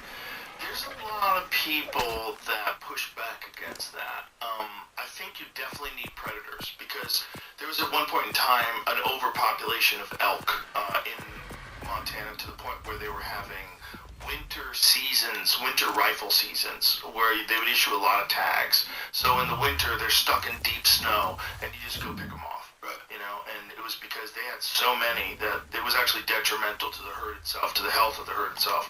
So they reintroduced wolves. The population dropped by, I think, more than 40%. It might have been more than that. It might have been, I don't know. Let's see how much elk's population has dropped since the introduction of wolves into Montana, in the Yellowstone introduction. So there's definitely a balance that needs to be achieved. The problem is, that area where they're doing that, then the elk are going to eat, the wolves rather are going to eat the elk, and occasionally they'll stray onto cattle, and then they're allowed to issue depredation tags, and you can get a problem wolf killed. But what they did in Colorado is they brought them right to where the cows are. Yeah. They took wolves that had a history. Well, howdy. They know Welcome to the stream. That's what they do. They know how to kill calves. They've been doing it for their whole lives. And they If took you're them and chatting, introduced them to a place where there's chat it up. no Ask any questions, like the pinned message says. No one has guards Or set just up, sit around and dogs listen set to the up, podcast with the everything rest set of up us. to stop wolves. So let's see. When their reintroduction was in 1995, the winter count was approximately 17,000 elk. When wolf reintroduction began, it fell fell to 10,000 by 2003. By 2013, only 3,915 elk. Dang. Represents a drop of roughly 75% from pre-reintroduction numbers. That is a lot. That's kind of crazy. Yeah. But 19,000 is too many. Yeah. That's kind of nuts. That's an overpopulation that can lead to disease and famine and all kinds of things. You don't have a good, stable ecosystem with both predators and prey. You get a situation like you have in New Zealand where they have to gun down stags sometimes. They have to helicopter stags because they just get overpopulated. Right. You know, New Zealand is one of those places where all these game animals from Europe were introduced specifically to set up New Zealand as a beautiful hunting refuge. Right. They would go there and hunt stag. But, you know, the problem is you have to have balance. Like, this whole set, you can't just enter into, like, human ideas. You know, like, oh, well, 1 + 1 is 2, so we'll just add 1, and now we got... No, it's not how it works. Like, you have to maintain the population of these creatures that you've now dropped off with no natural balance. We have a big problem in certain areas of Australia with wild horses. Yeah, they have that in America as We call well. them Mustangs, and we call them Brumbies. Brumbies. Obviously, the horse was really important in Australia. It's been opened up and first colonised and populated and what have you. And then, you know, First World War, we still had light horse cavalry and what have you. So, in certain areas, but mainly in the area where the mountains are in Australia, which crosses between... Didn't think they would have that many horses over there in Australia. And, you know, we name things pretty simply in Australia. You know, the black snake with red on its stomach is the red-bellied black snake. You know, we keep it pretty simple for the tourists. Now, what's that brown snake called? It's called a brown snake, mate. So that area of the country is called the Snowy Mountains. and, you know, we have this sort of cultural connection to the Brumbies, which is things like, you know, the Man from Snowy River is based on guys going out to capture wild horses. But the population of wild horses has got to a point where it's destroying the ecosystem of that It's like, am I already weighted down? No way I'm weighted down already. And it's very difficult for people, particularly somebody like me, who I love horses. But I have to put that love for horses aside. Don't forget to put the 420 in chat or fire in chat. We believe in fire it up. Fire it up. But we haven't really been good husbands of the land. And we haven't really focused on what's good for them. What was this for a trough I was going to put I out? have a good buddy of mine, Adam Greentree, who lives in Australia, and he tells me that people actually hunt the wild horses. I was like, oh. It sounds rough, but, you know, we got to do something because, quite frankly, the wombats and the platypus and the quokkas and the kangaroos and the wallabies are a little bit more important than the wild horses. Yeah. It's a strange thing. You know, the balance of nature is a very strange thing. It's Super strange. It's very complex. There's so many elements to it. That's what Yeah, they're we're trying to messing highlight with it all the time. Get Cox 300 meg Oh, internet with a nobody two-year plan, wants price your lock guarantee, stupid plus Wi-Fi equipment Cox included. internet. Just $45 a month. It's when not you even have gonna let me Cox Mobile. skip it. Requires Cox Mobile Blah blah getting blah blah unlimited blah mobile blah data blah speed blah reviews blah after blah 20 blah gigs blah. usage. Wolves Change River Commercials. documentary. The problem with that Wolves Change River documentary is the Commercials, guy commercials, who created that is a commercials. proponent of rewilding. Right. To the point where I think he wants to reintroduce, like, dangerous predators to Europe. Like, he's got some crazy ideas about rewilding. Right. Like, going way back. I mean, I don't know The how kid much... that I was talking to you about, Merle and Henry Tennyson, came out of school, went in the army, did 2 or 3 tours, but now has found himself in a situation where he's taken over a block of land that his father bought in the 50s or 60s or something, and he's turning that block of land back into temperate rainforest and seeing all of these benefits because of it. So instead of trying to, you know, run sheep or run some other commercial herd, he's just letting the country go back to what it should be and seeing incredible results because of it. Like, what kind of results?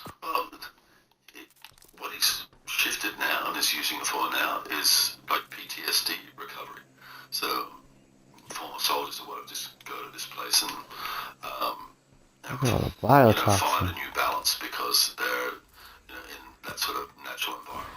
But just without certain creatures eating types of trees as shoots and fresh shoots, those trees are actually getting a hold. So it should be, oak trees, for example, and there's only just a few there.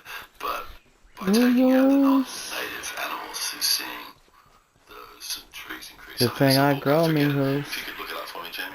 Merlin Hanbury Tennyson. The book just came out. It's a great book. It really is. It's such an unusual read. Where you're sort of reading it and you think, okay, it's like the establishment was, how can this be good? But then when he ties it in to the life journey of his father, and his father's health problems and stuff, it gets really emotional. Oh, he and wants it's a quite a cooter. beautiful read. Just a wee little bit of coding. Our Oak and Bones? Our Oak and Bones. Yeah, it's a really good read. Yeah, nature in that form, in its pure form, is like a vitamin, I think. It really is. It's an actual good, you go out in the sun produces vitamin D. I think there's something that we haven't quantified yet that you're producing, that you get. Yeah, they're getting around to things like what he's doing, where you can actually read the physical benefits of people going in the bush. But that's what I get when I go home. I get out into the bush, and sometimes I might drive a machine to a certain point, and I just get off and I walk, and I just listen, and I go and visit trees that I like or areas that I like. I'm actually going through a long time ago. I planted 38,000 trees as a kind of an offset, a carbon offset, right? Now some of those trees are 25 plus years old, so I'm going through the process in that 44 acres where I planted that plantation of taking out all the non-native undergrowth. And then the next stage is going to be putting back into that area the trees that were ripped out of there prior to the First World War, red cedar and white mahogany and all these things, so, beautiful trees. Oh, and that kibble. with the hope that I put enough in the ground that over time red cedar starts popping up all through the valley, but this is going to be stuff that happens way after I'm dead. But that process of stripping out the non-native stuff, I'm starting to look at that, go, okay, well, I'm doing that 44 acres there. I got another 200 acres over here. I know there's waterfalls. I know there's creeks. I want to take all of that lantana and stuff out and revive all that so you can walk through the bush. But these are processes that I hope that will excite my kids to carry on with. We'll see. Well, that's exciting. It's exciting to know that you have this long-term thing that you're doing that's actually beneficial to the land and brings it back to the way it used to be. Yeah, and it goes for generations. Sort of overbearing way, but that little 44 acres, hopefully over time, we're already seeing it now, we're sort of because we're clearing things out, we're finding lots of little tiny red cedars that are already there, because I put in 450 to start with, but my aim is to have, within about the next probably 2 to 3 years, have 5,000 red cedars in the ground in that area. So it's just amazing when you think about the kind of impact that human beings can have on landscape. It's just humans, whatever we've done, wherever we go, we inevitably alter everything forever.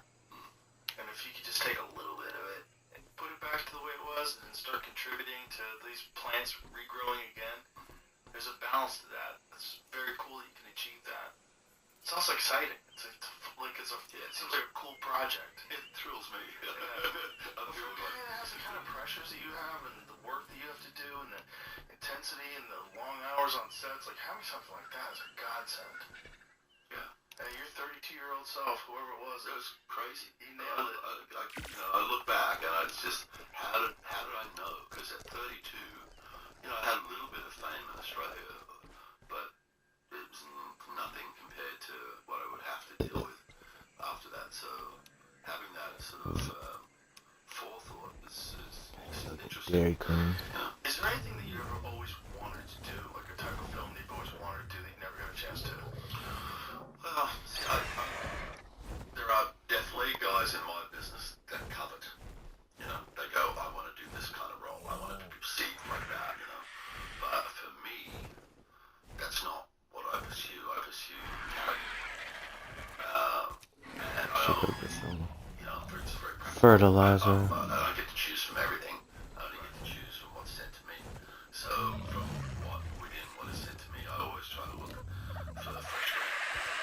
People will ask me, why would you play that kind of character? It's like, the point mine is because I didn't do it before. You know, why do you want to play Herman Gurr? Or because nobody's offered it to me. It's a fascinating character, yet it's a dangerous character. And there's, you know, a lot of stuff that goes into being able to play a character like that. But that danger is part of the excitement of the job. And it's not always going to be that way. Sometimes playing a character doesn't really require a lot from you. But you've got to play the weight of the character. You can't just Ad break, bitches. in your detective act Oh no, I didn't. So it's sort of like, you know, you just play the weight of what's required, and then every now and then, you know, you play a character that I'm having such a nice user-free dream. a principal role in the narrative or focus of the narrative. But it's just the weight of playing a character, well, that's a Nazi, second in charge. That's, what was that? That was heavy, right? Yeah, but that thrill comes from that thing of saying this challenge is so big, I don't know if I can do this. And then so part of you goes, I should leave that aside. And then the other person goes, let's just have fun. See what we can do. And see someone Alright, let's finish building the rest of this. you know, that word nuance. Some more stone for the rest of the ceilings I need to create. These are all seated. That a lot of people have in their minds of who he was. But that against the reality of his life and how he grew up, how he was educated, what his experiences were, who he really was as a man. There's a lot more to Goering than just looking at this guy, all bad man Nazi, you know. One thing I find fascinating, when he was a kid at school, he was like one of the dumbest students in his class at a normal school. And because of his sort of continuous failure, as a punishment, he got sent to military school. In military school, he was a top student. Wow. Because it was stuff that interested him. He comes out of school pretty much on the dawn of the First World War, has his first military experience in the infantry as a young officer, gets wounded, and realizes that standing on the ground and on a battlefield is not really the right place for him. What's interesting him is what keeps going on overhead. So he manufactures a way to get himself assigned to a fighter squadron. Is supposed to turn back up for duty with his infantry squadron, but sort of, you know, manufactures a way to keep him associated with the fighter squadron, learns how to become a pilot while he's doing that, and at a certain point in the war, they're losing more pilots than they train, so they go, he knows how to fly, he can be a pilot. Finishes the First World War with 22 kills, air-to-air kills. That's 3 times a fighting ace. And he's also, because he recently passed in battle, at the end of the First World War, he's in charge of the Baron von Richthofen, the Red Baron Squadron, which is the pinnacle of the German Air Force. So here he is as a young man, he's finishing that First War experience. I didn't put 5 on He all is a this. fair dinkum, which means true. He is an actual war hero. And so through the 20s, he's on cigarette cards in Germany by a packet of cigarettes, and there's a picture of Herman Gurr. So, wow. And he goes into that It's supposed to be pretty crazy to be a war person and then all of a sudden get onto like a playing card like he was a baseball player back in those days. to make a contribution to lifting his country out of the mire that it's currently in. So he starts looking for a political connection and ends up going upstairs in a coffee house in Munich, I think it was, and hearing a fellow called Adolf Hitler talk. And realizes that he has a lot in common with this guy, or he sees things and knows that Hitler was a soldier. You know, it's a funny thing we put into the movie at one point, because there's a speech about Rami, that Rami Malek makes, about Hitler being a failed painter and a not very good soldier. And I think the response I gave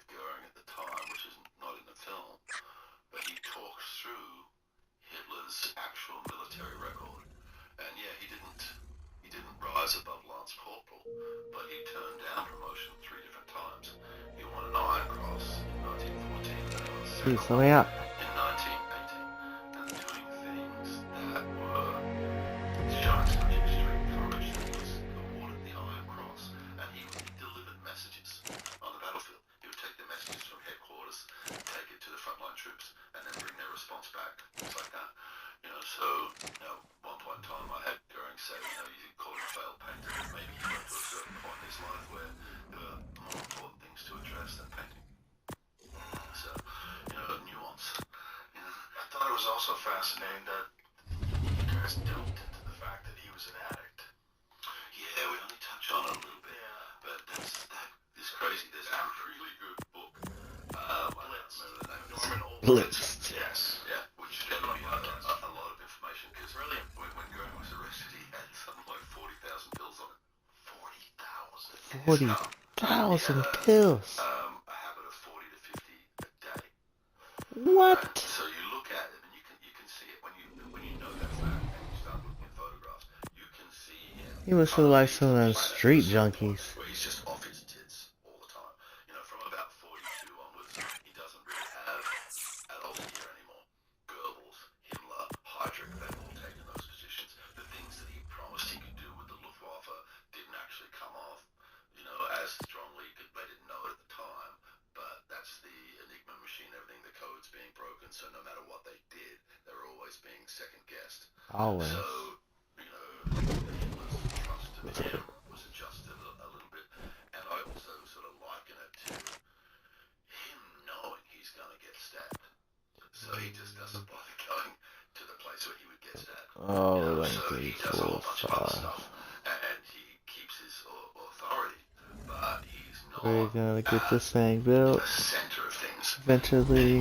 Because of Eventually. A big part of it. I got, his personal safety, because I got 2 more left.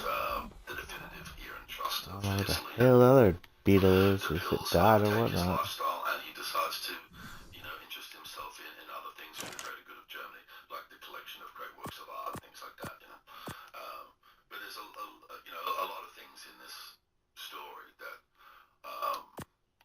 that are just bigger. I don't ever keep on putting it like that. Examining, they're way bigger than what we know or what we commonly understand, and that's what I was looking for, to try and find a way to, understand his base motivations. And at the end of the day, he, The Irishman. in his own way, he's a pure patriot. It just so happens to be a sort of a set of beliefs or whatever that most of us in a Western world would. Wow. And you gotta take into consideration the drug aspect of the entire Nazi movement. All the troops were on meth. Hitler was on opiates. Norman Ohler, that book, I can't recommend it enough. It's so eye-opening, because you're like, well, that makes sense. That's why they were so fucking psychotic. That's why they marched through the night. But it's really rarely taught. This is not like when we grew up. We didn't grow up thinking that they were just drugged, psychotic, animals that were on meth, in tanks. And they gave the people at the front line the most meth. So they had different dosages for different people depending on what they were required to do. And the tank guys got the most Think meth. about Goering's position. He's the one ordering the drugs, right? How many pilots we got? How many planes? How many missions are we doing? How many sorties? Right, do that multiplication. Add 10% for me. Add 10% for me. Little for you, little for me. I mean, the kamikazes were using meth. And then the Hitler thing was, I always thought that Hitler was meth as well. But Norman was saying that he was opiates as well. Right. So, just like Goering. Right. Maybe it was how they had dealt with what they were doing. They all just They might have just said fucked up. blasted out of their fucking head. They're like, oh, it's not really affecting my psyche. I just grab a crystal. Fanatical mindset. You're gonna wanna. Who knows what went on with them? You don't want to fall asleep at the wrong time if that's the group of people that you surrounded yourself with. And that's the thing that I keep saying. It's an old cliche, but I think it's something that he really learned. If you lie down with dogs, you can get fleas, Herman. Yeah.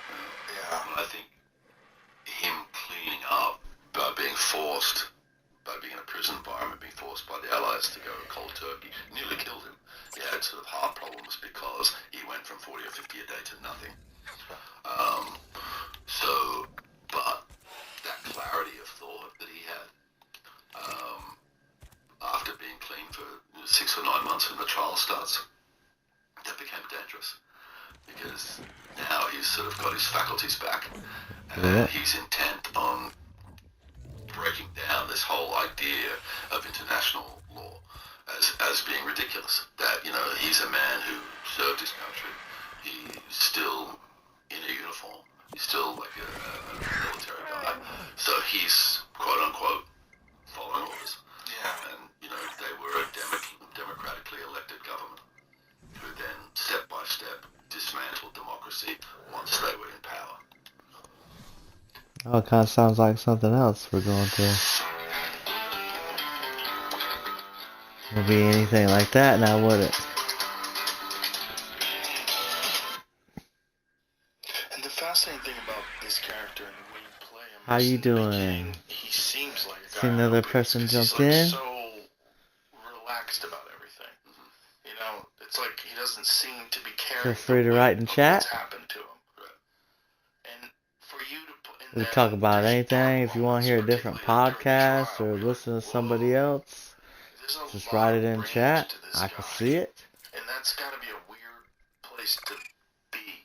For you to try to put yourself in the mind of what ultimately became one of the most horrific figures in modern history. Yeah, it's not comfortable.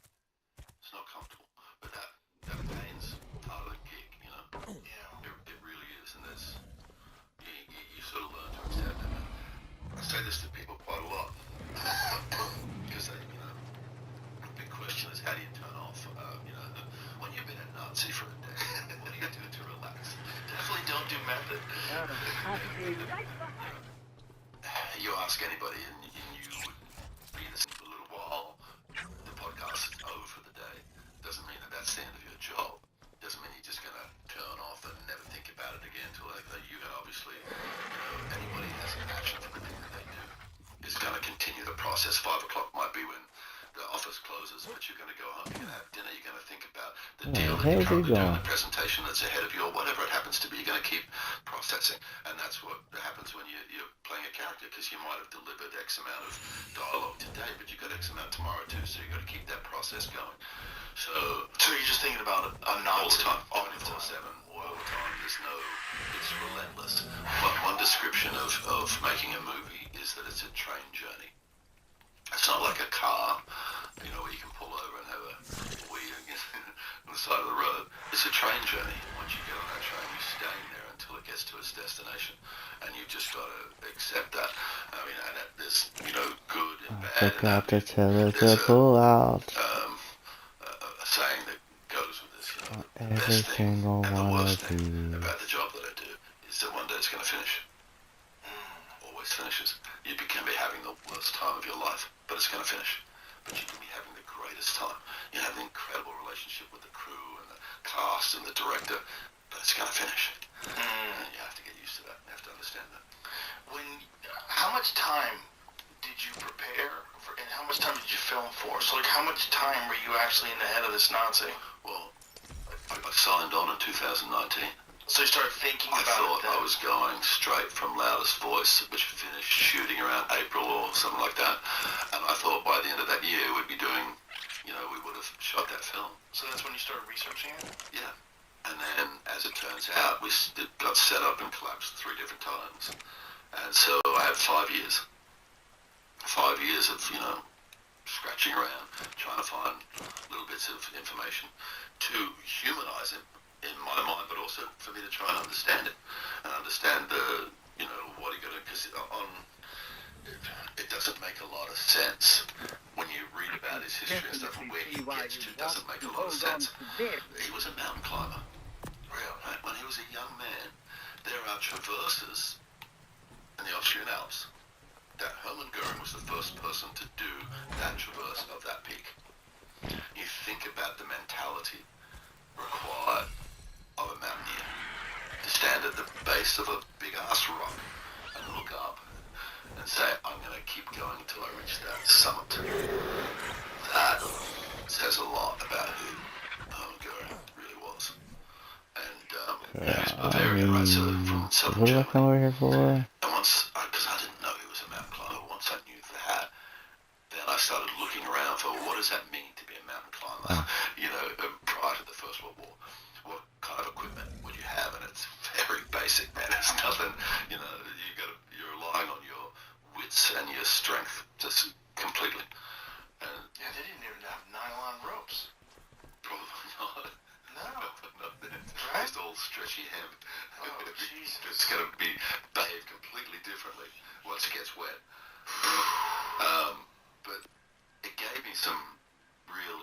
that tune. But and it also ended up giving me Damn it! I this cannot great way of remember what I'm connecting to doing. the other German guys who are playing the other Nazis, you know. If you see it in chat what I was doing, you know, feel more than free to write it. The punishment of playing that kind of character. Oh yeah, So with I just brought them together and I asked them because these guys, some of them are German, some of them are Hungarian. 1, 2, 3, 4. What's the 5? Just in case. And I'd like to learn the song together. And they all, most of them knew the song. But that's what we would do every day. Is we'd get together, we'd sing that song, and then we'd walk into court together, feeling connected as humans. What kind of song was it? It's called Mussi Den. Is it a German song? It's a German song. And I didn't realize when I first came across it, it's a Bavarian mountain song. And so he definitely knew that song. It's actually the melody that Elvis Presley uses for the song Wooden Heart in the movie Joe Blues.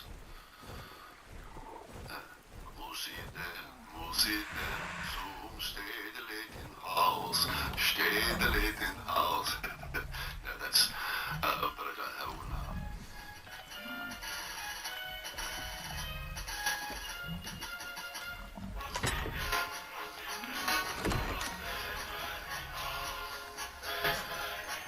So you guys would sing this to get into character.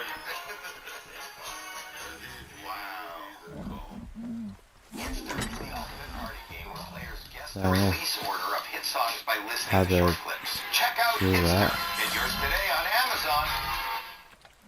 No one word can describe the sweet, tangy, zesty fusion of Zaxby's Asian Sensation Man. So I made one up. Sensation. That is not a word. That's a word.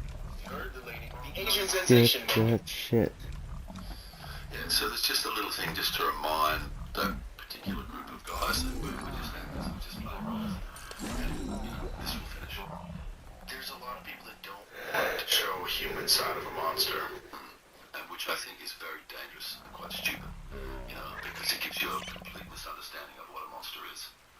Yes, okay, here's somebody with, horrific acts, but as the joke used to be, even Hitler, he used to love dogs. So that's the joke, right? But there's some real truth in understanding the human process in that somebody who makes the absolute worst decision in the world can still be a loving father. Can still have a group of friends. But in a particular moment, that is the same person who's made this horrific decision that will have terrible effect on a generation of people. Yeah, I mean, it's really the same kind of thing we were talking about with Tony Soprano. Right. That this person is a terrible person, but yet loves his kids, loves his friends. Yeah, well, charm is one of the greatest weapons of evil. And it's a really, it's a fun thing for us to see somebody who can tell a story, tell a joke, hold the tension in a room. That's cool. But when the process of charm goes to this other place, which becomes about life and death, or the taking away of people's rights, the dehumanizing people, as we were discussing earlier, I don't want to get into politics because I have this, my boys have this rule: if you're going to talk to Joe, you're not allowed to discuss politics. Because they know once I start, my two sons, because my youngest, I think I told you, he became obsessed with you, and listening to your stuff for a while, and you became one of his sort of points of education, and so that's why I started listening to you, because I wanted to know what he was hearing. And after listening 3 times, I was like, man, it's cool. Because again, what is that word? You actually have the allowance for what you want, and that's the greatest thing about this situation. When we sit down to talk, we're going to be talking for a couple of hours, so I don't have to reduce everything I want to talk to you about to make it pop in 3 minutes. Right, and worry about things being taken out of context in a soundbite. Right. Yeah, this is the issue with discussing any positive attribute to a Nazi. You know what I mean? Like, you open up that door, oh my god, Russell Crowe's a Nazi sympathizer. With the people that don't like you are just going to take that. And here's what Joe Rogan's discussing. Yeah. But I think what you're saying is absolutely true. That it is stupid to think that way, because because that's a human being, and a very fucked up, evil human being that did horrific things. But know that that is a path that people can go down, even if they think they're doing the right thing. So we are taught, for example, to regard Gaddafi in a certain way. Okay. But if you look into what happened in his country while he was the leader, you look into the fact that every person is given a house at a certain age. You look at the fact that everybody's education and health care is free. You look at if somebody showed a particular talent for something that required further education overseas, all of the cost of that were paid for by the government. Now, these are all things put in place by the same country's leader that we're told is evil and corrupt. Yeah. So it doesn't quite balance. Well, there's also U.S. government interference. That is one that we definitely monkey with. I mean, he ran afoul of the United States government. Well, what he was trying to do, as far as I understand the situation, is he was trying to unite Africa. And a united Africa is going to be either it's going to be fantastic, Right. it's going to be amazing. Problem for the people that want to run things. Yeah. Yeah. If all of a sudden there's a new We've got a superpower. whole bunch of countries that have a connection with a certain African nation or whatever. They suck their minerals out of the ground or whatever. You don't pay them properly for it. And greatly benefit financially. And that's pretty much every European country's got some kind of African connection in that regard. And including China. Well, China's now coming in.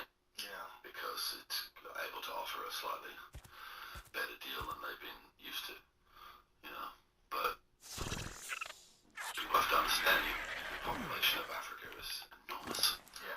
Enormous. You've got multiple countries with hundreds of millions of people. Well, when you see the continent of Africa and you see all these other countries, how many would fit inside of it, you're like, oh boy. Yes. That's the weird thing about maps and globes. Is the distortion of the actual true size. There is a distortion, right? Yeah. Whatever that's called, which shows America at the center and being physically a larger landmass than it actually is in relative terms. It's a little bit, it's the size of Australia. 100,000 square miles. Continental USA is 100,000 square miles larger than the island of Australia. That's not much. Not much. That's not much. Especially when you think that you guys have 25? And we have probably 325 plus. Right. I don't even know really how many people we have, but we have at least 320. That's a lot of folks. A lot of people. Yeah. It's a hell of a lot of people. So we like to think we're a lot bigger than we are. But then you look at where we fit in Africa, you're like, oh, it's a little tiny thing. It's still like 55 countries, isn't it, in Africa?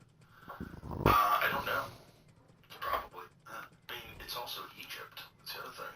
It's also like the most advanced civilization possibly that ever existed before today. And they were there too. It's a wild place. From top to bottom. It's the origin possibly of humankind. And a lot more The user's friend. than people realize. You have the Sahara, so we all know that, but then there's this other gigantic areas like that. What would that be? The West Coast. Have you seen those roads in Namibia or whatever? It's like a sand dune. It's 40, 50 meters high. Drops down to the ocean. There's one little flat bit. There's a road. And it's passable, at certain times or whatever, if the tides are not doing this and that, but that's the road. Jeez. It's like a mountain of sand and an ocean and one little ribbon. Jeez. The bespoke AI Family Hub Plus refrigerator with AI vision inside.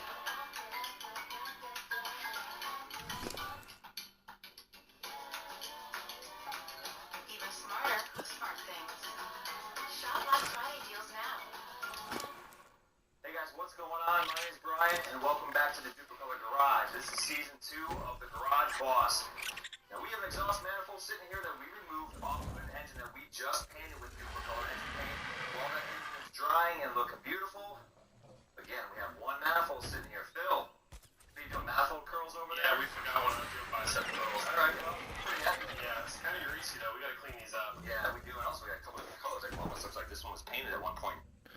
Blah, blah, blah, blah, blah, blah.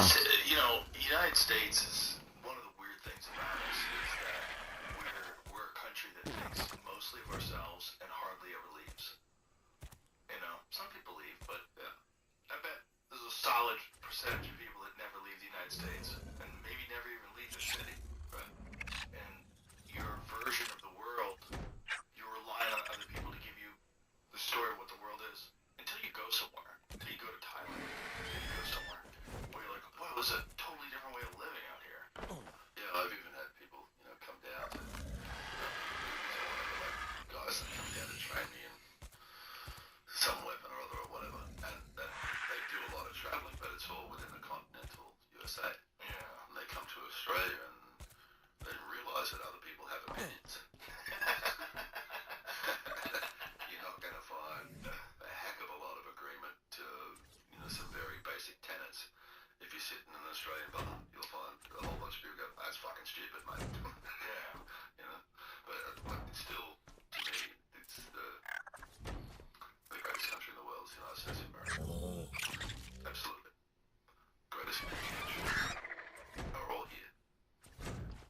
But how it's founded on balance and fairness and opportunity, that's how it remains great. Not because you start taking opportunity away from people.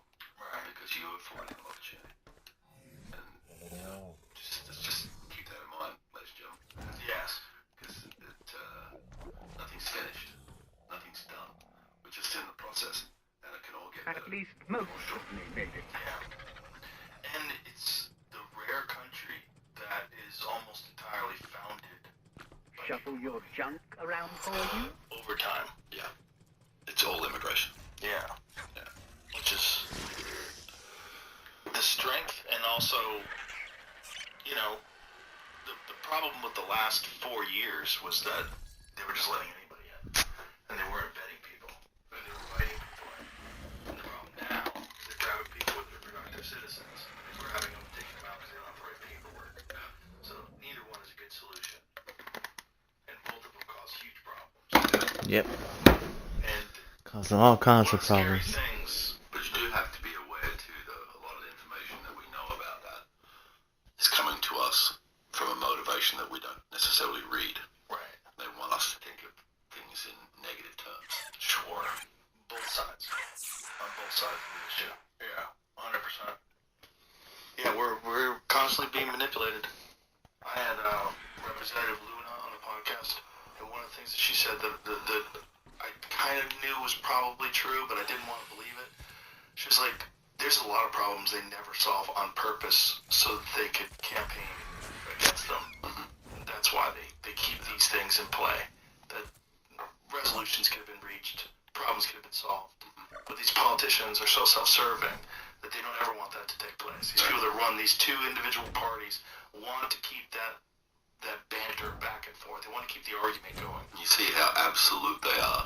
If, somebody with that color hat is trying to promote something, the person with the other color hat, that's absolutely ridiculous. That changes, an election happens. Now the person with the different colored hat there in charge, and they're going to put in place exactly what they said the other person was doing that was wrong. Yeah. Is now part of their policy platform. What is wrong with the way Australia's run? Well, we're a little bit lucky at the moment. We have a Prime Minister who's very much motivated by trying to help everybody, which should be the job of a politician, right? To improve the lives of the people that they represent. And he's kind of inherited, a conga line of stupidity that was going on, and he's trying to fix things. But of course, just the way things are reported, whatever, there's haters on every corner. But he's a good man, and he's doing his very best, and he's, working extremely hard. But, he arrives off Where a the plane fuck other he day. He's just escape? come back home from some very successful international meetings where he's established various trade things and opportunities and situations for Australia. Gets off the plane wearing a Joy Division t-shirt. Shuffle your junk around Big for you? band from his youth. And he's just a relaxed character, you know. He's been wearing his suit and tie for weeks on the road. He's just walking off Australia's version of Air Force One in a Joy Division t-shirt.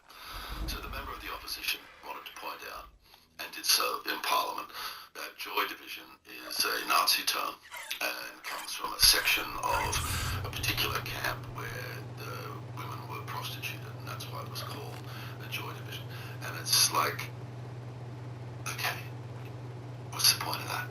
Right? We all know it's a band name.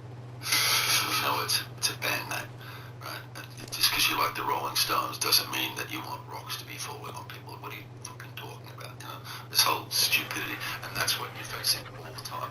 Picking up some pointless piece of minutiae and, you know, lighting it on fire and making a smoke screen to cover up the reality of the fact that that Prime Minister just worked his ass off on behalf of the country and successfully achieved a bunch of things and should be patted on the back, you know, not pushed down the stairs. Hipster. Hipster is the ultimate party game where players guess the release order of hit songs by listening to short clips. Check out Hipster. Well, we have a lot of that here too. That's But there is a timidity. I think is probably the thing in terms of how Australia is run. Things like the gambling ads and stuff like that. Common sense would tell you this is not a good thing to allow. You know, put the timing of these ads back so kids are asleep or whatever. Don't let them read out the odds on the news. You can fix that pretty quick. But that gambling section of the community is worth a lot of money. And people in positions of power, because it's not necessarily, you know, it's not the guy that's going to spend his whole wages gambling through an app that gets to have a say in this. You know, it's the guy whose family money allows him to run a string of 18, you know, racehorses, and he enjoys going to the races on the weekend. And, you know, gambling for him is not such a big deal because he's got, you know, an income from other things. Blah blah blah. You know, so just the wrong perspective on a problem sometimes is the actual problem. And the fact that this is a fairly new thing, and that young people growing up with this, there's not a history of people abusing gambling apps. Right? It's not something their parents had to deal with. Right. Yeah. Generationally, it's not something that I can. You know, from my experience, I can tell you this. So I had to have when I had that conversation with my boys, it was a broader conversation about gambling and about, you know, what it takes to earn $1. Yeah, I think the accessibility issue is something that people have a problem with. The fact that it's on a phone versus going to a place. Like if you choose to, you're going to get your buddies together, you're going to go play poker in a casino. That's a different decision. Right. They're just sitting at home. Yeah. They're just constantly frittering away your money. Well, this is the thing. It's just there's always some sort of point of attack. There's always an attack vector for people getting your attention or getting your money and then we have to decide as a society, like, is this good to just allow? Like, we want freedom, but do we want to, like, you can't advertise cigarettes on TV anymore, right? They decided at one point in time, this is crazy, cigarettes are bad for you. Advertise alcohol. You still can. Yeah. Which is weird. Yeah, it's weird. Yeah. It's weird. Because alcohol probably kills more people than cigarettes. But that funny thing that we have that was fed to us, that, you know, cigarettes are this incredible burden on our healthcare system. In reality, if you look at it, it's a burden. But, you know, there's a lot of people dying of lung cancer who've never had a cigarette. So we haven't really solved that. We don't really know where that's coming from. But in reality, the burden on our healthcare system is obesity. And all the problems that come from obesity. That's the biggest. Yet we allow food production systems that we know to be extremely unhealthy and very bad. We just allow them to continue on. You know, we've got items of quote-unquote food that have been tested, and it turns out there's no actual food in this. It's just a manufactured product. I think the famous one here was the Twinkie thing, right? When they actually got around to looking at what was in a Twinkie, they realized that every single part of it was completely unhealthy. Yeah, it's just mostly sugar. Yeah. Yeah, but Twinkies are delicious, and I think you should be able to buy Twinkies. You know what I mean? So I'm on both sides of it. I'm a healthy person. I eat 99% of my food is the fuck you want. It's just education is the most important thing. And then letting people know what they're, and then teaching people some discipline and how to be able to exercise some control over yourself. So I was 126 kilos when I finished Nuremberg. I'm 100.9 right now. That's amazing. Congratulations. But a lot of that, You look great, by the way. You really do. a lot of that is because you introduced me to your mate Brigham. The user's friend. Yeah. And so I probably connected with them about 5 Subscribing. months since that first time we met. And the real benefit that I'm getting, that I think, right, because I'm not completely over the science, but it seems to be with these injections that I've been getting into my shoulders, into my knees, but also IVs, that has calmed down my body's inflammation. You know, I think we talked before about just how many old injuries I carry, you know, and how my injuries in my shoulders are deeply arthritic. But we can now see in an ultrasound over time how what was messy a year ago and like big thick bands of arthritis now is just lessened, you know, probably by about 70%. One area of my right shoulder, probably about 90%. So my range of motion, if we'd done this last year, would have been about there, right? But now, it's fucking rock and roll, son. Isn't that great? It's all going good. You know, and it's like just feeling like the musculature starting to build and everything.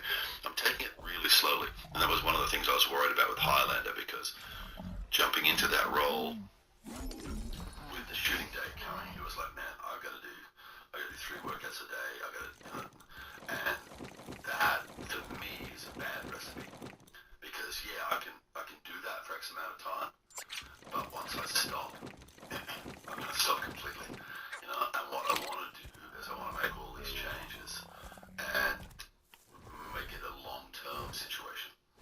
So I think the Waste Tour was a great call for me, because it's calmed down a bunch of stuff. It's taken a bunch of pain away, you know, so I can go and work out and not have to suffer for 2 or 3 hours afterwards, you know. I'm still picking up injuries because I've got to face the fact I'm 61. You know, like the other day I'm doing my katana sword, trying to get this freaking move going. I freaking tore the tendon here on the ulna. So that's going to be bad for sword fighting. But I'm trying to fix that without having to have a surgical. How bad is it torn? It's only a little bit, really, you know. Okay, you just gotta make sure you don't overuse it while it's healing. Can you brace it? The problem I've got is I've got X amount of time to claim the skill. And either way, right, if I do the rehab exercises without doing surgery, if it fails, I'm now falling right on production, and, you know, I've retorn or something, right? But I can help you with that. Just do the skill slowly. Yeah. Here's an easy couples photo shoot idea. Have the first partner put their face very close to reflective water, and then Yeah, use the push the other one in. Yeah. Here's the thing about skills. Skills that you learn slowly, you can translate into high speed quickly, because you develop a neural pathway. So instead of using an actual sword, use a foam sword. Use like one of those little fucking noodle things that people put in the pool. Use that. So you just develop them. When I was teaching martial arts, one of the things that I always tell people is, don't try to do it quickly. When I show you something, I want you to do it slowly. It's exactly what I did. Yeah. I'm in a car park. Would you like me to and we were shuffle your talking junk? about the speed of something. Inventory. And I went, oh, yes, you get it. And I went, oh, fuck. I knew it torn, but I just put my sword away, and I kept the conversation going. Didn't mention it, but I got home and I was like, oh, fuck. You rushed, you didn't warm up. Yeah, well, the thing is, we were warm, but it was the thing that I just in that split second, I thought, I wonder what it's like to go full speed. Oh. And I did it, and I'm just like, no, that's way too early. But you're absolutely right. Pace is deceptive. Yeah. If you learn something, I mean, that's like that old-fashioned sort of stuff with the karate I first did when I was a kid. You know, they aim for you to do 10,000 or something before you have to use it in an actual competitive fight. You know. Yeah. So, People who train people with guns have a saying: slow is smooth, smooth is fast. Right. Yeah.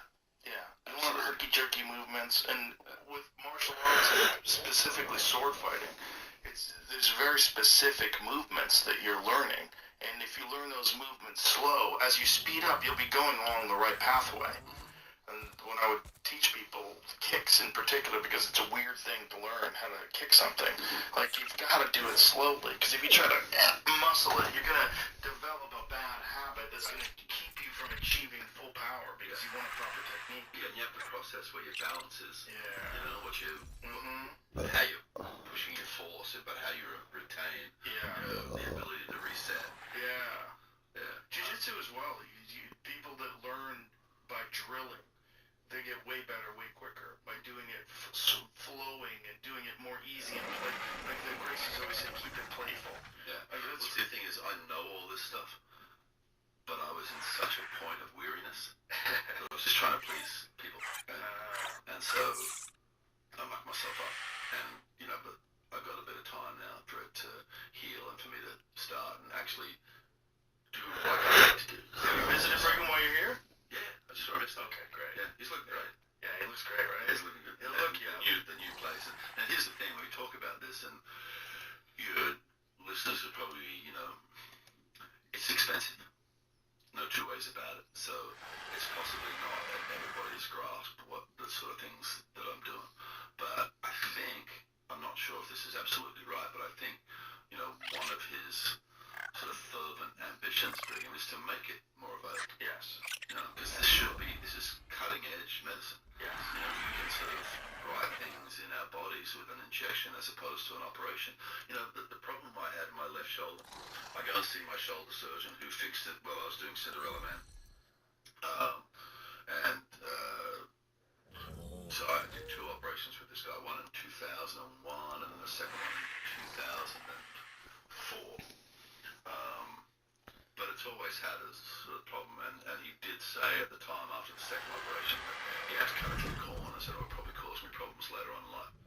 So I probably went to see him about 5 or 6 years ago, and he said, okay, so your shoulder is at a point of arthritis now. What we have to do is we have to cut through the muscle bar. We have to Jaden pop out the Zilla. humeral head of your arm bone.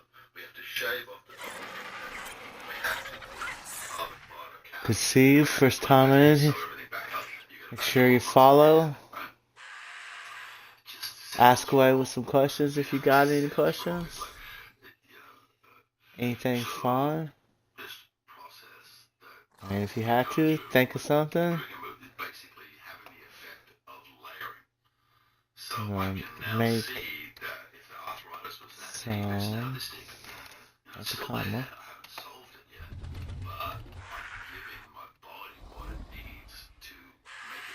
Also, there's new breakthroughs almost every week, and these new breakthroughs, they're able to achieve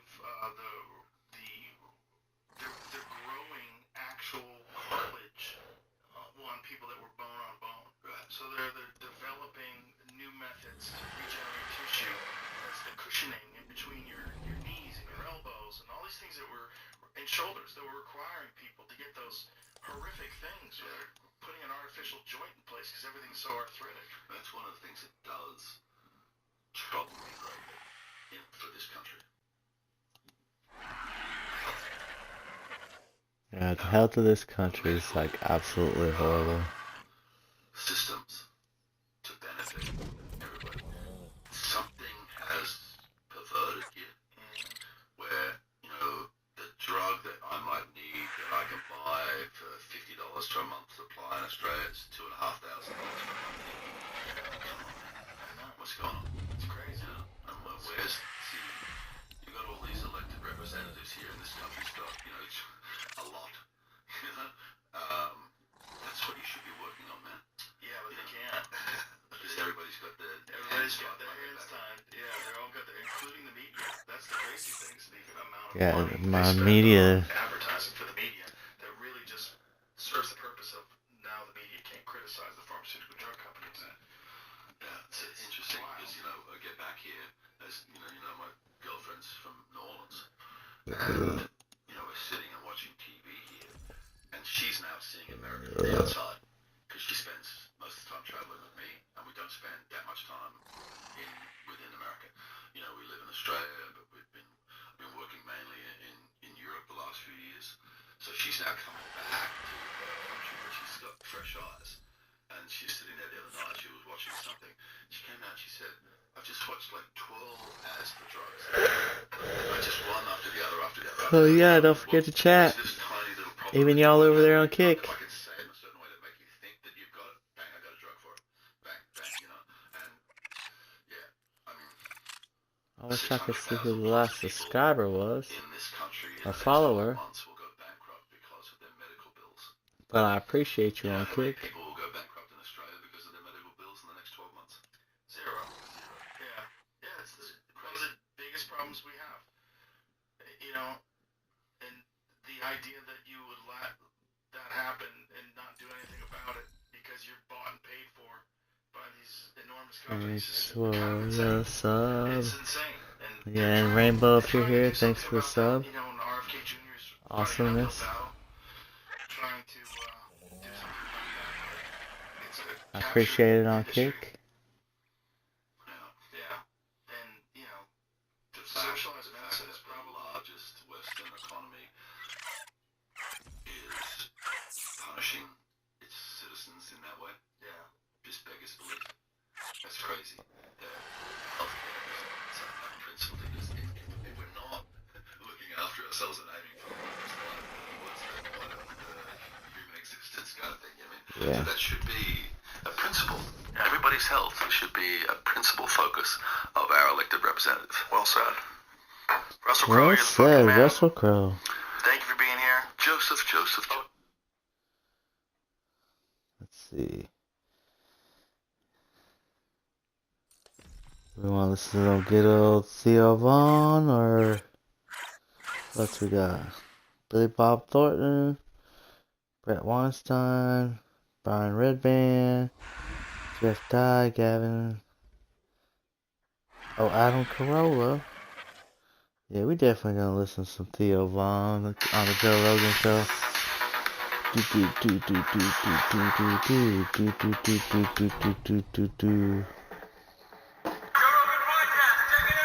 The Joe Rogan Experience. Trying my day, Joe Rogan podcast by night, all day. Who, me? Sorry, I didn't know you were talking. Talking to one of the... There's only three of us in here. Yeah, are there? I don't know, dude. With the glasses, man. What's the new sophisticated look? Yeah, I got them. What's going on? I see you got them. Yeah, they're great, man. My buddy Joseph gave them to me. I got them from him. Yeah? Yeah, and they're popping. And they help, too. Yeah? Yeah. Are you losing your vision? I don't think so, but I think these just make it even better. Okay. Let me see. Let me try them. See how bad your eyes are. Try them on, big dog. Oh, barely. I could get them weighted, too, so you could do a neck workout while you have them on. Why would you do that? This is, God, I can't tell the difference. Are you sure these are real?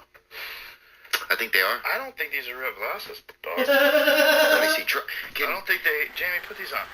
First of all, they're smeared as fuck. Yeah, somehow they keep getting grease on them, dude. All I do... You got greasy fucking fingers. And you keep touching them. You're not supposed to... Look at you. You're rubbing your head. You're rubbing your greasy face. I don't even go in the kitchen. You don't need grease. You don't need to go in the kitchen for grease. Barely tell the difference, right? It's doing something, but Barely. This is psychological. it's like if you're not 2020, you're 2025. These are psychological, dog. You don't think they're good? No, that's what I'm saying. I mean, they're fine, but they're Yes, sir. I look smarter. I look a little smarter, right? Like I've been reading too much. Yeah. I think it's a psychological thing. Yeah, it could be. I gotta believe that they make you see better. My vision's okay. It's not as good as it was when I was young. I gotta read the packaging again. But it's a lot better than it used to be. I started using a red light bed. Makes a giant difference, man. Really? Huge difference. Yeah, I don't need reading glasses anymore. I needed reading glasses for a while. Like, look at my phone. Like, it was fine text. Yeah. I don't even need it at all anymore. And that's because of the red light. Oh, yeah, 100%. Huh. Yeah, red light therapy and certain vitamins, like lutein. There's a company called Pure Encapsulations. They make a formulation called macular support. And I take that stuff. But those two things, for sure, have had a big impact. I think it's the red light, though, more than anything. That's the big factor. I've been doing sauna, and I've been getting in there. It feels good. I feel like a little dumpling when I get out of there. Yeah, it's good. Yeah. Right? Yeah, it feels good. Yeah. Get that body all heated up and everything just kind of flows out of you. I saw a protocol of what you're supposed to do before you get in there, and I've never done any of these things. But it's like how much water you're supposed to drink before you go in. Fuck all It's that, like dude. I pray 45 and minutes. You're supposed to drink like a liter of water with electrolytes and some magnesium. I don't know, some guy made this. That's the problem. Like, everybody's an online guru. Yeah, well, everything they watch, it's like they think you're trying to get in the Olympics. It's like, bitch, I'm just trying to fucking get to work. You know what I'm saying, bitch? I'm just trying to fucking... I just want to feel a little bit better. Yeah, I'm just trying to make it out of my garage. Give me an edge. Yeah. Give me an edge on this cold, hard world. Yeah, that's the only thing, man. That's all I'm looking for. But good to see you, dude. Good to see you always, my friend. I'm glad you're still alive. You too. I'm glad you're still alive, too. Amen. We've both been interviewing dangerous people. Have we, you think? Yeah. Yeah, definitely. You really have. Who have I interviewed that you haven't? It's more dangerous. Ooh, I don't know. That's a good question. I mean, I don't think I've had people that's that dangerous. Maybe Thomas Massey. Oh, did you have him on? Yeah. Yeah, they all hate him right now. It's this is a sad thing about both political parties, not just the right, but the left too, is they decide that they're going to gang up on someone for not towing the line. Yeah. You know, like whatever happened to having different opinions? Whatever happened to having different perspectives and being able to argue your perspective? But then they have these goofy ass bills, which by the way, they slipped something into this last bill that Mitch McConnell guy did, I believe. Make sure that he did it. The hemp thing. They slipped this thing in where you can no longer buy CBD with it has to be like the lowest trace amount of THC in it, which is for like my wife's mom. You know, she's an older lady, and she takes CBD for pain, for joints and stuff like that. Does she smoke it, or she does it ointment? No, she takes oil, like CBD oil. Yeah, he snuck it in there. That old fucking dead turtle. He's a leading proponent of closing a 2018 Farm Bill loophole allowing intoxicating THC to be sold in low doses. See, but he's got a couple of fucking milligrams in his neck. Look at that motherfucker. He's got something going on. They definitely got him medicated. There ain't no way that guy's sleeping without help. Everybody hates him. It looks like he hit a joint. It won't leave him alone. Go back up and show him. Yeah. Like took an edible. He like Joey Diaz dosed him. Yeah. It looks like he's on the church.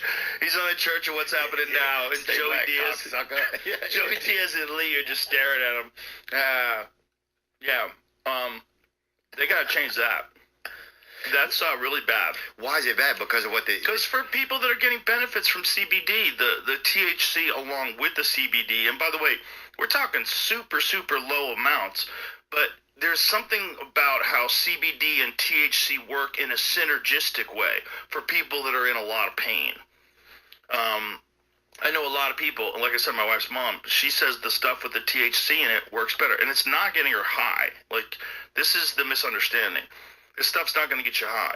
But what it will do is it helps with anxiety for a lot of people. It definitely reduces inflammation. And for people that have, joint pain, like my friend Dave Foley. Dave Foley from News Radio, Kids in the Hall, Dave Foley, awesome guy. Dave had, pretty severe arthritis in his hands, where, he was really having a hard time opening his hands. Started taking CBD oil. Did he open a jar or anything like that? You think was it hard? It was pain, man. It was bad. But now it's gone, and it's gone because of CBD. It's really effective, man. It's really effective. And so what they're saying that they don't want you to. Why are they doing that? Because they want to control it. It's the alcohol lobby. It's the same people that are trying to keep marijuana illegal in Texas. It's the alcohol lobby. This is the fact. The fact is, when people start smoking weed, they drink less. And, it could be because they just decided to get high and not get drunk, or it could be that they smoke pot and they get a little paranoid and they go, oh my God, why am I poisoning myself 5 days a week? Well, a lot of people now feel like they're just doing cocaine and saunas, it seems like. I don't think they're doing those together. Maybe in your neighborhood. Maybe in your neighborhood. Not in our area. Maybe it's your town. I want my neighbors to know that. Maybe your neighbors are coming over in their underwear with a fucking baggie. Let's go, Theo. Let's go. Let's get that bitch up to 185. Let's go. There's a place up ahead. Throw that water on them rocks. I'm ready. I want my nasal cavity to be open wide. Get that eucalyptus in the air. Bro, dude. The best is, if you have a good brother or somebody, they say eucalyptus. Bro. Yeah, that's eucalyptus. Get the eucalyptus in the air. But I don't know if a lot of people are even drinking that much anymore. Do you think? A lot less people are drinking, including me. But I did have a drink the other night before I went on stage. I felt great. Woo, I haven't done that in a while. I had a little whiskey before I went on stage. But I gave up on drinking entirely for many months. I forget how many months, but it was quite a while where I didn't have a sip of alcohol, and I felt way better. You did? Yeah, but I don't think there's anything wrong with moderation. You know, like when I was in New York, I went to this place, Teresi. Oh, my God. For MSG, you mean? For the fights just now? Oh, my God. There's this Italian restaurant in New York City called Teresi. Oh, it's so good. Well, remember that place you took me to, Joe? Oh, yeah, Gaetano's in Vegas. Oh, so good. That guy, the little... bro, all handmade pasta at Gaetano's, man. What was that little thing? It's like a little square. It was raviolis. Like oh my God, right? Like a shingle fell off the roof of heaven and landed in my mouth. With that sauce, just perfect sauce. And Gaetano's is like a lot of it. It's like the best ones get their flour from Italy because it doesn't fuck with your stomach. Our flour's all messed up, man. Our wheat's messed up. Oh yeah, a lot of our wheat's from Memphis, dude. A lot of our wheat has all kinds of pesticides on it. It's trap wheat. A lot of it has trap wheat. Yeah, a lot of it has guns. There's like fucking bullet holes in our wheat. You can test positive for coke just from eating wheat, just from having bread. Do you know how dollar bills test positive for coke? It's some crazy number. Yeah, I could imagine that's probably true. This guy tests positive, huh? That's Art Bell. Is that your stepdad? No, that's Art Bell. You don't know who Art Bell is? Coast to Coast with Art Bell from the Kingdom of Nye. Yeah, Pahrump, Nevada. That's him? Yeah, that's Art. He's the godfather of fun conspiracies. Yes, he's like UFOs. The radio station you could listen at night. Dude, he was my nighttime jam coming home from the Comedy Store. I could see that. Always, because you're coming home from the Comedy Store, it's like, 1 o'clock in the morning, and the Coast to Coast with Art Bell is on. The guy calls up, Art, I'm a time traveler. He had a time traveler hotline. Of course he did, dude. He was you, you freak. You know how many time travelers you've had in here? Probably a couple. Oh, yeah. At least one. A couple that probably can't find their way home, too. At least one. I've had at least one time traveler. No, dude, that's you. I could totally picture it now. You get a car with some speakers in it, and you're driving around listening to Art Bell. Oh, there's a lot of people listening. He was really popular. Oh, no, I know how popular he was, but I mean at a level where you would bump it with bass. Oh, yeah. Like you loved it Right. Yeah, I loved it. It's like the perfect stuff to occupy your mind coming home from the Comedy Store. Oh, yeah. Because occasionally it was like real shit. Like occasionally he'd have some people talking about some really fascinating things. Like asteroid impacts, and he had Terrence McKenna on a few times. He had a lot of interesting people. But then every now and then he would mix it up with a dude who says he's a werewolf. And Art would never go, man, you ain't a werewolf. He would go, interesting, tell me more. He let dudes talk. Oh, yeah. He let dudes say the most ridiculous shit. It was fucking great. I got to do a show once. I got it. I did it. Yeah, I did it when I did it when it was on the radio, or on the internet rather. He wasn't on the radio anymore. He had an internet radio show for a while. Did he know who you were at that point or no? Yeah, luckily. But to me, it was like, fuck yeah. It's like a few things in my life where when I did it, I was like, yes. That was a big one. I hung up the phone. I had a giant fucking smile on my face. Yeah. I just did the Art Bell show, son. Dude, that's so cool that's him. I can't tell if I can see him better with or without these on. I think it's psychological. I'm telling you, those glasses don't do a damn thing. They don't even change the shape of your face. Sometimes people put them on, and I always go, how blind is this motherfucker? And I'll look to the side, and I can see, their face cakes in like a half a foot because they got giant magnifying glasses over their eyeballs. But with you, it looks exactly the same. The line of your face doesn't change at all when you turn side to side. I think they're fucking with you. I think they think you're crazy, and they're like, his eyes are perfect. Just give him some clear lenses. And you're like, yeah, I think this works. I think I see better than these. I think y'all got a vape pen? Let me hit that vape, homie. There is something about when people wear them, they look smarter. Oh, for sure, dude. My friend was wearing them the other day, this girl, and I was like, dang, this girl is... She must be a genius. Yeah. Hot secretary. Oh. Or hot professor. Hot lady professor. Let me do some homework up in them undies. That's what I was thinking. Yeah. Let me get up in that study hall, baby girl. Yeah. Let me baby get them girl. extra credit points. Let's go. Go get angry! Get Archer. Yeah, dude. But if you're a dumb dude with glasses, that's a bad look. Because not only are you blind, but you're fucking stupid, too. It was like Stephen Avery's cousin, that little fella that stood by the, like, was grilling hot dogs on that burn barrel in the, remember when they... Who's Stephen Avery? Who's Stephen Avery? How would you describe him? Jamie? The murders from the like Netflix thing from the, I think it was a pandemic, wasn't it? Making a Murder, was that him? Yeah. What was his case? He was a murderer. Well, they said he was. Was he? Yes, he was a murderer. He's in jail for it. He's in jail for it, and he had his little cousin. Oh, this is the guy that's a little mentally challenged? Yeah. Yeah, I've read some stuff And his little about cousin, that. that's him, has shades on. Brendan Dassey, B. Dassey. Who's actually, we did a little bit of pen paling with him, tried to anyway. What do they think about this? Do they think that... I think he did it. I think there was like... I believe people said that the Netflix thing got like edited strange and left stuff out. That's the thing, you can't tell what's real anymore. Who knows? Well, selective editing is crazy. It's crazy that they still do that. Well, everything's crazy right now. Yeah, I know. I mean, I feel like this is the year. Do you feel like this is the year that people realize that like neither side of the government is working for us? Is that a weird thing to say? Well, it's true. It's pretty obvious that it's true. Okay. They're all working for the people that got them in. So no matter what even if they're good people that want to do well for you, their obligations when they get in there are the people that help them get in there. They're the campaign contributors. They're the military-industrial complex, the military contractors, the big money banks, big money. That's what all this government shutdown shit was all about, man.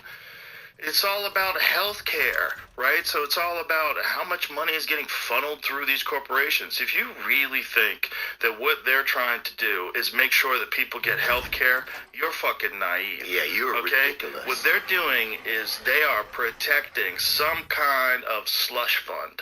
If somebody digs into this and finds out where that money's going and finds out how this money's distributed, it'll make more sense. Because there ain't a fucking chance in hell that they're keeping the government shut down to protect your health. Yeah. There's not a chance. There's not a chance they're shutting down the fucking air traffic controllers.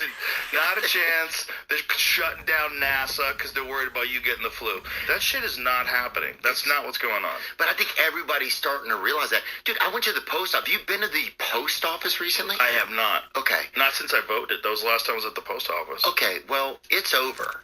So, if you want to know what the post office is like, dude, I'm not even joking. I went to the closest branch near me in Nashville. There was two birds. There was two crows in there. One of them was a crow, definitely. One of them was a pretty big bird, and I thought it was a crow, but he had some discoloration or whatever. So maybe like a mulatto crow or mixed crow or something. I don't know. Okay. Pulling a fucking box, like fighting over a fucking box in there, and there's a lady, kind of like a darker woman in there, and she's spraying fucking Lysol trying to get them out of the fucking post office. I was like, Lysol? Yeah, or like a Fabuloso, like a cleaning spray, like disinfectant. Oh, okay. Yeah. Got it. Like she's standing on a little stepladder trying to fucking get these two birds who were fighting over a fucking package. I was like, we're fucked. We're fucked, man. That's the biblical, government, right? That's biblical. Yeah, I mean, I'm sure it seems like a Stephen King outtake. Yeah, you know? yeah. But I'm like, this is where we are. This is how, like, everything's privatized now. It's a wrap. Do you feel like it's a wrap? Like, I've been thinking for years that America just feels like a shell company, like a shell LLC. Here's the thing about it being privatized. Some things probably should be privatized because they work better.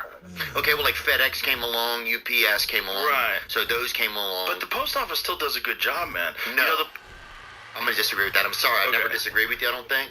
The post office is the only people that are sending letters for you for like 30 cents or whatever it costs. And then the post office is the only way that you could ship chickens. live chicks, like little baby chicks. They have to do it through the post office because they know what to do and they keep them alive. They know they're chicks. Ooh, that's nice. I didn't know that. We've had chickens, you know, and every chicken we get, when we get them, they're baby chicks. And they come in the mail? They get them through the post office. Post office delivers them. Can you hear the package like that? It's like... Yeah, bro, the post office, it works. It's not perfect because it's the government, and there's no government programs that are perfect, you know? It doesn't work that good anymore, though. I think it's gotten so bad, dude. The post office is... Maybe. Bro, it's gotten bad. I sent my niece a birthday card, dude. She never got it. She never got it. It had money. It's gone. It's gone. Right. She'll never get it. Bro, you know what always Nobody's kills getting me? anything. The videos of these people dropping off UPS packages. They take a picture of the package, and then they steal the package. I've seen that. I've seen videos of that. I think people are kind of hip to what Ring cameras could do. But, bro, there was quite a while where people were doing some really fucking horrible shit right in front of those cameras because they didn't know. They didn't know. You can't be just stealing people's packages after you drop them off. Like the fucking UPS driver. You know? It's a fucking wild time. Like a lot of videos of that, man. They put them down, take a picture, and then they pick them up, take them back to the truck. And take it back. And then the camera's like, hey, fuckface. Yeah. Hey, motherfucker. Yeah. Is hunger holding you back? Meet Hydroxycut Hunger Control Plus Weight Loss. It's powered by Slim Bio, a patented prebiotic fiber plus complex, shown to help subjects reduce hunger by 74% at 2.5 hours. Hydroxycut, Hunger Control Plus Weight Loss that works. Wait, how many toppings is that? And it's just $9.99 when you mix and match? Okay, you got me. I'm getting one. This episode is brought to you by Visible. When your phone plan's as good as Visible, you've got to tell your people. It's the ultimate wireless hack to save money and still get great coverage and a reliable connection. Get one-line wireless with unlimited data and hotspot for $25 a month. Taxes and fees included, all on Verizon's 5G network. Plus, now for a limited time, new members can get the Visible plan for just $19 a month for the first 26 months. Use promo code SWITCH26 and save beyond the season. It's a deal so good, you're going to want to tell your people. Switch now at visible.com/Rogan. Terms apply. Limited time offers subject to change. See visible.com for plan features and network management details. Listen, man. They should have different, like, Ring camera, like a voice like, this is Mr. T. You need to bring that package back, sucker. That is one of the dirtiest things. Porch pirates.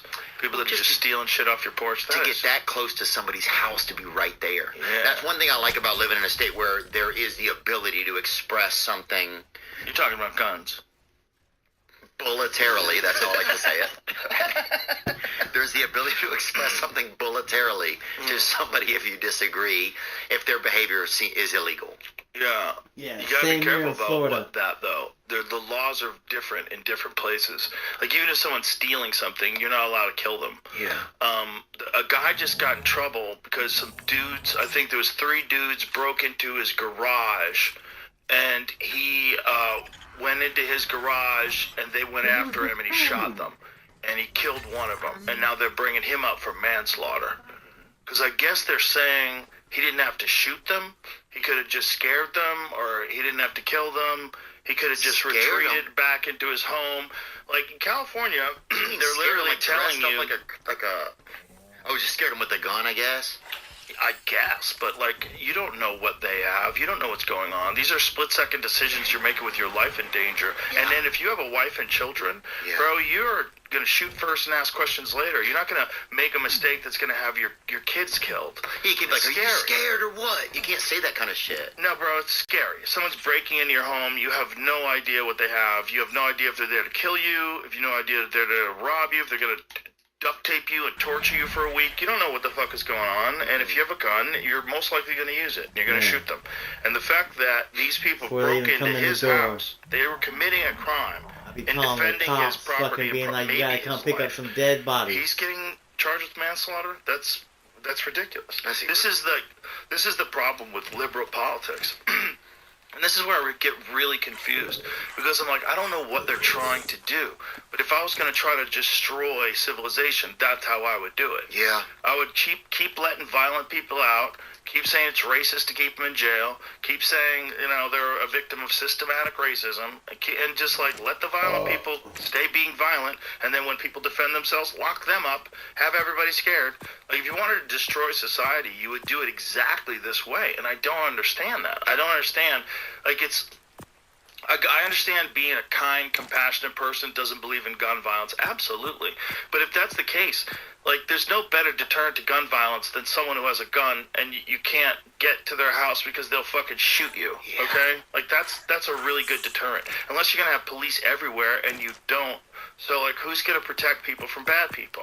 If you're going to admit that bad people exist, if you want to stop bad people from happening, that's a conversation I'd love to have. That's a real conversation. Let's figure out how to clean up a lot of these neighborhoods. Figure out what's causing all these problems. But nobody wants to do that, or it would have been done by now at this point.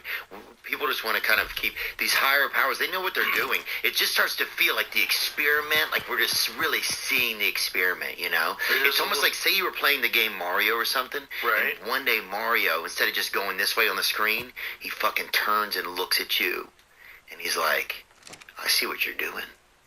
That's what it feels like we are right now. Like we're looking at the people controlling everything, and we're like, oh. That's all because of the internet, dog. But it feels if like... it wasn't for the internet, no one would be looking, because we wouldn't be getting these conversations. Right, people would still be disillusioned. You'd be getting CNN. You'd be getting some horseshit version of what's actually going on. But because of the internet and real independent journalists and people that are breaking things down, you start to go, wait a minute, what the fuck is going on? Yeah. Who is doing this? Why are you doing it? Want some coffee, dog? Can I have some? Fuck yeah, of course you can. Oh, thanks, buddy. Yeah, man. I mean, we're the first generation that has had... Cheers, my brother. Cheers, man. Good to see you, dude. Good to see you, always. Really, I'm excited to see you.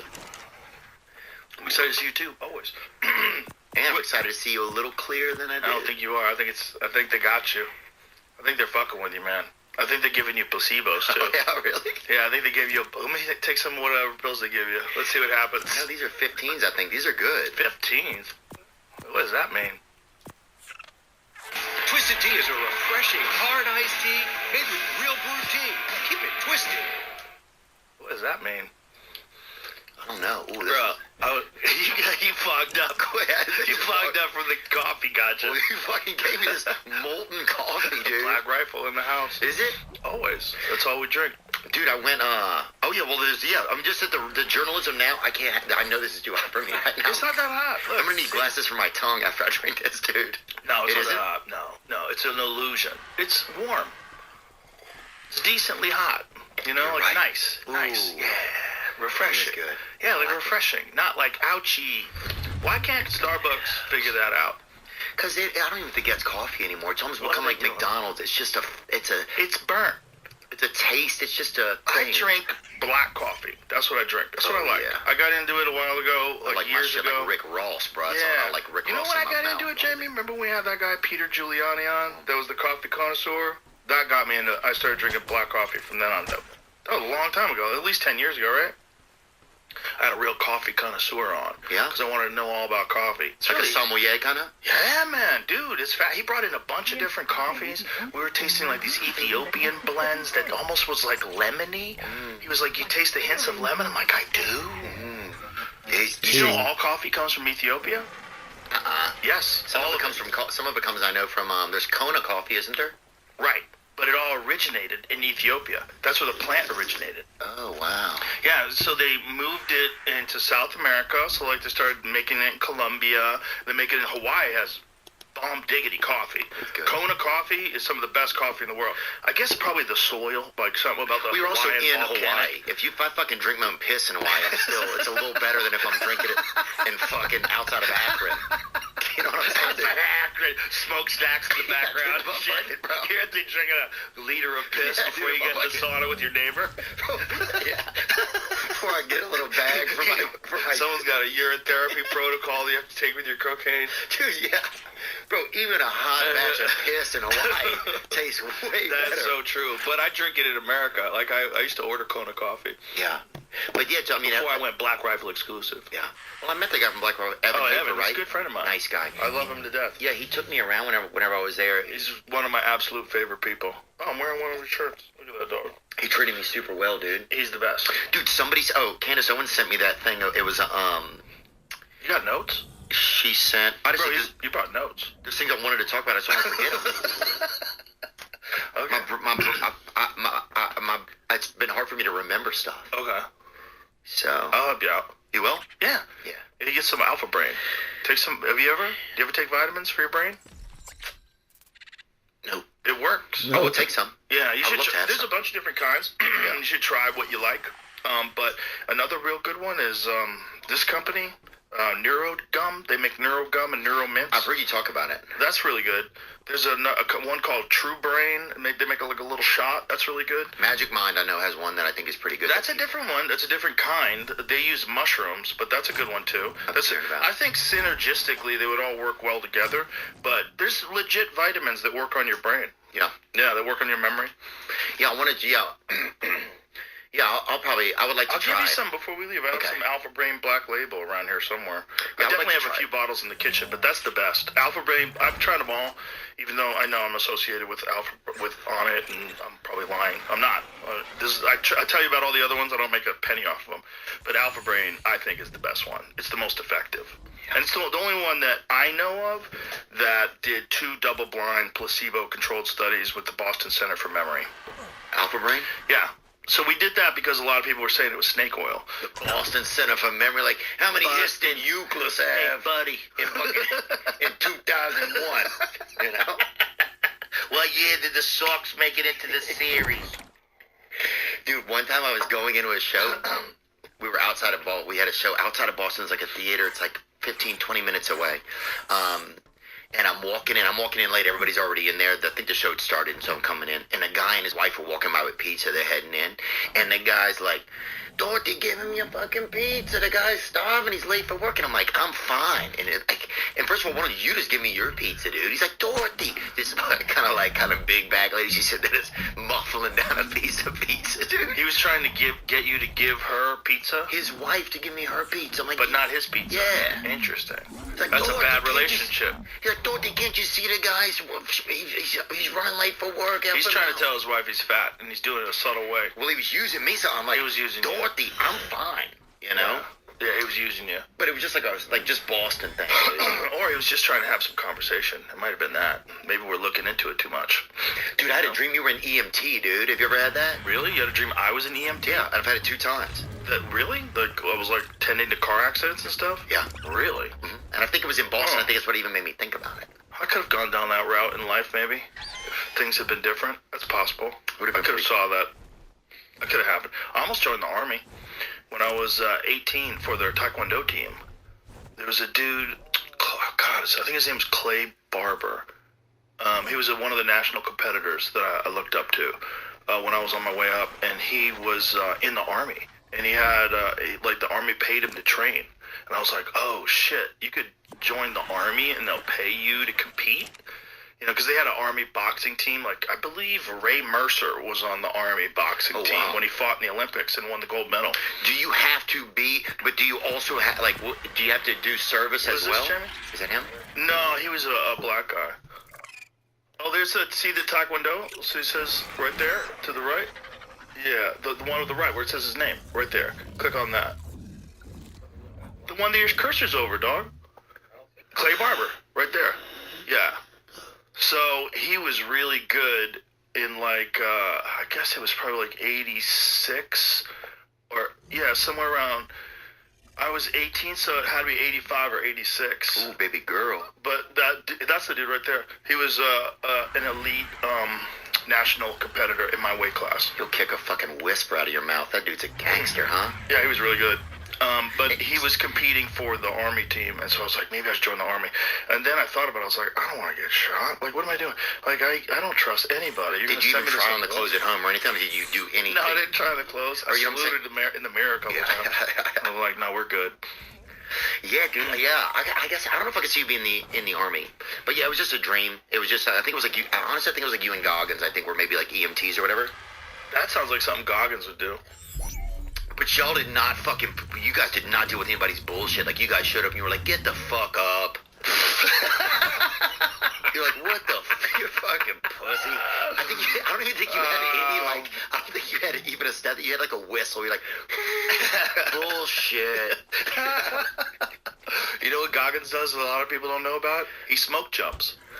Oh, really? Yeah, like I used to smoke and play high school basketball. That's very different. It's very different. He parachutes into fires. Oh, yeah, that's not it. Like in Canada. For fun? Because it's hard. Oh. Literally. Because it's hard to do. Dude's worth like $30 million. He jumps out of fucking planes with parachutes. and he sent me a photo of a giant ass fucking grizzly track. They landed in Canada at this place, and right where they landed to fight these fires, there's like, like a grizzly track. And he was like, wish me luck. I was like, dude, get the fuck out of there. You see that track? Get the fuck out of there.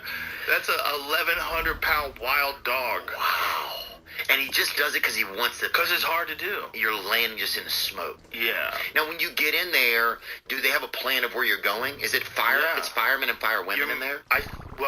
There's a lot of different tasks that they do, but one of them is you're digging a fire break. So you dig, like, a lot of what happens is embers land on the ground, and then it starts a fire, right? So what they do is they'll clear the ground for a wide area where the fire is coming. Okay. So the fire's on its way, they'll get ahead of the fire, and then they'll clear a giant path on the ground. Baby girl, that would scare me. It's scary. That would scare me. Guys die. I mean, they 100%, they get trapped and they die. Yeah, I'm sure. The wind shifts, sometimes things are unpredictable, but he does it just because it's hard. He's so crazy. Does he have to sign a He must have to sign something, huh? Bro, I don't know what he does. I bet he doesn't even tell him he's David Goggins. He just shows up. I'm telling you, man, he's a different cat. Like, he's the real deal. Like, he's not pretending to do all these things. Right. You've seen those videos where he takes UFC fighters on workouts and they're dying? Like, he took Israel Adesanya. Israel Adesanya, 2-time middleweight motherfucking champion of the world, one of the best to ever do it, elite athlete, dying. I mean, couldn't keep up. Goggins was talking to him like, come on, son, keep going. He's like, he's throwing up in a garbage can. Like, no bullshit. It's crazy to watch because you realize, like, the level of conditioning this guy has. Yeah. He's 50 years old. He's not doing it for any reason.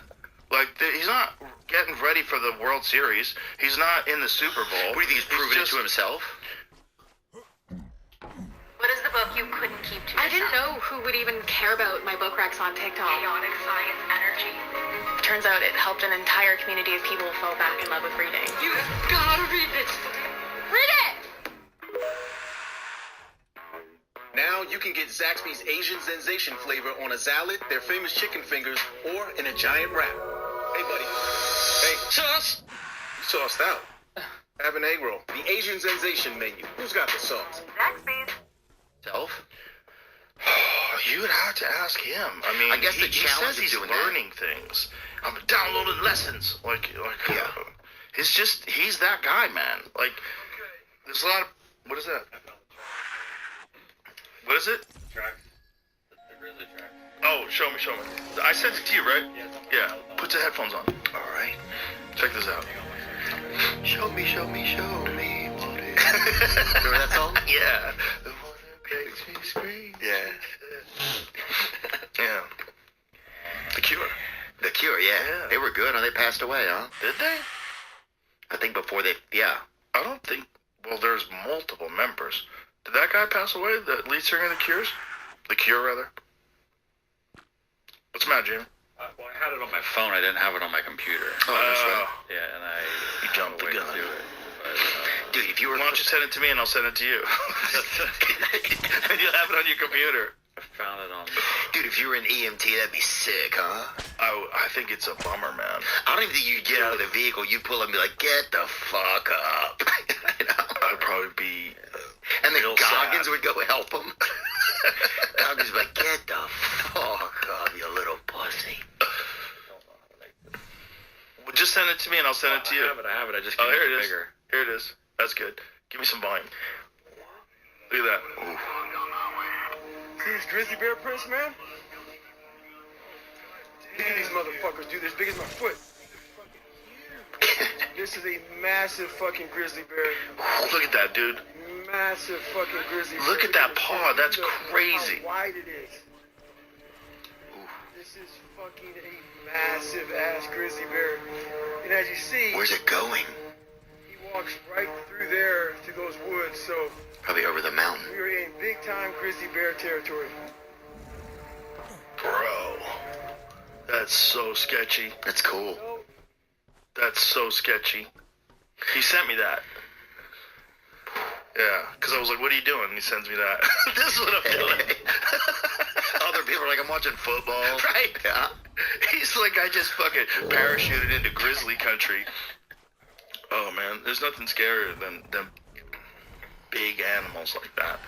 Nothing scarier. I get the most scared, honestly, in my life. When I was young, there were like a lot of pedophiles in our area, and I think that kind of like made me nervous, but probably being in the ocean. You had a lot of pedophiles in your neighborhood? Oh, yeah. Like how many?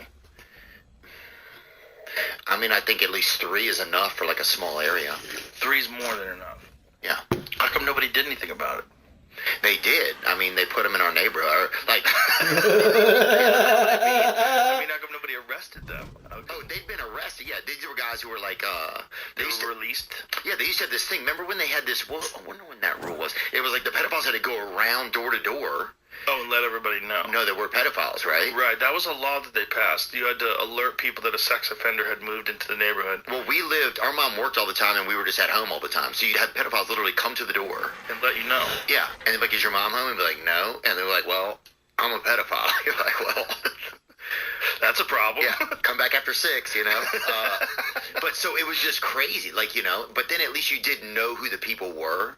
Yeah. But it was definitely weird that you're setting, and they don't live in nice neighborhoods. You know, like now there's a lot of like billionaire pedophiles that our government protects and stuff. But back then, you really think so? I don't know. I don't know either. That's what makes me nervous. I don't know. I mean, they just had that thing that came out about the Trump Epstein thing the other day. That whole thing's just a kickball at this point, I feel like. Bro, have you ever seen that video of me and Tim Dillon where Tim Dillon is laying out the scandal that took place in, like, was it the 1970s, Jamie?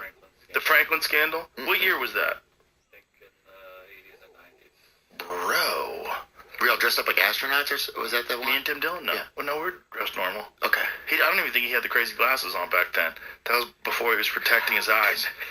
Now he protects his eyes. 88. Play that video. I sent it to you, right? This video's nuts, man.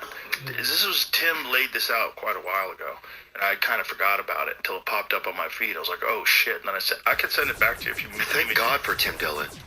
Oh my God, he's the best. There's never been a better ranter ever in the history of ranting. Ever. Since who? I bet there was somebody a long time ago that was good, but we don't have enough of his work to really compete against him. He's the funniest, by far. He's the most sarcastic, the most tongue-in-cheek, and the most well-read. Yes. The thing about Tim Dillon is, like, he doesn't just go with narratives because he thinks that you want him to say certain things. Yeah. You know what I mean? Like, he's very, very well-read.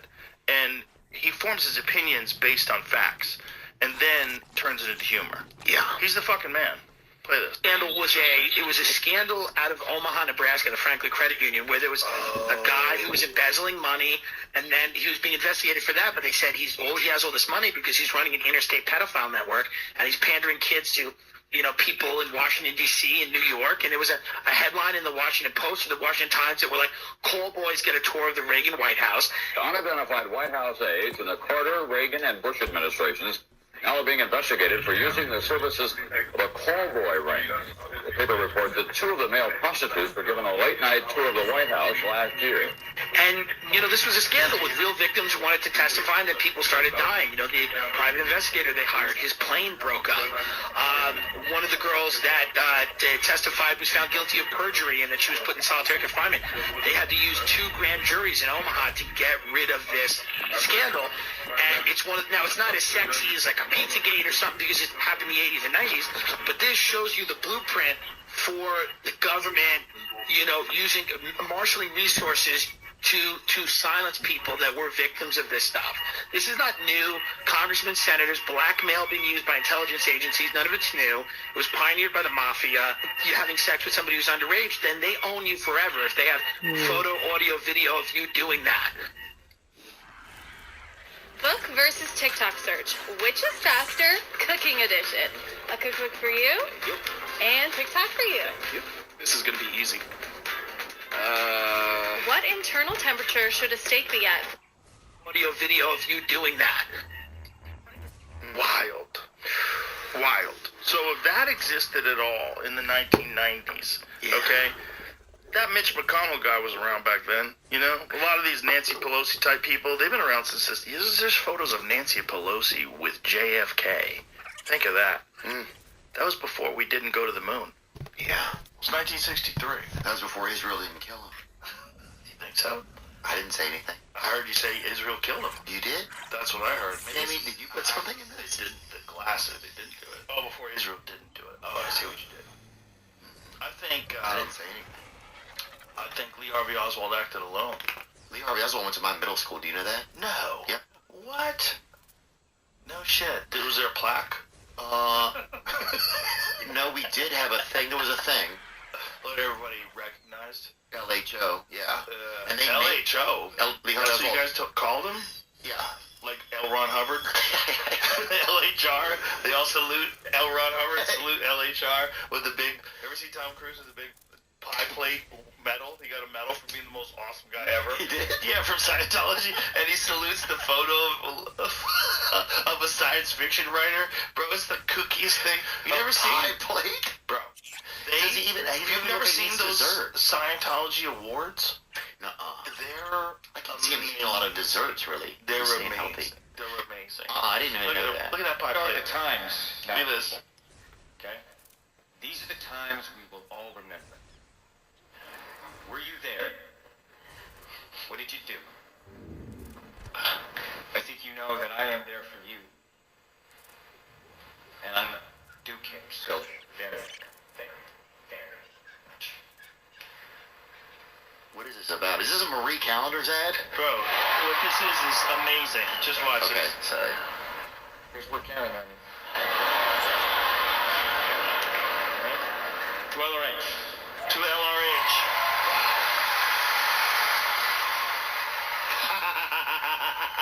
Crazy, right? Bro, you want a Mission Impossible guy? You want that guy? That's what you get. Yeah. Okay, you don't get a normal dude who's that good at acting. You get a fucking crazy person Who's that good at being himself? with a pie plate around his neck, a golden pie plate for being the most awesome guy ever.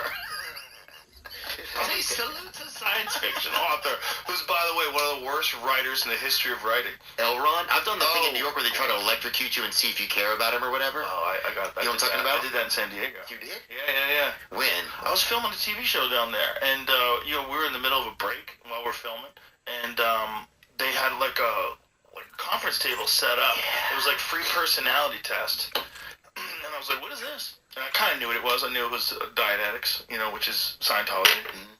But the guy was like, they made him do it. You could tell he was like not enthusiastic at all about it. He would like ask you questions about like, has one of your pets died? Like that kind of shit. Yeah. He'd hold this e-meter, and it would just, I'm like, how's this work? Like, what is actually making this happen? I had all these questions that he had no answers for. And then I started. Of course you did. That's your whole life. L. Ron Hubbard wrote more fiction than any human being that's ever lived. He wrote more things that were not true, more published fiction than any human being in the history of all human beings. That guy, the guy that created Scientology. And you know how he did it? It was all terrible. He never wrote a second draft. Everything was just nonsense. One hit wonder? One hit wonder. Just that's kind of brave, though. Typing. Brave. He was nuts. He was out of his mind. But people liked it enough, though. Did you ever see that show? They didn't, though. He wasn't successful until he really started. I mean, he was. He did a lot of those, like, goofy magazines and stuff. This is a long time ago. Yeah. You gotta realize. But then, once he started religion, that's when things took off. That's when, like, started making money. He gave himself a bunch of awards, too. You ever see, like, he wore a jacket, and he had, like, all these awards on his chest that he had given himself? That is crazy. They love to give awards. That's like the Golden Globes or whatever. Yeah, same thing. You know? It really is. Hitster is the ultimate party game where players guess the release order of hit songs by listening to short clips. Check out Hitster. Get yours today at Walmart. I felt certain earning my bachelor's degree would open up opportunities for me. I felt supported throughout the entire transfer process. Transferring my credits to University of Phoenix helped me earn my degree faster. Thankfully, I took my credits To University of Phoenix. I didn't have to repeat work I'd already done. We make transferring simple, and with eligible credits, you can earn your bachelor's degree faster without repeating courses. Because moving forward doesn't involve repeating the past. They give themselves awards for being the most awesome people. I mean, it's all fucking ridiculous. Weird. But that's what I feel like all of these balls of yarn that used to feel like they made so much sense, and they kept us warm and they gave us sense of purpose. I feel like all of them are becoming unraveled, but it makes me wonder what's going to happen now. Because these are a lot of things that have felt like some of the blueprints of our existence, you know? You know what makes me nervous? Does it make any sense to you when I say yes, that? Yes, 100%. Because that's kind of what I guess I'm most scared about. I think, like, even this year, it's like some of my sense of, like, purpose, or, like, I just worry that other people don't have a sense of purpose or what's going on, and it makes me kind of scared sometimes. Well, that's a good perspective, and I think it's accurate. What makes me nervous is the people that are not aware that all of our assumptions of how the government works were all based on bullshit. The people that still believe, that are like true believers of one side or the other, true faith in government and experts, those people make me more nervous. Because some of them are smart. That's what's crazy. When smart people are completely unwilling to recognize that conspiracies are not just real, but they're also not rare. They're very common. They're common, and people get away with them. Yeah. Especially when they're in positions of extreme power, like running intelligence agencies. And there's a lot of things that they do that are morally reprehensible, but totally legal. Like, they can do it because they're allowed to, because they are a 3-letter organization, and they have ultimate power to do a lot of, like, really gross things that are in the nature or in the interest of national security. So, like, this is the whole idea behind it. They say, like, this is our decision. This is the best move for national security. This is how we compromise assets. This is how we gather information. This is how we keep America safe. But they're not. Why is it our FBI and CIA are working against us? That's what it feels like. They're just tricking us about it. It feels like they're tricking some people. On purpose. But why is that even their goal? Like, I thought that because they're trying to arrest people. So this is the problem with your career. Like, and this has been explained to me by a lot of people that are experts and people that know. John Carricow explained it this way. Your reputation is based on how successful you have been arresting people, cracking cases. And so people set up cases so they can break them. Yeah. They basically set up an escape room and like, I know how to get out of here.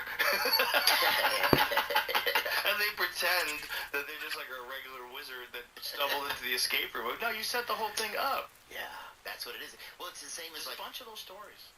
Oh, I think it's the same as even with like Hollywood. And I remember one day I was walking in the Century City Mall over there in Los Angeles. It's on Santa Monica Boulevard. And there was a blue collar guy walking by. He was working construction. And I was like, he's like, dude, what's up, man? So we're talking for a minute. I was like, what are y'all building? He's like, dude, you're never gonna believe this. We're building. He's like, 10 floors, 20-floor building. 10 floors are talent agency, and the other 10 floors are for the CIA. And I was like, what? I was like, just in the same building, just happened to be that's what he's like, yeah, that's what we're doing. And he wasn't lying. I don't think he was lying to me. It just seemed like it was just weird like, mixture. Yeah. Right, but I think that this starts to happen. News stories get created, right? Yeah. Things get, whether they're fiction or whatever goes on, you don't even know a lot of times what's news stories. You can send actors out to create a scene, you see a video, you believe it, and then they make... That's been done before. Right. That's been done before. Oh, yeah, there was...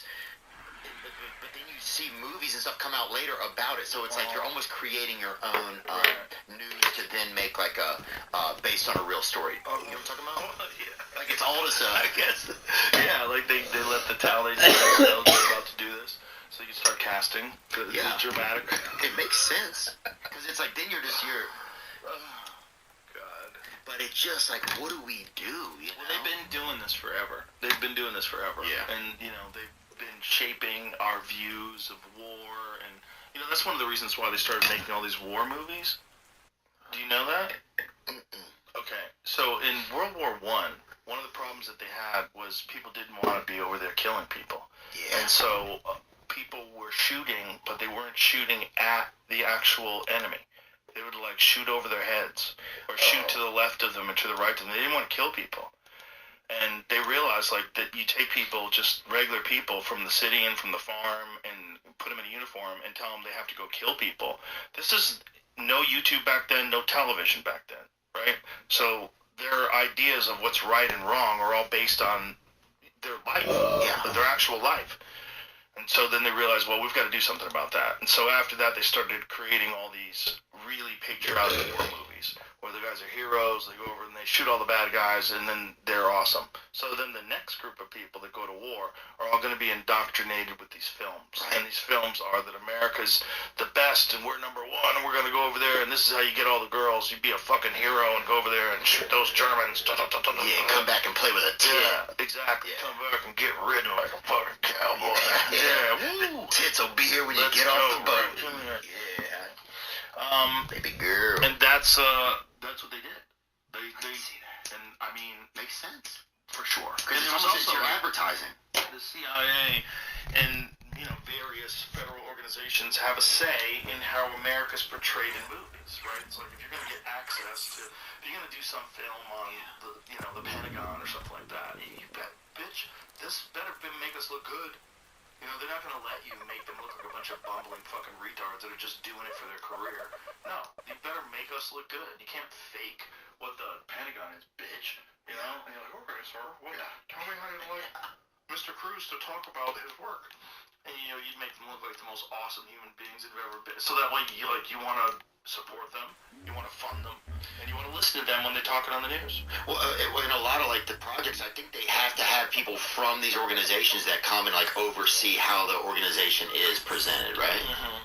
Yeah. So it's like if you want to do something where the Navy's involved, you have to have people there from the Navy that are overseeing it and making sure that everything is presented to be true to the Navy, but also there could be maybe some manipulation there. But we just had Gary Sinise was on the podcast, man. It was really cool. Oh, he's cool, dude. If you ever want to donate to something where people do, man, what is just an impressive. His whole organization. What is he doing? Well, he does a lot of stuff for veterans, right? He does a lot of stuff for first responders, or EMTs. He does a lot of stuff for, he does this thing where they take kids who have lost a parent in military action. He takes them to Disney World every year, this big group of them, really, does it, he has a band that plays. There's a bunch of organizations. He was one of the first responders of out there feeding people, feeding the first responders who were there in the Palestinian. Just a lot of neat stuff, Did you ever think you'd be in the position you're in where you're just having all these weird conversations with interesting people? Because this is not no. When I first met you, I would have never suspected that this would be a path that you would go down. Yeah, not at all. It's interesting that you went down that. What led you to want to start doing that? Well, I think a couple of things. I think I didn't know I was kind of competitive in some ways. I think I'm kind of competitive. I want to see what's possible that's maybe inside of me. So competitive with yourself, or competitive with other people that are also doing it? Just competitive because I think I felt like maybe some people thought this thing this guy can't do it. Interesting. I don't think that's. I think there were some people that were maybe I'm surprised that this guy enjoys this or likes doing it. But I think there was that this guy can't do it. And I just never had a voice when I was a kid. I never had a voice. Right. So much of my childhood, I think I just couldn't even speak up for myself. I didn't even know what I wanted to say. I didn't even know what my feelings were, right? I was just like this. It just felt tough, And so podcasting to have a little bit more of a voice, and then to get to talk to some people that I felt like were important that weren't getting voices. Like even like we had a doctor from Gaza on last year or this year, and that was like a moment for me. I was like, oh, this is important stuff, you know. Like other people aren't putting this voice out there, right? Some people are, but like the mainstream media, I don't feel like was doing a good job of it. This episode is brought to you by Blinds.com. You ever notice how much your environment affects your mood? The way your place looks, the lighting. Nothing kills the vibe faster than bad lighting. Blinds.com makes upgrading your space ridiculously easy. They've basically blown up the whole old school window treatment game. No pushy salespeople coming into your house, no hidden costs. With Blinds.com, you're in control. Upfront pricing, zero pressure, totally on your terms. Browse on your own and go full DIY if that's your thing, or if you're like me and you don't want to deal with that stuff, boom! White glove service, licensed, vetted pros show up, install everything, you sit back, done. Not sure where to start? They've got design experts who will hop on a free consultation with you whenever you want. You tell them your vibe, they'll help you nail it. And this is huge. Every order is backed by their 100% satisfaction guarantee. That's how confident they are. And right now, Blinds.com is running Black Friday deals all month long. So head on over to see what they've got going on today. And as always, you can still get 40% off your purchase when you use the code Rogan40 at checkout. That's Blinds.com, promo code Rogan40. Limited time offer, rules and restrictions apply. And it just that's not what they do. You know, I mean, the reason why we can do what we do is because there's not really anyone over there doing it. They never figured this out before. They never figured out that, hey, there's a lot of people that are in their car for hours every day. They're on the train for hours every day. They're in the gym. They're doing different stuff where they want to listen to things. Or when they come home, they don't want to watch late night TV. They want to watch an interesting conversation, you know? Yeah. That just... They didn't know that that was a thing. That's all that was. We snuck in. I think we snuck in. I think they had no idea. They thought this was just shitty radio. Yeah. You know? And I think my whole life, I think people looked at me and thought, oh, this dude's just fucking shitty radio. But it felt like that in a way, you know? Well, I think, like, and I still think it is. My show, I mean, look, I feel lucky to have a show. We work hard, you know, with podcasting. I feel lucky to get to talk to a lot of people. I don't think we do a lot of information type of stuff. You know, and I wish we could do better with that sometimes. I think maybe that's a goal of mine next year is to try to learn more stuff just in the day-to-day so I can have conversations that are maybe more important. But then also, maybe that's not what I'm supposed to do, and I'm just supposed to be just having conversations that are fun, and so... Well, it's what you're supposed to do if that's what you want to do. But what I think is the only important thing is what you want to do. Yeah. To be genuinely curious about whatever you're talking about. I agree. You know, and then hopefully be talking to someone who's telling the truth. That's where it gets weird. You know, sometimes people will be charismatic and they'll be very persuasive, but it turns out they have an agenda and they're not telling the truth. And you might not know that. That becomes a problem. Yeah, I realize that. Some people are taking advantage of the fact that they'll come on, and I sometimes have been a little bit naive to it. Hey. Do that, but people do that. 100%. Like, Ariston Live? How you be? It's in the middle of a war and they want to come on your podcast and talk. So I can't see the kick very well. But it's the best play to go to because there's no commercials and Twitch is loaded.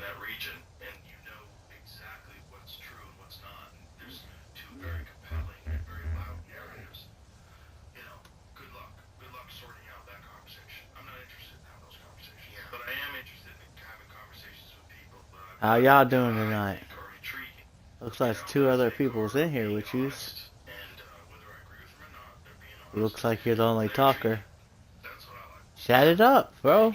Talk to me anything. I do conspiracy theories. I do cooking. I do life in Florida. Just start me on a subject. I'm gonna go. I'm always looking for something to chat. That's why I'm listening to the podcast right now, trying to get my speaking and everything going good.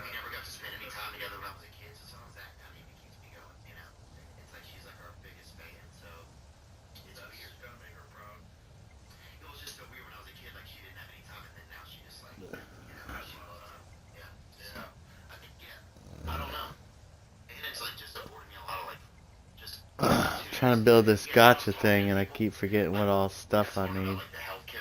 It's awesome. Drugs, drugs, drugs. Can't say which ones. Could be just over-the-counter pharmaceuticals that I'm subscribed to.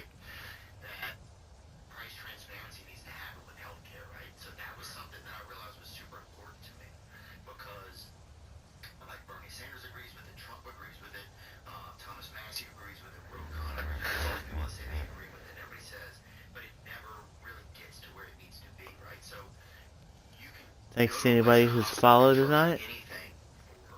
I really, really appreciate it.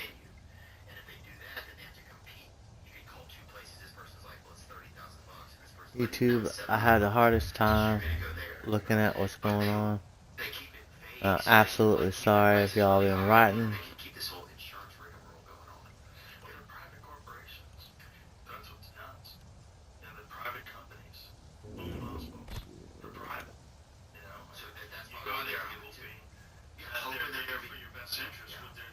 Ooh, ew, ooh, ching, chang, walla, walla, bing, bang. Go to a consultant. Let's call go to this.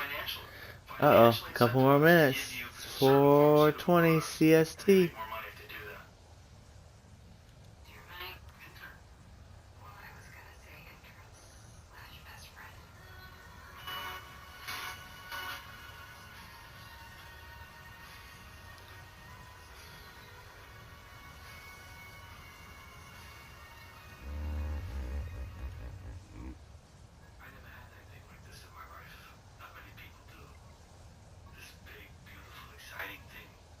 Got 2 more followers left.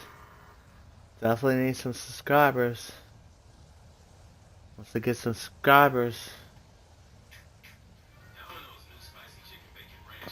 all my money's gonna be used to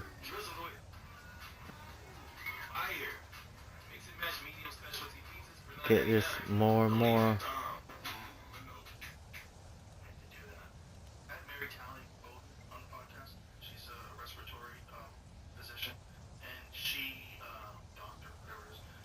She was saying that if she vaccinated all of her patients, she has a very small practice.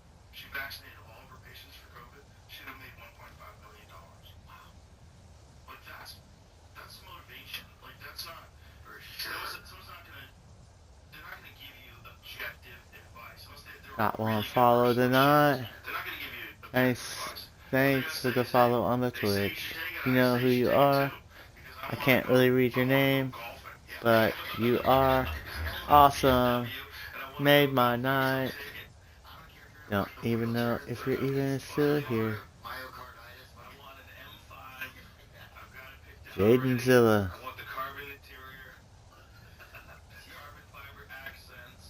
What are you? Jay?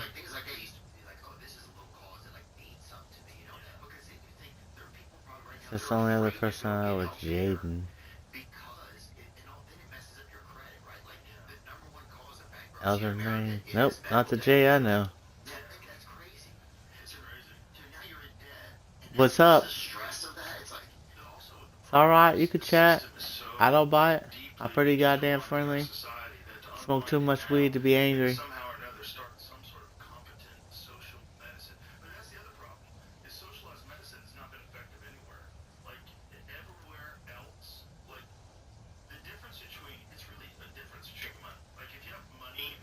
But I do appreciate you just hanging out and lurking. It's making all my night really good. If you have socialized medicine and you're in England, for instance, I have a lot of friends in England that use socialized medicine there. They have it in Canada. My friend in Canada, it took her a year to get a knee reconstruction, and they did a terrible job. They repaired her ACL, and she's I'll just go to the other place. Straighten her leg out. Yeah, every time she fucking she just moonwalks everywhere. She's got a limp, a noticeable limp, and they just fucked it up. They did a shitty job, and you know, look, that could happen. 10 hours from now. Let's call it 4. 1, 2, 3, 4, 5, 8, 9. 10, round 2. Around 2 p.m. CST. I know he's been getting better.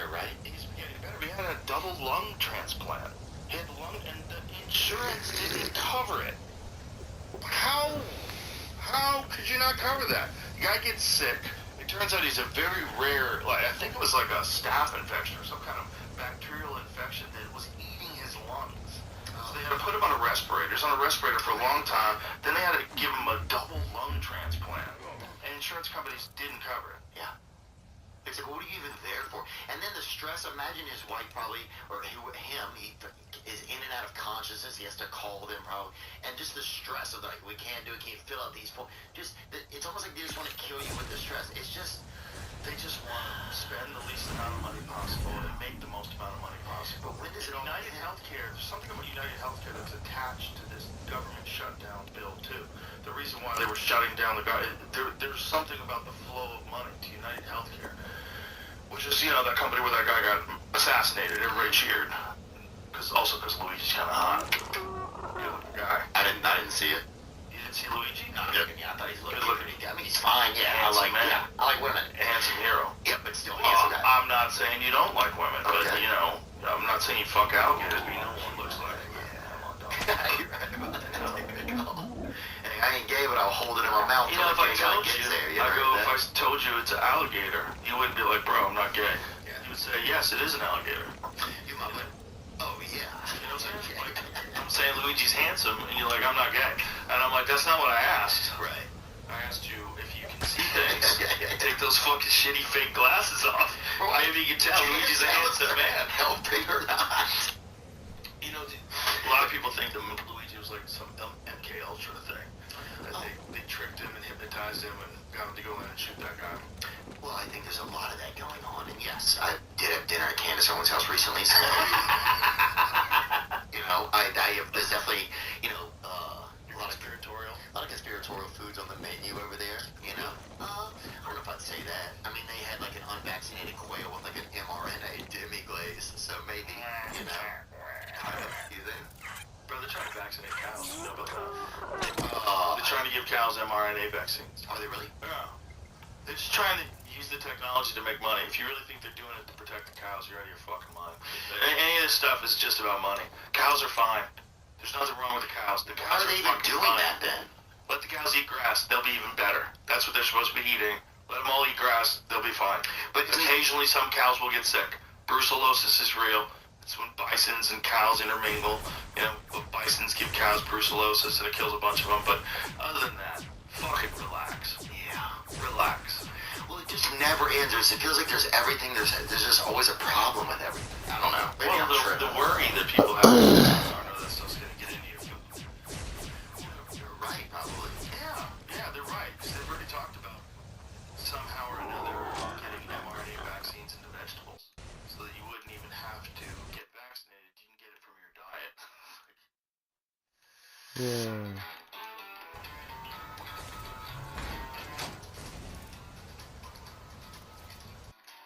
I guess we're supposed to be doing wall balls here.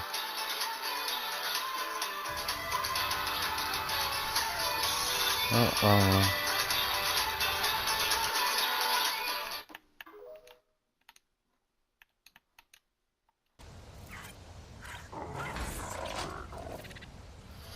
Ah, I missed the stop. Couldn't kiss the skip button like 3 times. They tried to give me a tetanus shot the other day. It doesn't even work. What, tetanus shot? No, the fucking mRNA vaccines. You're putting it in food and it doesn't even work. I'm not taking it. It doesn't work when you take it. People aren't even taking it anymore, and now you're trying to put it in food. What are they putting it in? You said radish, or what is it? Radishes? I don't know. They were trying to put it in vegetables. It's like, I mean, I think it's theoretical, but I know Bill Gates was talking about it. I just feel it's like, when does it end? Like, when is it like... It ends when they stop making money. As long as they can figure out a way to trick you into thinking that you need something, or you know, or you're not going to make any money. Did you know that tetanus, well, you were talking about tetanus, did you know tetanus is a bacteria? And it's extremely rare in America. Like, very, very, very, very few people ever get tetanus. You think tetanus comes from a dirty nail, like you step on a nail. No, tetanus is a bacteria. Yeah. And it can be cleaned out. And also, tetanus is one of the rare vaccines that works as a prophylactic, like after the fact. Like, you could step on a nail. You don't have tetanus yet. They give you the tetanus vaccine after you stepped on the nail, and it still protects you. No, it protects you. Right. So you don't need to take it. Tetanus is super rare in America. It's not, you could completely fix it by cleaning out the wound. And if you get tetanus, they just inject you with the tetanus vaccine then. Like, there's no need to give tetanus shots to babies. Yeah, they were saying maybe you should get it, and I was like, I don't even know if I've had it, you know? But I don't want it. I don't want anything else. You probably had it when you were young. Yeah, I think I had that, but they're like, you should get it every 10 years. I'm like, I don't know. I don't care. I'll be fine. I'm okay. It's real common in other countries. Like, apparently, they say the What Congo. tetanus is? Yeah. It's a bacteria. I didn't know it was a bacteria. I thought it was something you got from rusty nails. You know? Oh, but it makes sense if it's a vaccine, that it's protecting you from something that's kind of alive. A virus is kind of alive, right? Like, they don't consider it a life form, but I mean, it seems like it spreads. It gets in a bunch of different people. It needs the person as a host. It seems like it's a kind of life. I mean, it's trying to consume you. It's trying to destroy your body, and you're fighting it off.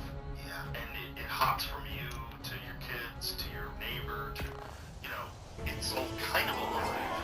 It kind of needs a person. I think I'm gonna have to run all the way around. Like, what is a virus? Yeah, I mean, I don't think they consider viruses a life form, but it sounds a lot like a different kind of life form. As I'm saying, that's what it sounds like.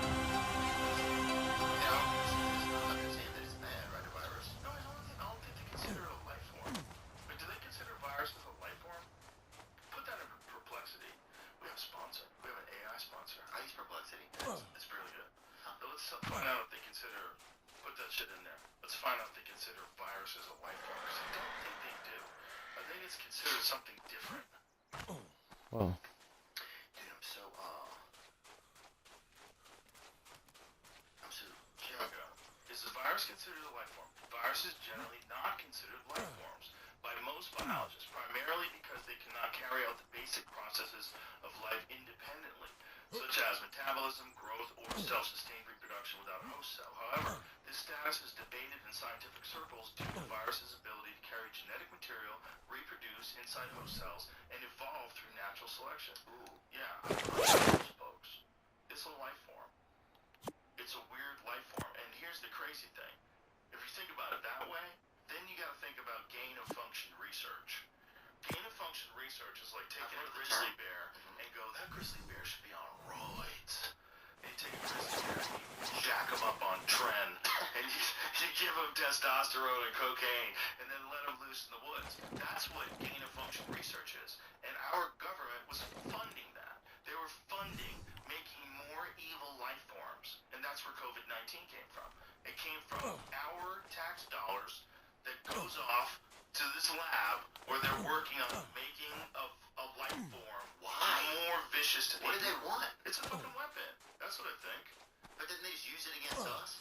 Well, I think it got out. I don't think they tried to use it against us. That's what I think. But I think that they 100% are developing these things to dump them on other countries. That's a fact. They've always done that. But why? They've done tons of research that show that the United States has been involved in stuff like that forever. There was actually bioweapons labs that were in Ukraine when the war broke out that the United States was somehow involved with. Put that in there. Put that in there. What bioweapons labs was the United States involved with in Ukraine? Or how about this? Instead of being leading, were bioweapons labs discovered in Ukraine? I used to think I could stay the person in that photo forever. Time keeps moving. Seasons change. So do we. You can't go back. But you can choose what comes next. The Whataburger Buffalo Ranch Chicken Fruit Sandwich is back. More chicken strips, Monterey Jack, Buffalo, and ranch saucy goodness. We had to go wide. Nothing too far. There you go. The Buffalo Ranch Chicken Strip Sandwich. Whataburger.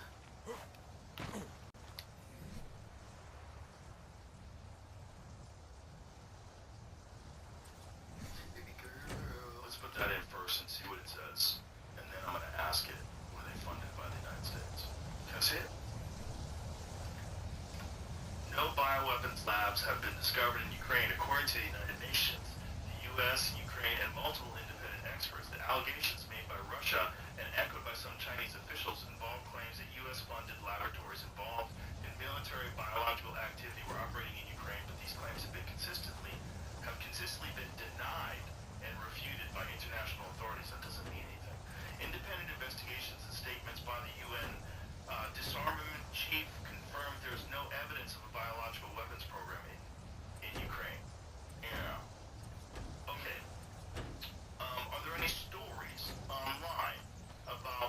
bioweapons labs discovered in Ukraine.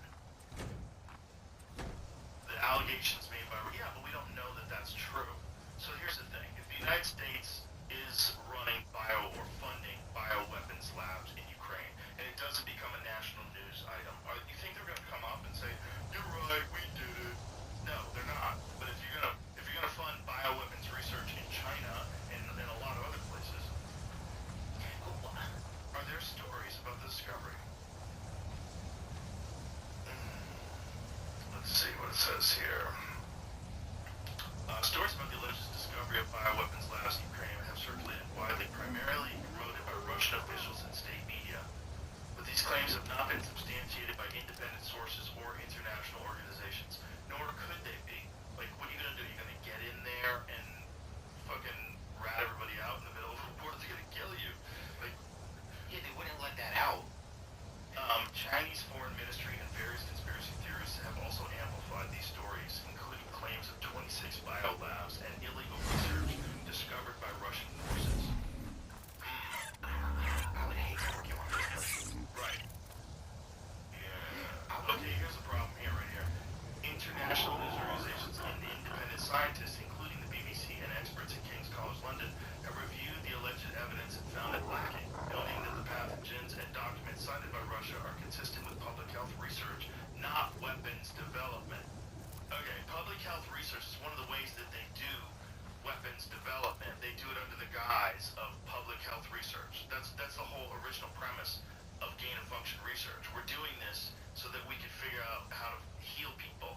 And if these diseases do come our way, we know more about them because we've been researching them. Like, okay, so the problem with the BBC saying it, we just found out the BBC's full of shit.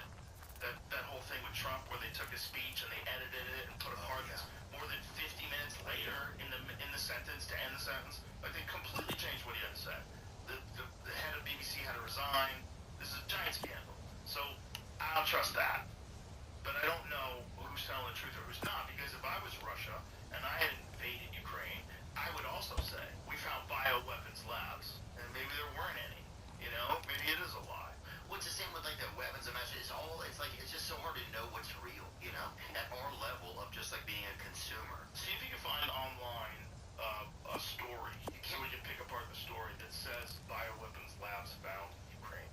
It's tough to know who to trust. It's just tough to know where to trust things. So I think you just have True, but there's a fact that we have had bioweapons research, and so has Russia. This is a story that I did when I did that show, Joe Rogan Questions Everything. I interviewed a guy who used to be a part of Russia's bioweapons research program, and he explained to me how they're creating anthrax, and they had all these bioweapons available. And I said, do you think that there's a possibility that they were making various infectious diseases? He said, absolutely. That was research that was being done. And then we went down to Galveston, Texas, and we went to one of those bio research labs they have in America, one of those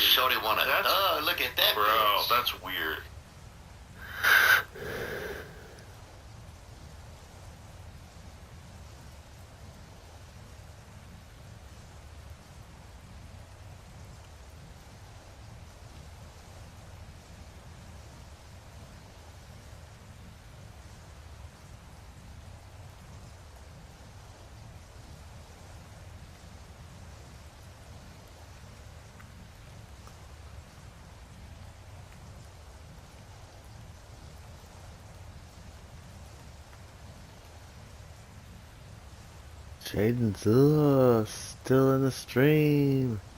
Thank you, thank you, thank you. Probably going to sleep to all this. I do appreciate it.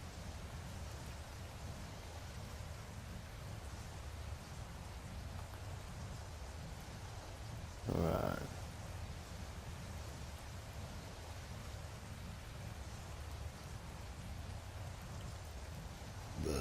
I was gonna do something else, but now I can't even think of it. Ugh. The coffee's getting to me. 1, 2, 3, 4, 5, 6. Daggum.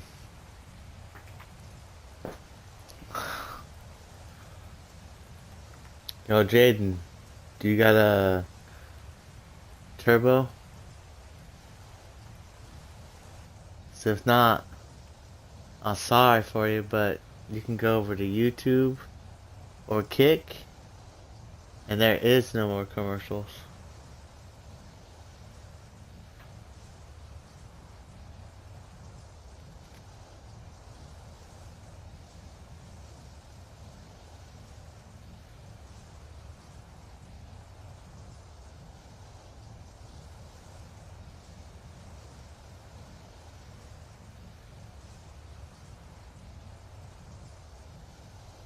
I like chunky bitches 'cause they're so delicious. They taste like fried catfish. Mm-mm-mm.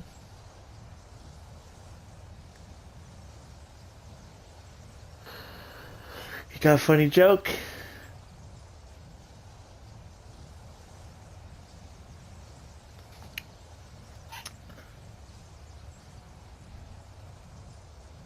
You must not have nitro or nitro.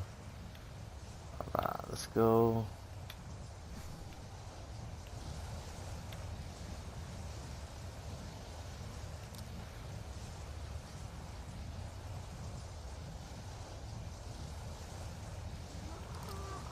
Oh, Crystal's over here. What was I gonna make?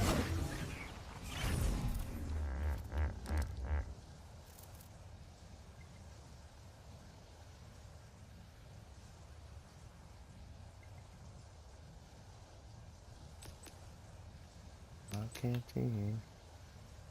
Sound storage.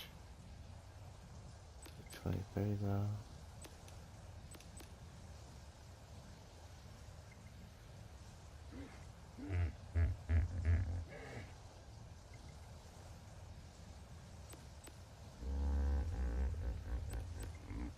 Seven there.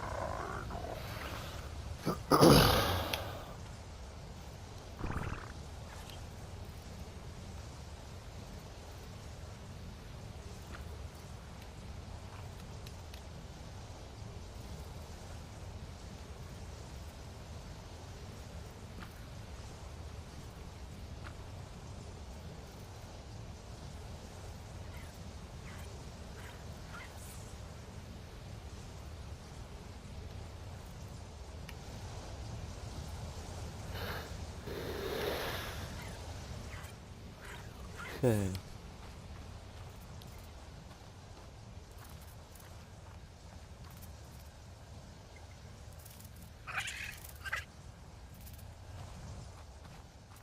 Can I get another electrical generator?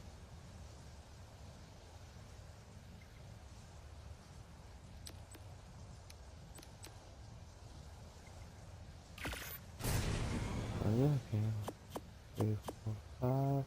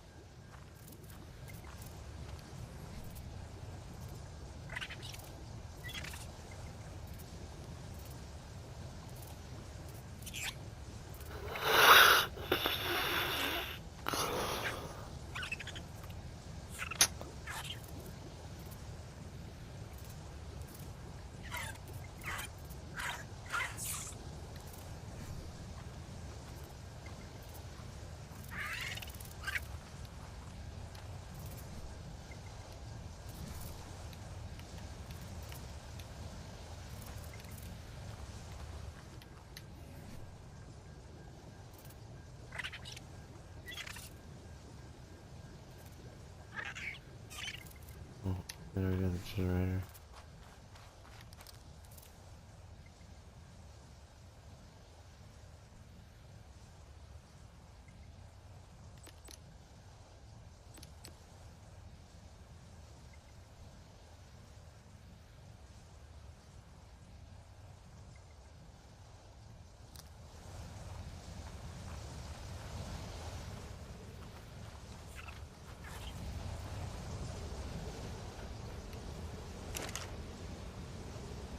Womp womp womp.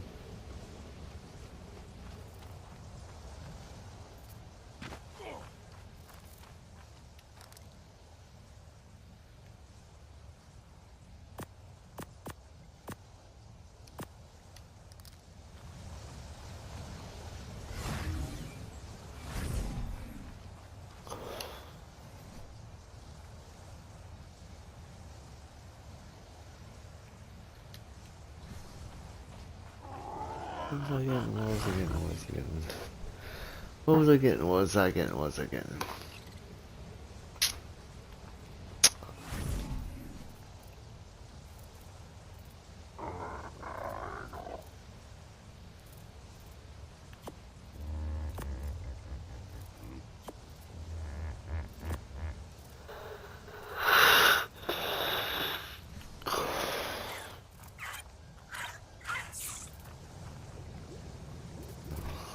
Any more crystal or metal?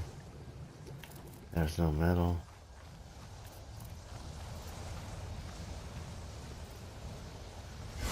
I need to go to the metal room.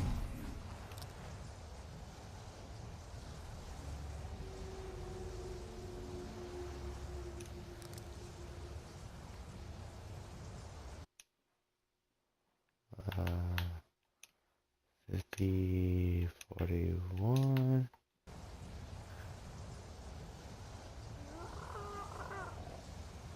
I like snacks because they're so delicious.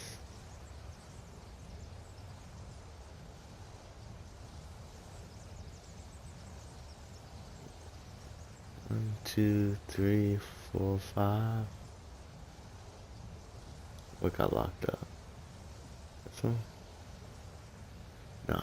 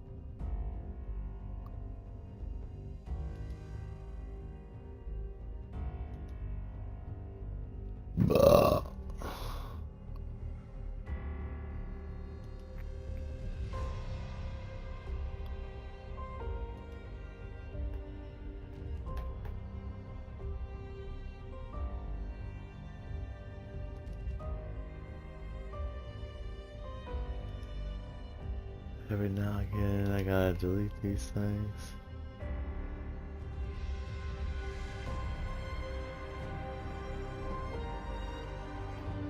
See, that brings back up to 5.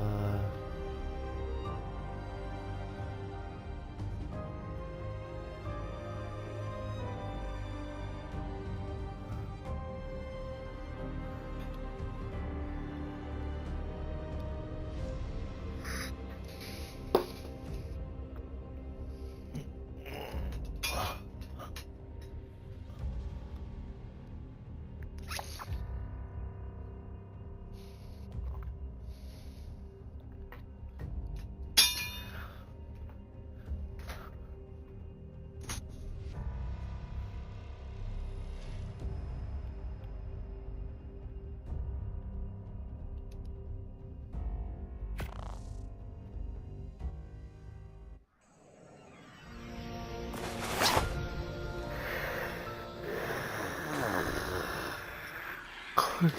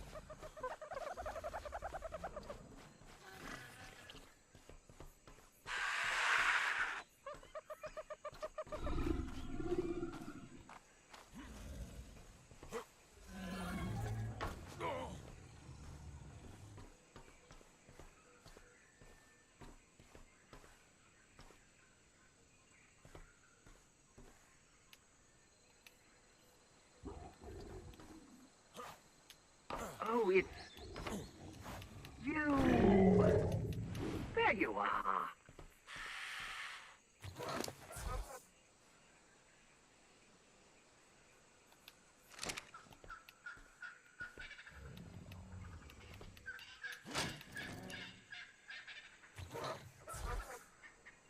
The user's friend.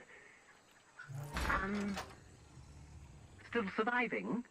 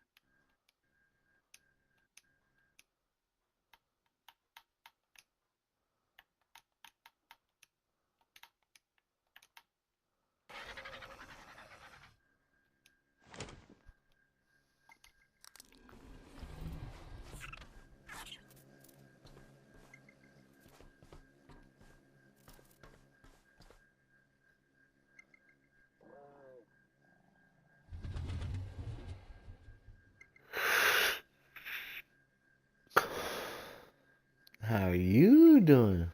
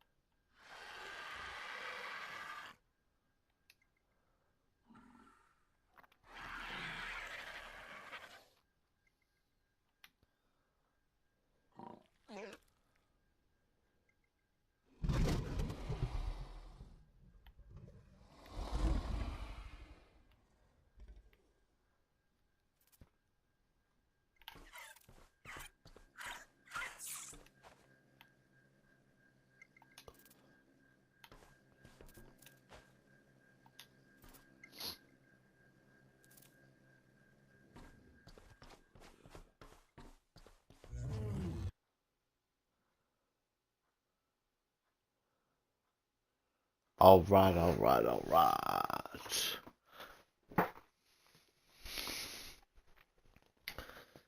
The glass bowl.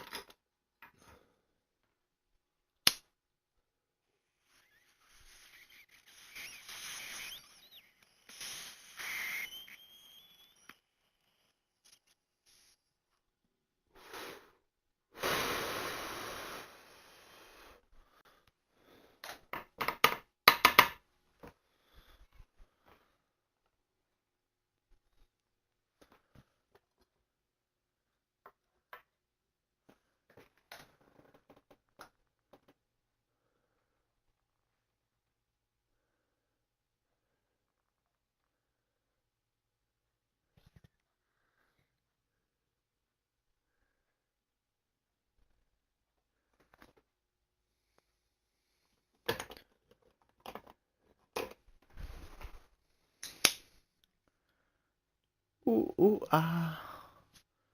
E, e, e.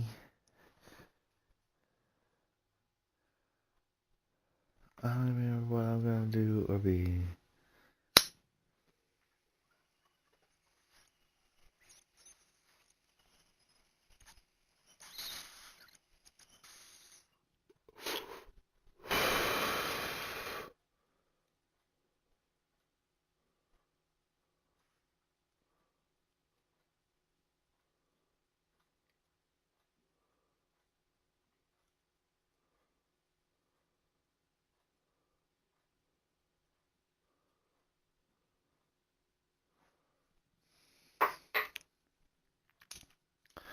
Smashing with that passion. Everybody's got that passion. I just got an addiction that makes me wishing that I didn't. Everybody knows the deal. Only lead off is to either deal or do it yourself.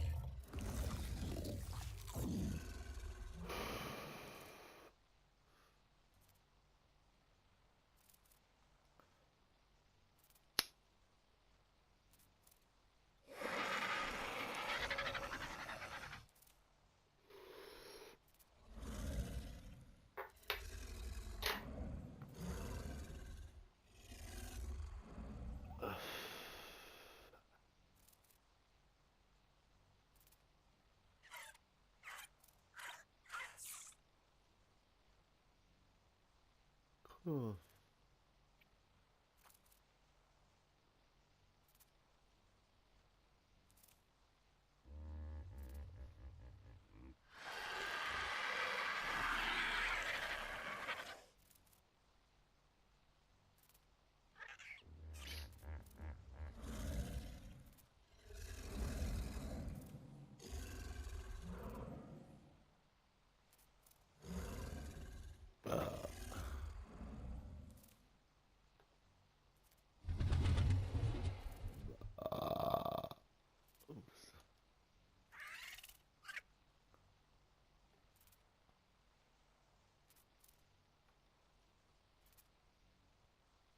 Good.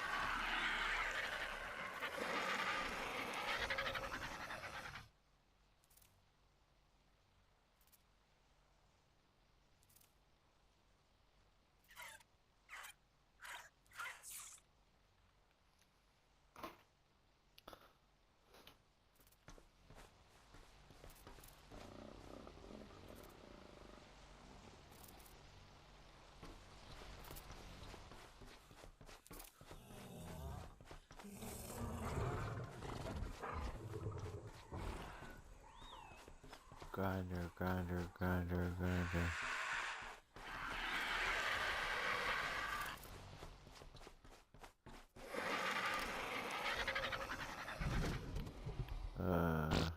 Structures. Crafting. Yes, a grinder is 400 poly.